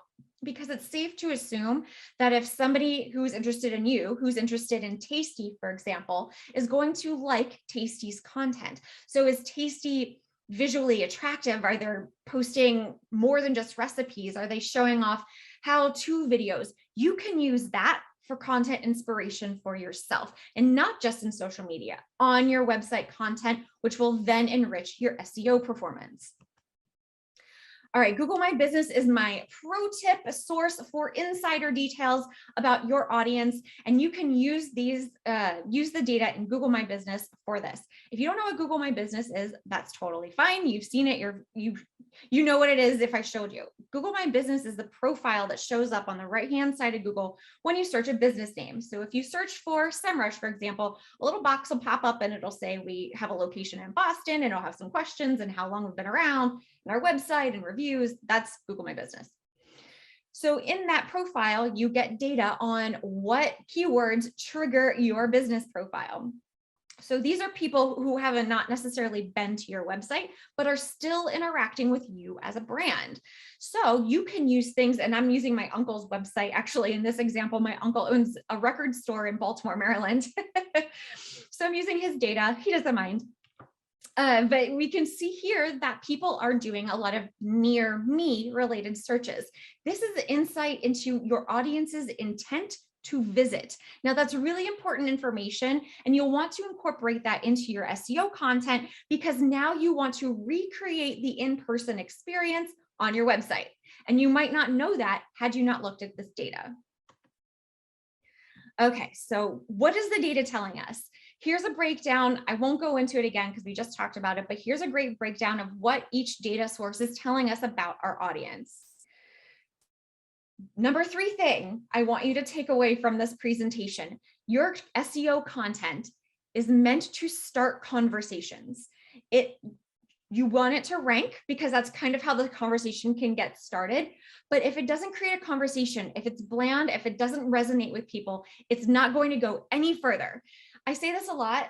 You can rank number 1 all day long, but if it doesn't convert, or if it doesn't bring in the people that you want, number 1 ranking doesn't matter.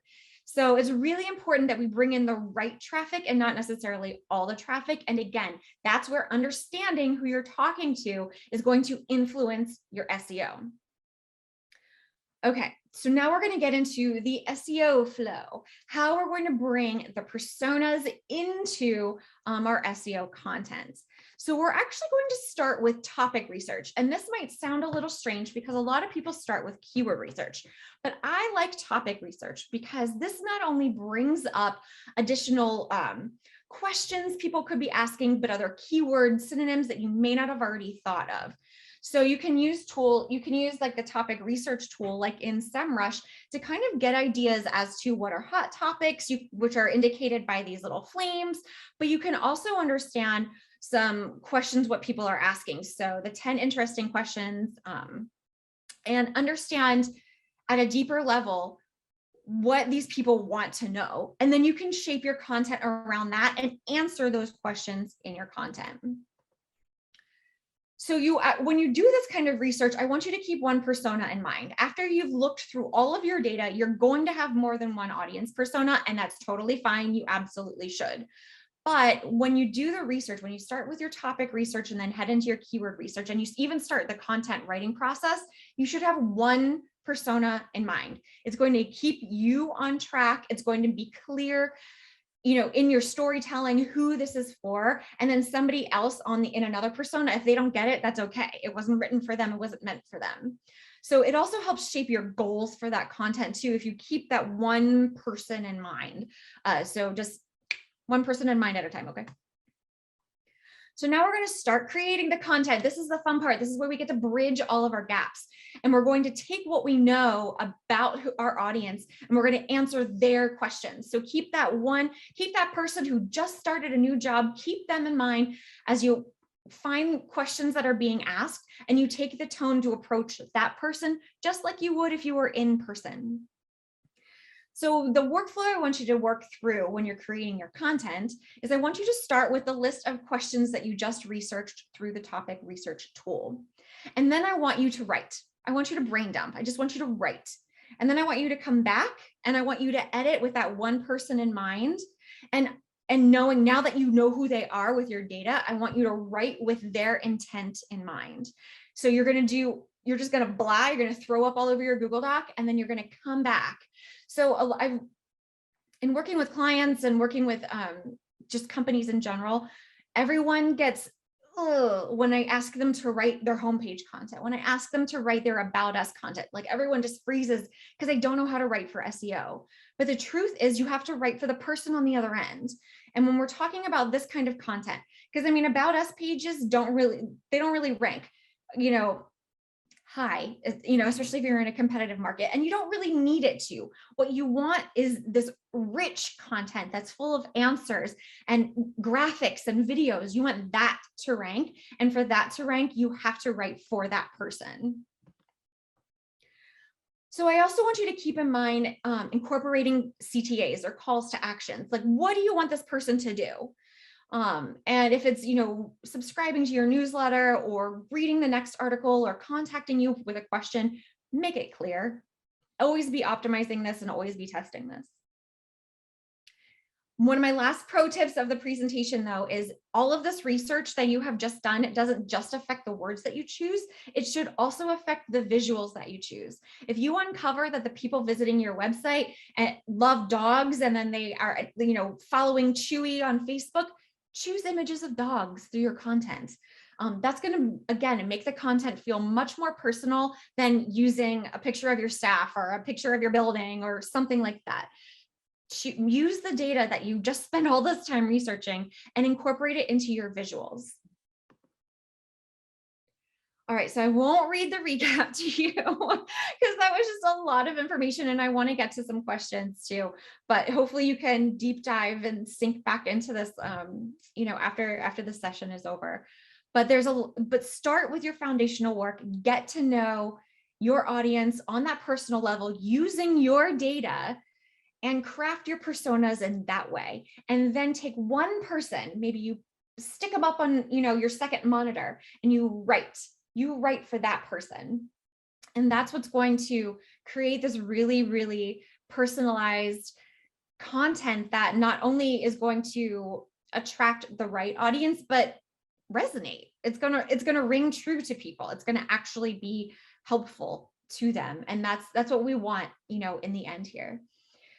So before we hop over to questions, you can give me a follow. I'm on Twitter at, you can follow SEMrush at SEMrush, but you can follow SEMrush anywhere. We're SEMrush on all social media platforms, including TikTok. And then you can follow me on Twitter at DianaRich013 because 13 is my lucky number. All right. And let's see if we have any questions. Diana, that was a load of very, very practical information. I think we can all take something out of that. Even Ramon Ray, who is speaking next, said that he's picked up a couple of tips as well. So that's really, really cool. Couple of people saying they definitely need the slides, so we'll get those out to everyone. Yes. One quick question. How do you the slide deck itself went through a couple iterations to slim it down for the time frame. But I'm happy to share the whole thing with you guys so everyone can deep dive and work through the two different flows. Thank you so much. The detail was just awesome. A quick one from me on behalf of the audience. When you think about finding a category that might have an SEO gap, how do you think through that process? So what do you mean category?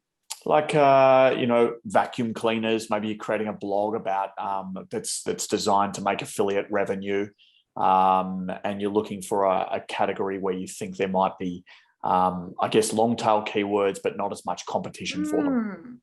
Okay, so that's a really great question. And you can use, shameless plug, you can use SEMrush for something like that because you can put in your seed keyword, like your primary keywords, so say vacuum cleaners, and then you can look up the different kind of keyword variations that exist that people are searching for, but maybe are populating less content. So when I write content too, I look for how many pages are already coming up in Google because literally all of those pages are your competition. I don't care if they're on page 1 or page 8 trillion, you have to compete. This brand new piece has to compete with all of that.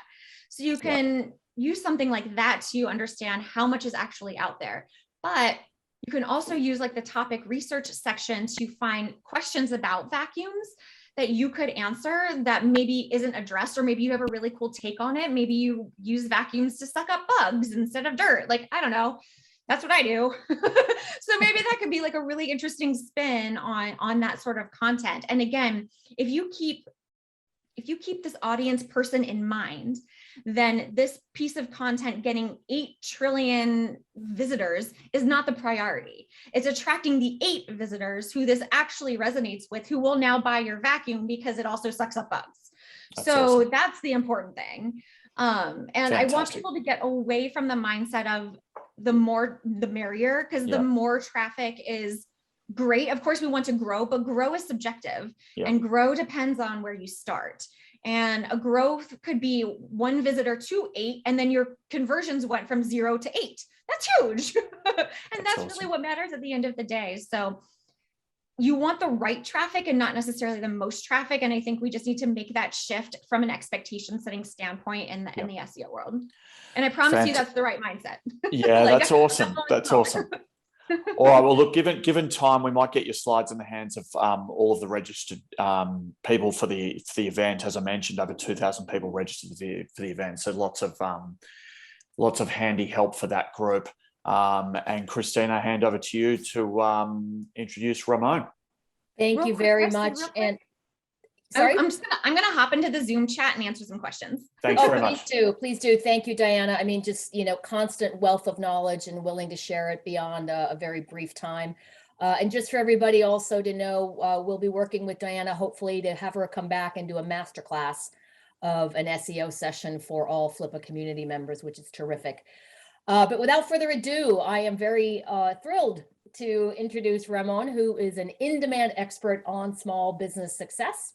He has started 4 companies and sold 2 of them. So he's run the full arc of business ownership. He is a 4-time author as well, with his latest book, Celebrity CEO. And it's all about personal branding. And he's a global keynote speaker, event host and MC, entrepreneur, and best-selling author. Ramon inspires and educates thousands of business owners a year and works with leading brands to help them reach small businesses. He is the founder of smarthustle.com, entrepreneur.com contributor. He's a host on Breakfast with Champions and an entrepreneur in residence at Oracle NetSuite. So we are very fortunate to have Ramon join us. Thank you very much, Ramon. Welcome. You are so welcome. Good to be here. Can you hear me okay, Christina? Absolutely. Loud and clear. Awesome. Can we just level set and stop real quick? First, Blake and the team, thanks for having me. Can we thank Christina? Can we just, if we were on Clubhouse, I'd say mute your mics. So I guess just like put clap, clap, or put she rocks in the chat. Let me see that. Do that. Good, good, good. Yes. Okay. I just want to make sure people there. Blake put she rocks. Love it. Love it. Love it. What a human he added. All right. All right. All right. Good. Indeed. But Christina, thanks for all your hard work. I think I saved, we've exchanged 123 emails back and forth. And so thank you for that. Let me put my timer on real quick. I believe, Christina, we still have about 20 minutes, I believe. I just want to make sure things are you're good. Level you're set. good. Put my timer on, so I'll keep track of that. But I'm glad to be here. And I hope today, as we go toward the end of our discussion, I don't bring down the discussion. In fact, I know I won't. But I do want to say something that's very important to me to say over the last few months to level set with everyone here. Why are we here? Why are we doing this? Why are we at this amazing event? Why are we doing this, ladies and gentlemen, Flippa community and others who may be here? Why? We are doing this to earn a living today. I hope we need to eat and pay rent or mortgage, right? We need money to live in a society. We are doing this ideally to build a legacy for our family. Yes. We are doing this ideally to have money for retirement. So when we're old and croaking, whatever it is, we have some money for that stage of life. And I assume many of us are doing this to give money to others. This is the purpose God put us here on this earth. We don't just want to be selfish humans of ourselves, but we should have some personal mission in life with which we're doing that. And yes, very quickly, I'm going to get to the tactics and best practices, some things I've learned over the years of building a few businesses. But I hope this helps you understand the lens with which I'm speaking. If that helps you, and again, if you don't want to chat, some of you could be with your kids and all those things.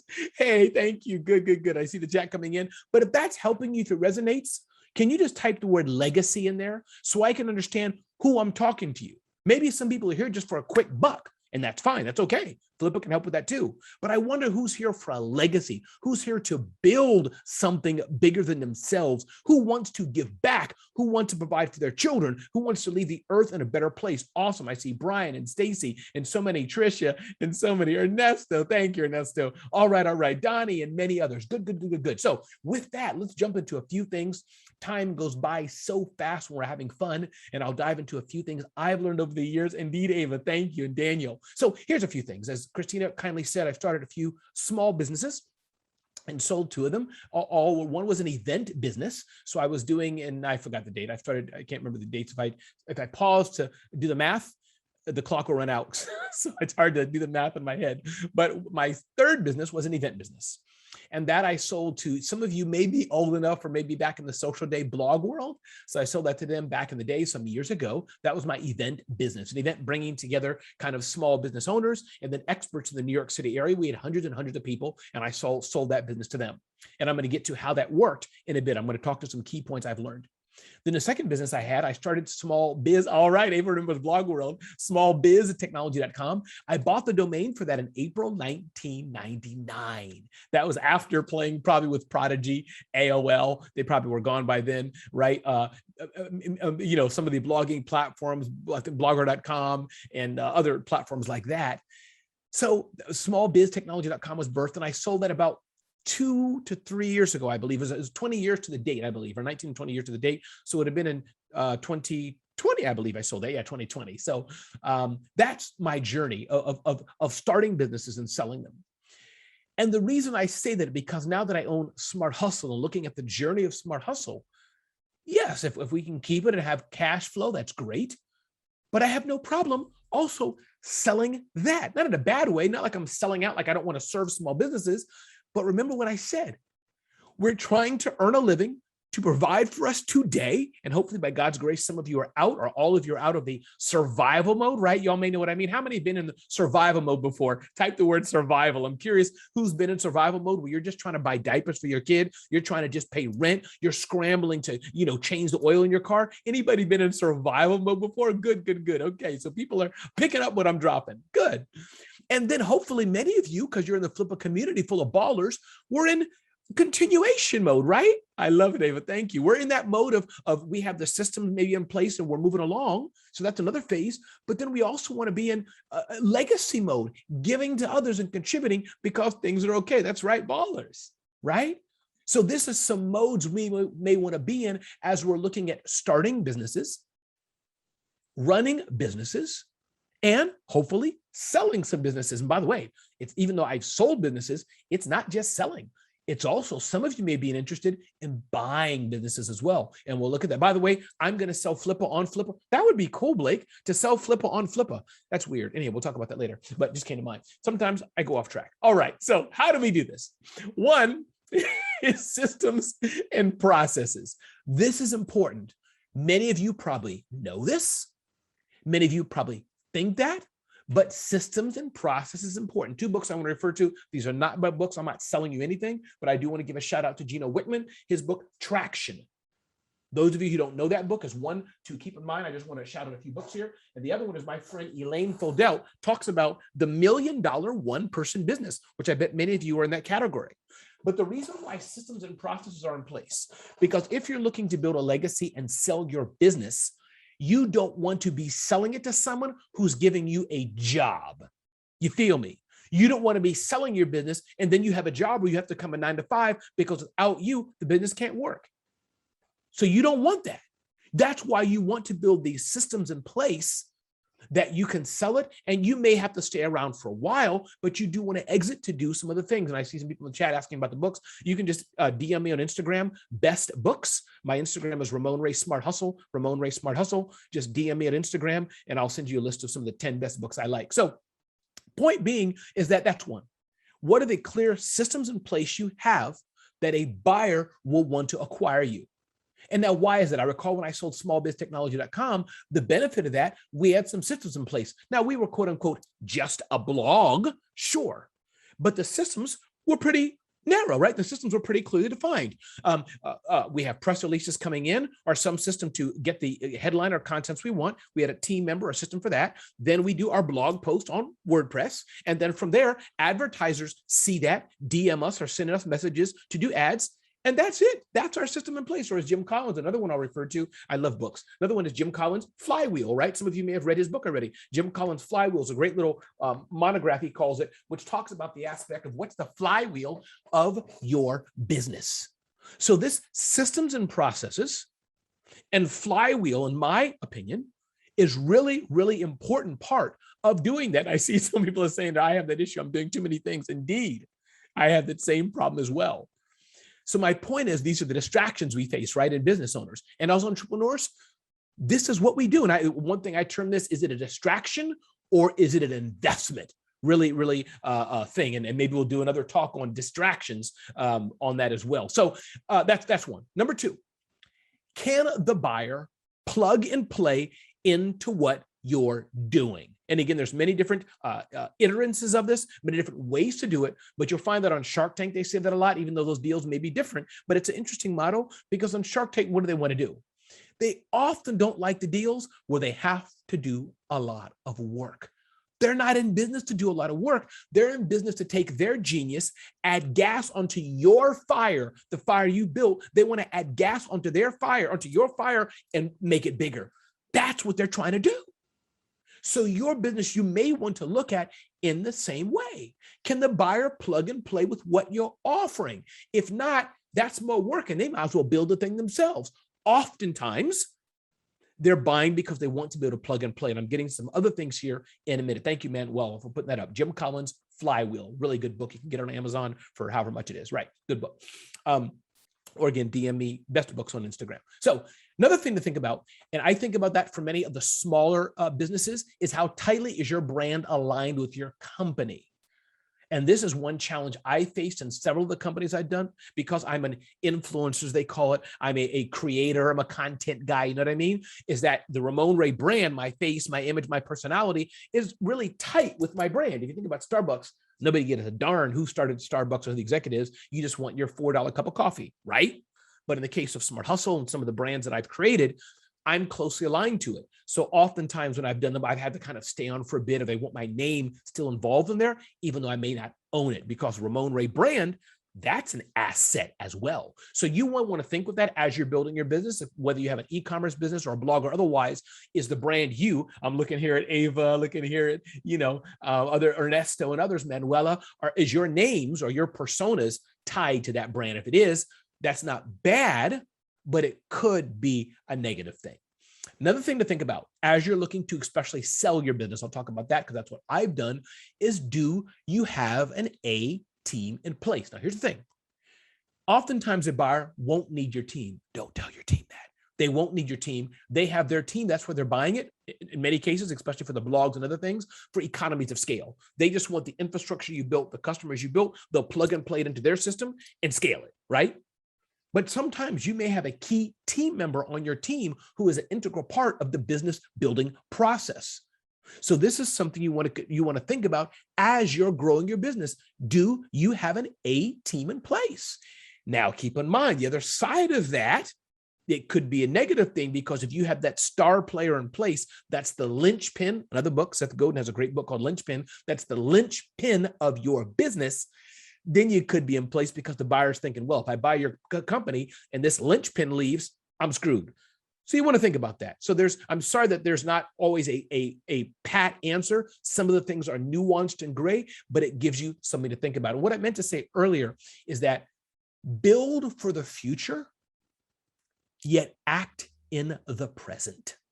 And what I mean is that as you're building your business today, build to have it featured on Flippa and selling it or buying it, great.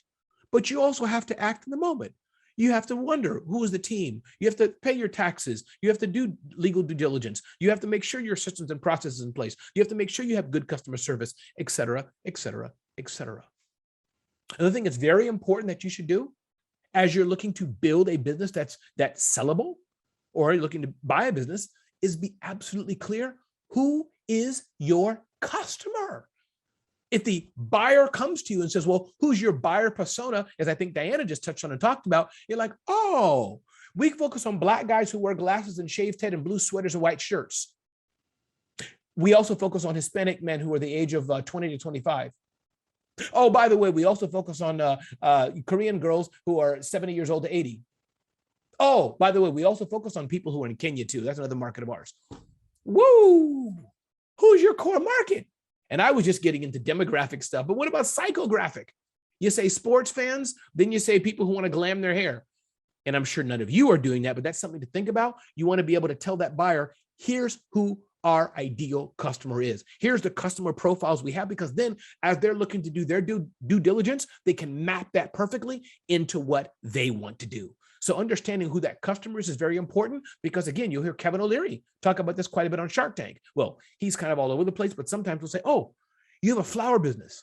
I don't have a flower business, but I can connect your flower business to my wedding business. And my wedding business connects to my card business. My card business connects to my wine business. So it's a nice little circle. So as you're doing that as well, you want to consider, is this useful for yourself? You want to consider this aspect of the customer. Let me take a 10-second break and do a level check. Are y'all picking up what I'm dropping down? Is this helpful for you? If this is helpful, type the word helpful. If this is not helpful, I want you to type, Dear Christina, please yank this dude off the stage right now. Let's see what people say. Okay, good. People are saying helpful. Okay, good.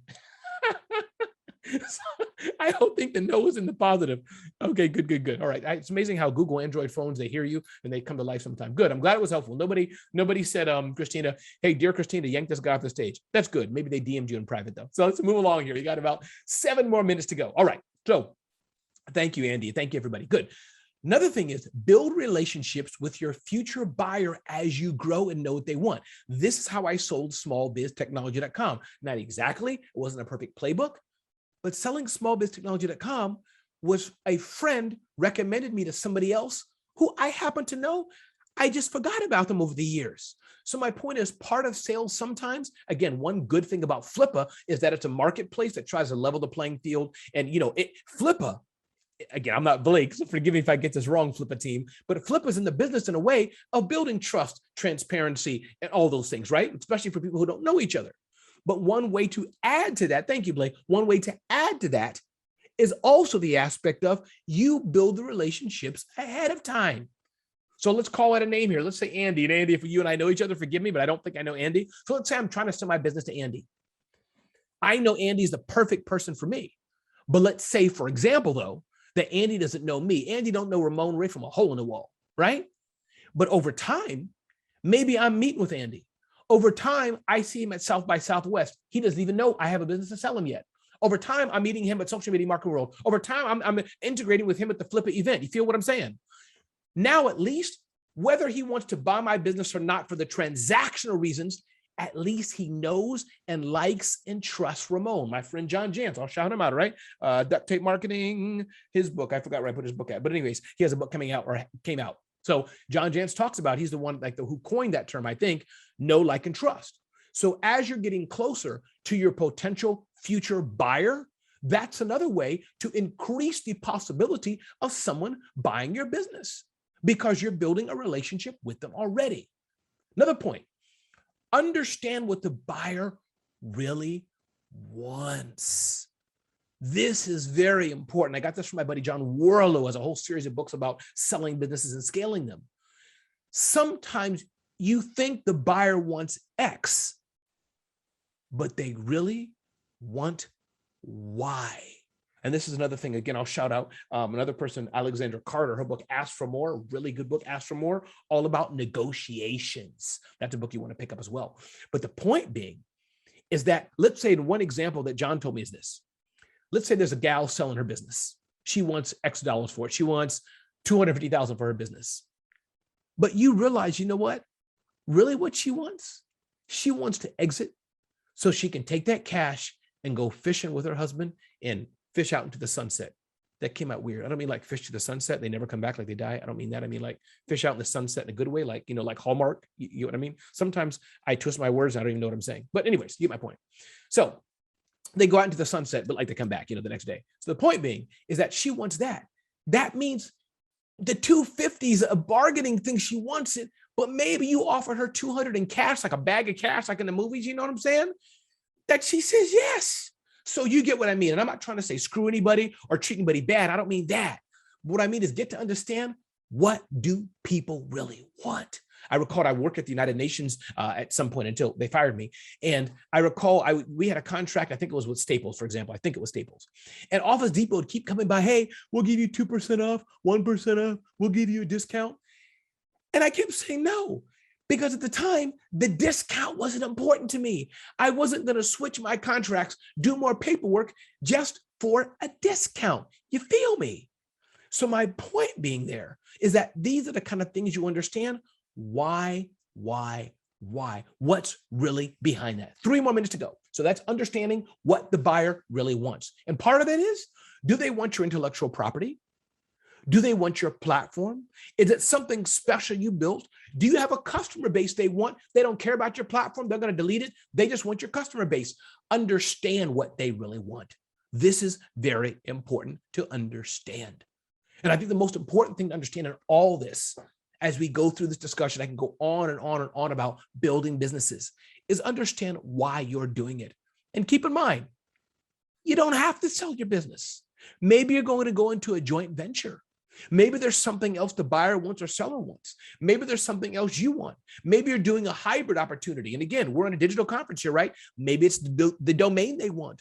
Maybe it's the customers they want. Maybe it's the products they want. Maybe it's access to your vendors they want. Maybe it's access to your brand they want. There could be a number of things that people want. And this is important to understand. So as I was saying, build your systems and processes in place. That's the only way to be scalable. And ask yourself, can this buyer plug and play? Think about how tightly is your brand aligned with the company. I know in my case, yes, Ramon Ray is tightly aligned to Smart Hustle. Be absolutely clear on who your customer is. Focus on building relationships. Even before the person even knows you have something to sell them, build the relationships. Have a clear understanding what the buyer wants. And definitely Alexandra Carter's book about negotiations will be very helpful with that. Understand what they really, really want. And understand, most importantly, what do you want? And try not to let ego get in the way.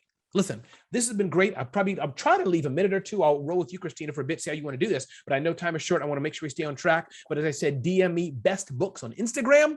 If I can send you my list of top 10 best books. We talked about distractions as well. Somebody coded that. Guess what? You can DM me the word distractions. I talk about that as well on Instagram. So Christina, I'll turn it back to you. I hope this served the audience well. We'll see what you say. I thank you so much, Ramon. I'm jittery because you've pumped me with so much energy and electricity and compliments. So thank you very much for that. We do have a few questions, but the one that comes to my mind, which is probably sitting on everybody else's mind, it seems like you're a one-man band. You probably have a staff, but you predominantly it's managed by you. How do you go about thinking about hiring the skills you need or bringing in the skills you need? Because even though you might be a Swiss Army knife, you only have a certain amount of hours a day to run your business. How would you approach that, or how do you guide those challenges, those headwinds as an entrepreneur? Sure. First of all, you're incorrect. In New Jersey, where I live, there's a certain town that we have 28 hours in the day. So that's not true. There's 28 hours. Just teasing. But really how I do it. So I am a team of 1, but actually our team is 5 contractors. So I hope maybe that's a helpful way to answer it. If it is, I'll be brief. SmartHustle.com, because we're all in tech and media, right? So I'll open my books a bit. SmartHustle.com, we're a media company, blog as it were. A lot of our money is from sponsorships, ads, things like that. Ramon speaking, things like that, content play. So I have my executive assistant, and calendaring is what she does largely, project management and client services. So that's her role. 2, we have a marketing manager, we have a video editor, a graphics designer, and then I outsource. When I do events like this, I outsource that to another small business person, and she handles that. So if I want to do 3 events a year, 4 events a year, 1, I just say, hey, Liz, I take care of the content, the guts of it, but she can take care of running it, kind of like we're doing here. So I hope that was helpful. I wanted to be brief, but that's a little bit inside how I run my business. Yeah, well, it speaks to how entrepreneurs have their own ecosystem of other entrepreneurs and lifting each other up with those types of contract services that help them thrive. And speaking of thriving, I did want to just give a plug to your summit that you have, I believe, a week from now or 2 weeks from now, Yes. November 10th. You are hosting an event, Survive and Thrive. It's a growth summit as well, so similar themes. But anything you want to add to just what people can expect possibly from registering and joining? Is this like a commercial break, Christina? Like a commercial break? Well, I just wanted to make sure that I know that you're just so joking. full of energy. You've got a lot more to say. I'm and going to I call it a want commercial people break. to know they have a place to go and hear you say more. Let me clear my throat because I'm going to do it as a commercial.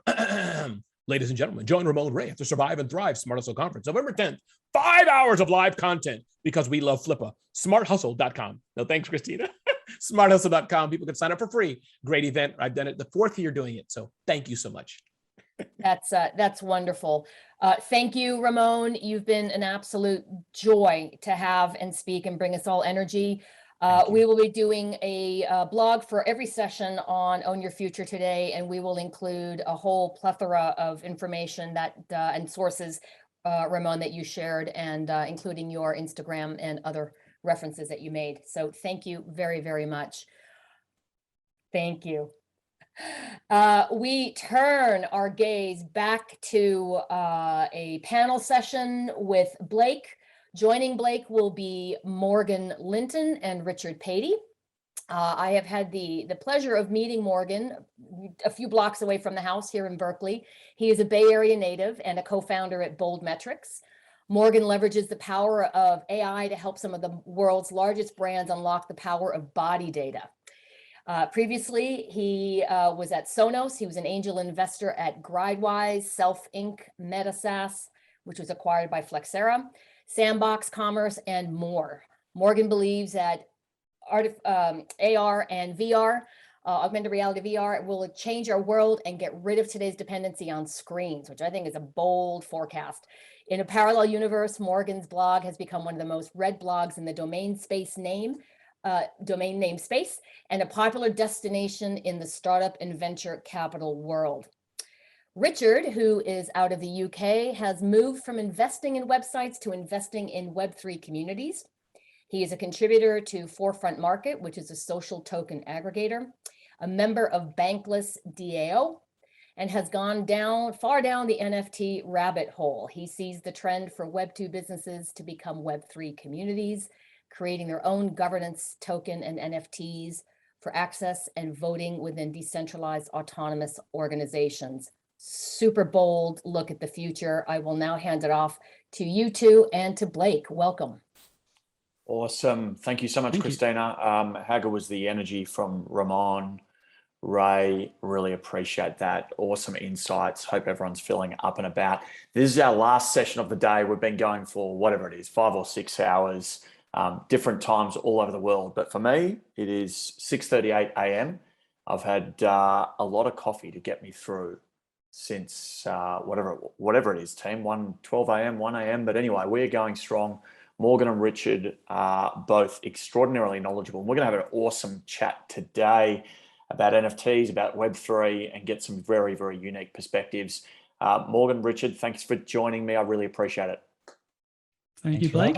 Blake, you look very awake and alert, by the way, for someone that's been up all night. So congratulations. Yeah, there's a little bit going on there here. There you go. Okay, that's fair. Yeah, and a little bit going on here too. All right. Exactly. All sorts of things going on. But here we are. So let's just start with the basic question. Get people some insights. Really burgeoning space. This Web3 concept. Many people won't have even heard of that. So let's just talk a little bit about what that means firstly, and then how you got into the space, because I guess we're all just dipping our toes in the water right now. So what is Web3 and where are you at individually? Maybe Morgan, just kick us off. Sure.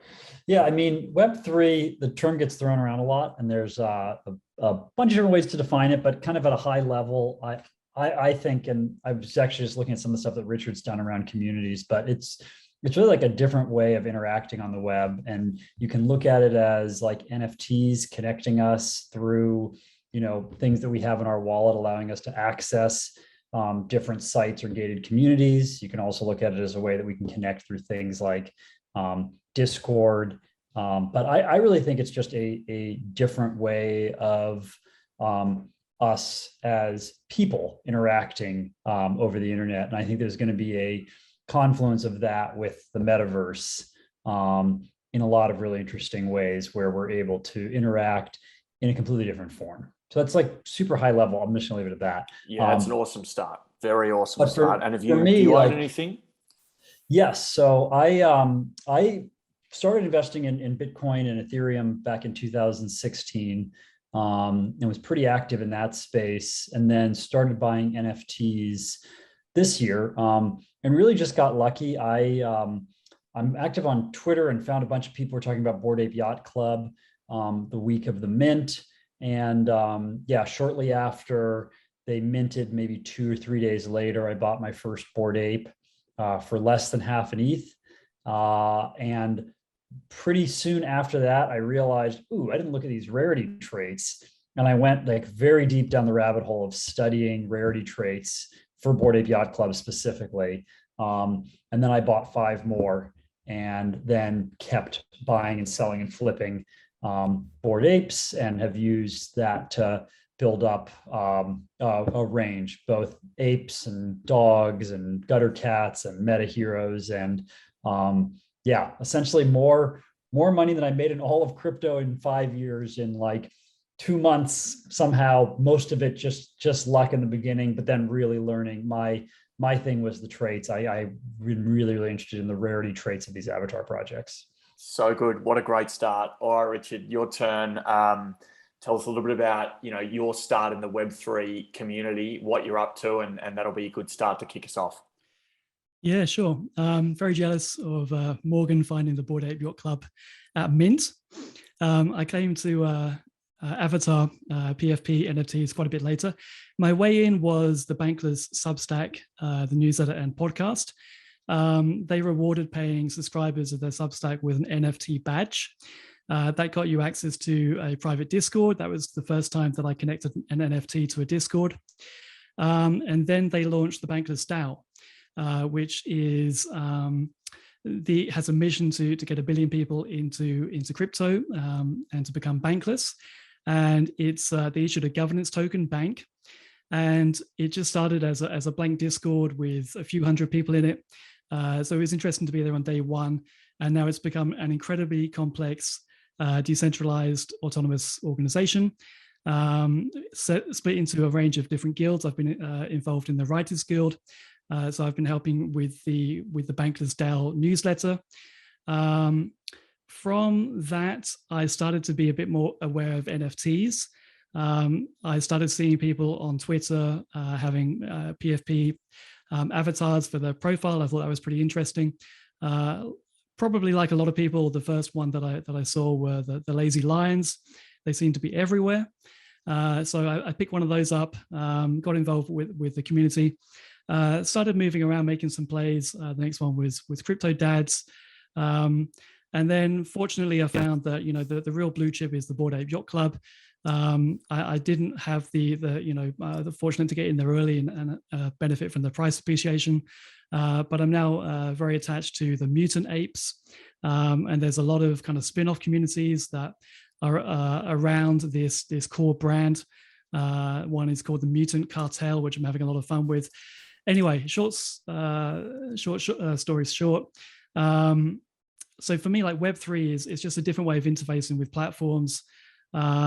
And with communities. If you use your Ethereum address as your identity, you can build up like a on-chain resume of what you've been doing, how active you've been, whether you voted in different communities.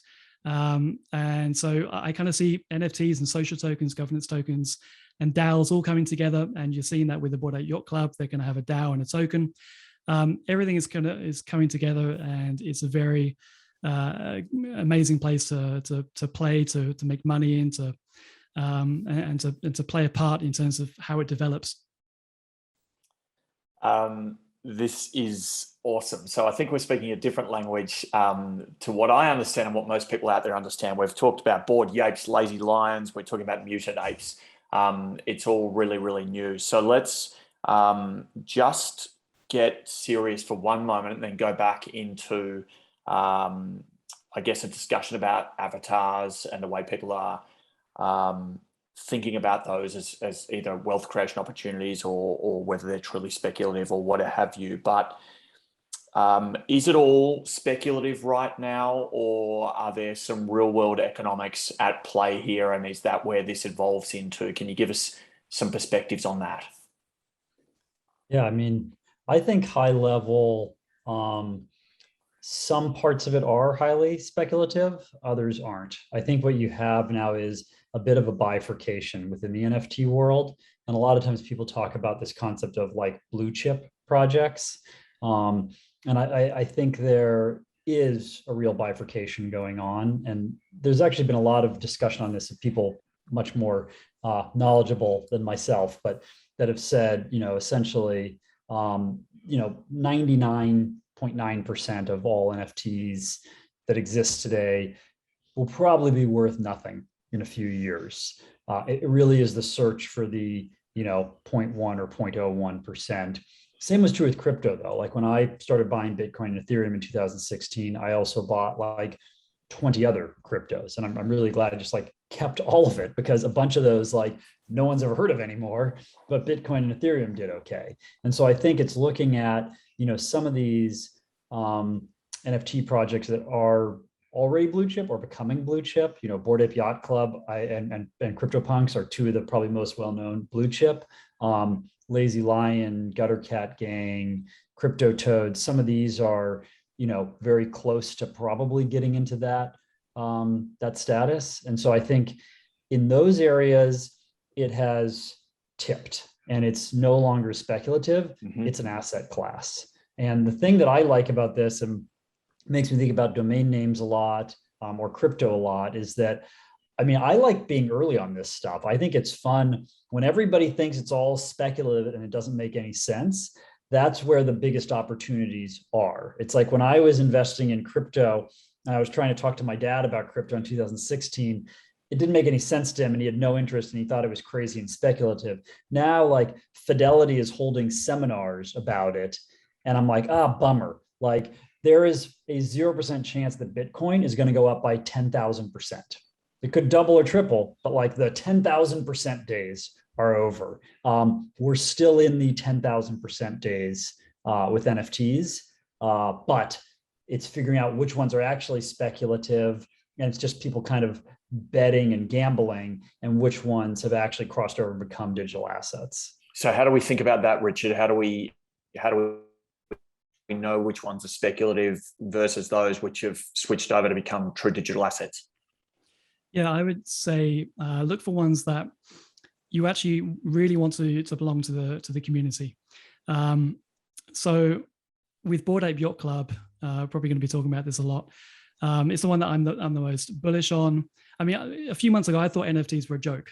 So I've completely changed my mind. I've gone very deep. It's not obvious where the value is, but a good place to start is, do you want to belong to, how valuable is the community for other people? So Bored Ape Yacht Club, 10,000 apes membership, and then they launched the Mutants, which is another 20,000 potential for a 30,000 cap membership. This is a global membership. This currently is the place that people want to belong to. It's running a festival in New York for the NFT conference. There's a yacht cruise next week. There's an evening event that only your NFT gives you access to. Going forward, they're going to be launching their own DAO. You're going to be able to vote on some aspects of where the community goes next. You're going to be given airdrop tokens. These will have value. And so I would look, where is the utility of the NFT? More, you can buy something because you really like the art. For me, I really like the art of the Mutants that I've bought, but it's what does it get me? For me, like a sense of belonging is a very important thing. And if Bored Ape Yacht Club keeps executing and people keeps thinking it's the membership that they want, it remains the top place to be, then it's going to increase in value. And I keep going back in my mind, there's only 30,000 tickets. There's going to be a real world actual clubhouse to meet up for members. There's probably going to be a bunch of these built around the world as well. And only the NFT holders, the ape holders, the mutant holders are going to get access. So I would think of it in those terms. What are the benefits? What's the utility? And for me, NFTs, it's a membership to something. Yeah, this is the access economy, right? And I must admit, I didn't recognize this until maybe a month ago, that we're actually not necessarily talking about an avatar. We're not necessarily talking about a piece of art. We're talking about access to a broader community offering. And there's benefits of having access to what is essentially a scarce number of access tokens. Is that a fair way to coin that? Yeah, and there's also the IP, Morgan. I think that's what I was just going to say. I think a core part with Bored Ape Yacht Club, it's not true for all NFT projects, is the IP rights. There's a Bored Ape that's signed on with CAA that's going to be in movies and TV. I'm doing some stuff, I can't share all of it yet, but around IP of Bored Apes that I own or other people that I know own, that's going to be leveraging that. And so as the community, they're all connected, right? Like all the stuff that Richard's saying is spot on, right? And as that community grows and becomes more exclusive, becomes more special, the value of those apes and being able to leverage those to be able to create something commercially viable for every individual owner is possible, which hasn't existed before, right? Like if I buy, suppose I decide to buy a Picasso and I put my life savings and I buy a Picasso, I can't now generate revenue off of that Picasso. I'm not allowed to do that, right? I can't take a photo of the Mona Lisa and then print it and sell it. I could, but I'm not supposed to do that, right? This is where you actually have commercial rights. I could go to a brand, I could go to Mercedes and say, do you want to use my ape with your brand in this commercial to do this and have licensing rights on it? And I can negotiate that and I'm allowed to do that. That's very unique. And I think that's also part of this whole Web3 ecosystem that's forming, where individual people have the ability to actually see the monetary potential of the assets they own in a completely new way. So the segue to, I guess, I think you said there was a Bored Ape that's going to be used in a Hollywood movie or something along those lines. All kinds of stuff, yeah. All kinds of stuff. He's going to be used in, all kinds of things, yeah. So if people are interested in this, I encourage you to listen to the NFX. NFX is a prominent VC that invests in network effects companies. They've got a great podcast. And there's a blog post by Morgan Bella, Decentralizing Entertainment with NFTs, the inside story of Stoner Cats. Really, really cool story of how they basically, to watch the show, you had to buy an NFT. The NFT cost, 0.35 ETH, which was the equivalent at the time of $785. And that gave people the access to the content, but also gave the producers a new way to fund content creation, which is extraordinarily interesting. And then as a result of that, you get access to additional content and opportunity as part of that initial community. They sold all of the Stoner Cats NFTs initially, 100% of them. So 10,420 of them, which was 8.1 million, which is surely enough to produce an animated Hollywood film, although they clearly went through the decentralized channel. So this is not unrealistic. This is happening. This is real. The thing that I'd like to talk about a little bit is at what point do we think that there's asset appreciation in the mainstream? So we're talking about avatars here and getting access to communities. That's great. But what are some real world examples where, for example, I understand that you can apply it to real world art, gold, even property. Can we talk a little bit about some of the enterprise level examples where we think there's a use case here? And this also, just as one example here, has already happened, which I think is interesting. A lot of people don't even know this yet, but like Bored Apes and CryptoPunks have already sold in Christie's and Sotheby's auctions, which is, I mean, there's probably no greater seal of approval that like this is now become a digital asset, right? And whether people want to call it, there's so much focus on like, is it art? And it doesn't really matter. Like people are buying, if you look at these same auctions, people are buying Rolex watches that are like, there just weren't that many of this particular type of Rolex made. And you look at that and you go, well, where's the value in that? I mean, personally, I don't have an interest in that. And those are selling for $500,000, $600,000, some for millions. And that doesn't have any special frills attached, except I can put that in my house, maybe in a case somewhere and show it to somebody. I think you have a lot more utility with these that goes beyond art, but that's where you have like real acceptance fast that's already happened. Richard, what are your thoughts on kind of the mainstream or enterprise use cases that we might all become more familiar with? I think, you know, companies will leverage NFTs everywhere. But the example that comes to head is Gary V. He was pretty early with his V friends, and he's holding 3 conferences that they give access to.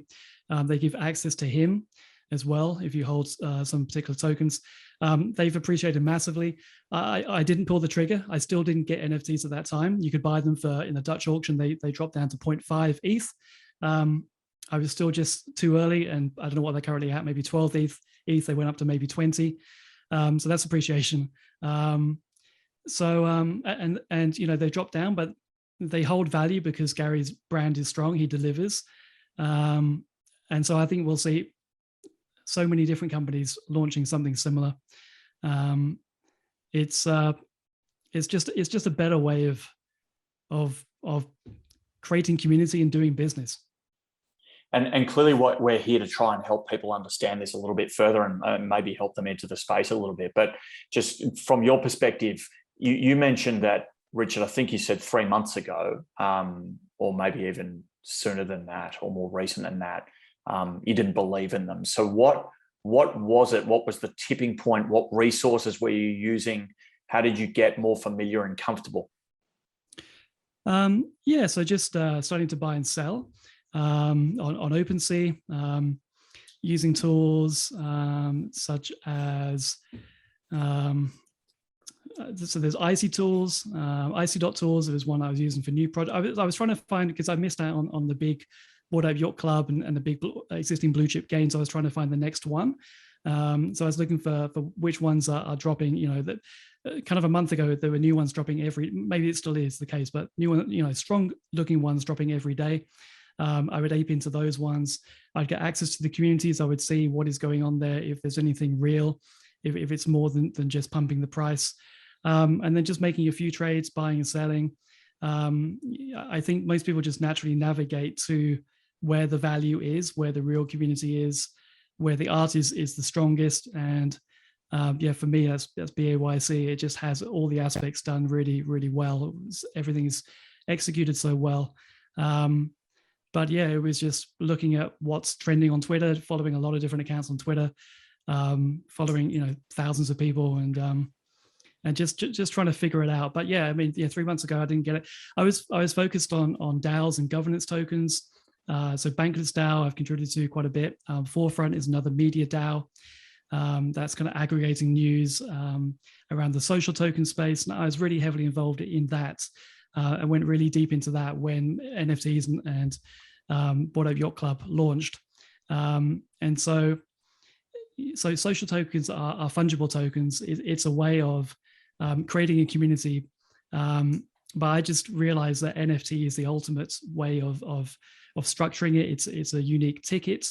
You don't need to hold a set number of tokens. You don't need to tweak the number that people need to hold to access that community when the price moves up or down. So I came to it that way. I came from social tokens into NFTs. But yeah, you just got to start buying and selling. You can't understand what it is until you make your first purchase. You got to be curious, and then you'll start to see maybe that it really is revolutionary. So we've got a question here around some of the biggest marketplaces. So I'll drop this in here because I think it's pretty pertinent that people start doing their research. You've just said you got to start buying and selling. So dip your toe in the water. There's a bunch of really credible big marketplaces there. Morgan's dropped in OpenSea as the biggest marketplace. I think he says close to 10 million transactions in this year alone. There's a bunch that I've just dropped in there as well. Axie Infinity Top Shot, which is pretty easy for most people to understand. Actually, you can buy and sell and trade NBA moments. Rareable digital art model creators. One of the ones that I really like the sound of, I think that is out of Europe. Not sure how to pronounce it, but it's called Serari. At least that's how I would pronounce it in a thick Aussie accent. Fantasy football NFT collection. So it's for football lovers and enthusiasts around the globe. You basically get essentially avatars of football players, and you can bet on the outcomes of certain digital games, etc. Gaming is a big one, right? So for a long time, people have traded things within games to be able to use as a utility and get through different levels, conquer and combat and those types of things. But now you're getting to the point where they're actually tradable for currency. Can we talk a little bit about, not sure how much experience either of you have with the gaming side of this, but any knowledge that you could impart on the community would be certainly helpful here.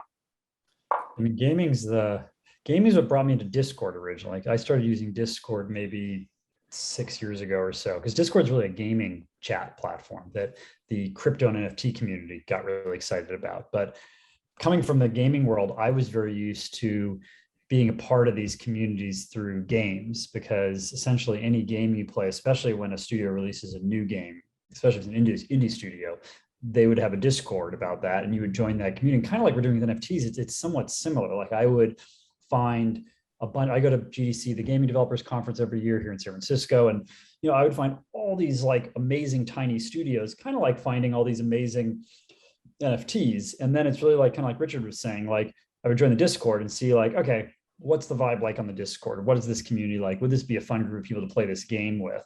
And so I think that you have this very unique intersection now of a platform and people and communities that have for a long time been using Discord, long before crypto and NFT discovered Discord. And now they have the ability to, like you were saying, Blake, have some ownership over these in-game items. And, Axie Infinity is probably one of the best examples of a game that's really gone mainstream. It is more popular in Asia than it is in the United States. It's wildly, wildly popular in China. They just did a new fundraising round led by Andreessen Horowitz, actually a tiny round based on their revenue, but just to be able to get some people in. Very, very small fundraising round for them, given the size of the business and the revenue they're generating. But that probably represents the forefront of this. And I think you'll start to see, there was recently a bifurcation between Epic Games and Steam, where Steam decided they're not going to use NFTs within the gaming space, and they're going to ban it from the platform, which I can happily say is a terrible move on Steam's. And I think this will age well in saying that like Steam will probably come out and apologize sometime the next year and say, oh my goodness, we were totally wrong. We missed the boat. Epic probably will eat their lunch in the process, because with games like Fortnite and other studios, games like Roblox, there is a tremendous opportunity to be able to take these in-game items that people are already buying. Fortnite's primary revenue model is skins, things that you essentially put outfits on your character that have no bearing whatsoever on the game. It's just the look. And Roblox announced a couple of weeks ago some additional features to allow people to create more personalized avatars and to be able to have ownership over both your avatar, what your avatar is wearing, the items that you have, and be able to use those interoperably within the metaverse. So you can go to Decentraland, you can go to the Sandbox, you can go to Roblox, you can go to Fortnite. If you can use those everywhere, that changes the game. And NFTs are clearly the transport mechanism for that. Richard, anything to add there? I haven't really been involved in the gaming aspect, but what I can see is that every major project is going to have their artwork turned into a 3D model for the metaverse. And so I kind of see all these communities ending up within the metaverse, within some kind of game where cooperation exists rather than within a Discord. So I see tokens and NFTs and DAOs and communities and gaming all coming together. Maybe that's the metaverse or something else, but gaming clearly appears to be a major aspect or the end game of where this is going. And then, you know, rather than writing on editing a piece of content, maybe people could earn by delivering something within the game that achieves the mission. So personally not clear, but yeah, gaming definitely appears to be a major future aspect. Yeah. We talked just very quickly about the on-selling, right? So you've got a limited number of tokens available initially, but then there's an appreciation in the value of that token, particularly where there's scarcity. What does the resale market look like? How does that happen? And which marketplaces do you use to do that? Or does it happen within the same community that you were initially involved in the first place? Yeah, I mean, you can buy and sell within the Discord communities. But for me, OpenSea is the platform that I use to buy and sell. And as long as the community is keeps its value, keeps its it looks to be the place that people want to continue to buy into, then it will hold its value. If it has a credible roadmap that it's executing on, that also helps. But if those kind of things disappear, if the vibe in the community goes down, things can kind of go like it directly correlates to the actual value, the price of the NFT, and you can see that clearly. So yeah, Morgan, maybe something else to add. Yeah, I mean, I think that it's still very early when you look at kind of like the tokenomics associated with NFT projects. Yeah. And there's also a bit of controversy around talking about tokens for passive income versus utility and what kind of can and can't be said there.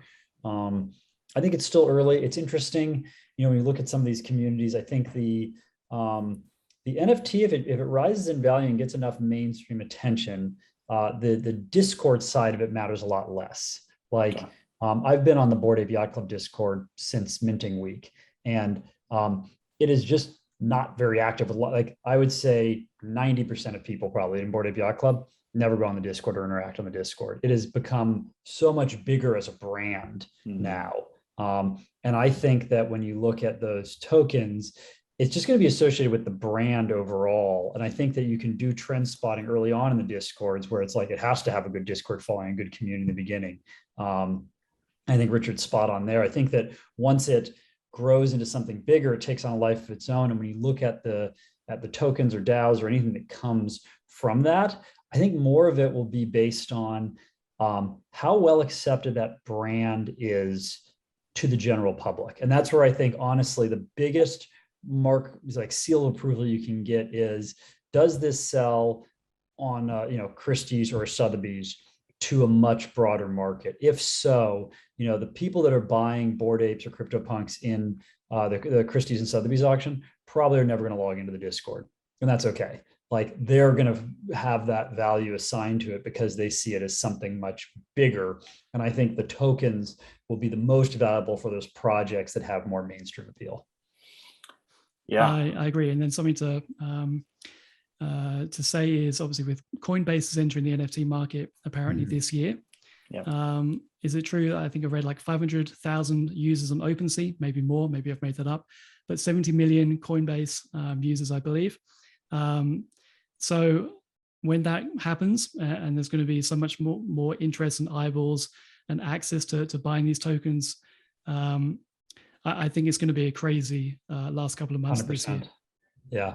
I mean, it's like what Robin would do with crypto, right? Took a bunch of people that like didn't really know how to buy crypto and they ended up not really buying crypto because they're buying through Robinhood, which is not actually buying the crypto, but they felt like they were buying crypto, and that's good enough to get them in the market. And with Coinbase, I think, you know, for me, the tipping point was like my dad went to a Fidelity like seminar about Ethereum. And I was like, well, this is officially mainstream. And that's going to happen with NFTs and digital assets. It's just a much bigger market though. I think it's a much bigger market than people think, because I don't have that many friends that collect like old Rolex watches and very expensive paintings. This is leveling the playing field where like everybody can now play in the digital asset space. Yeah. And that's big. That's very, very big. Democratizing collectibles. Yes. Fantastic. Great way to put it. Great way to put it. Yeah. All right. So looks like I'll just ask a couple of questions here. Firstly, either one of you can take this. Chris asks, is OpenSea like your NFT wallet?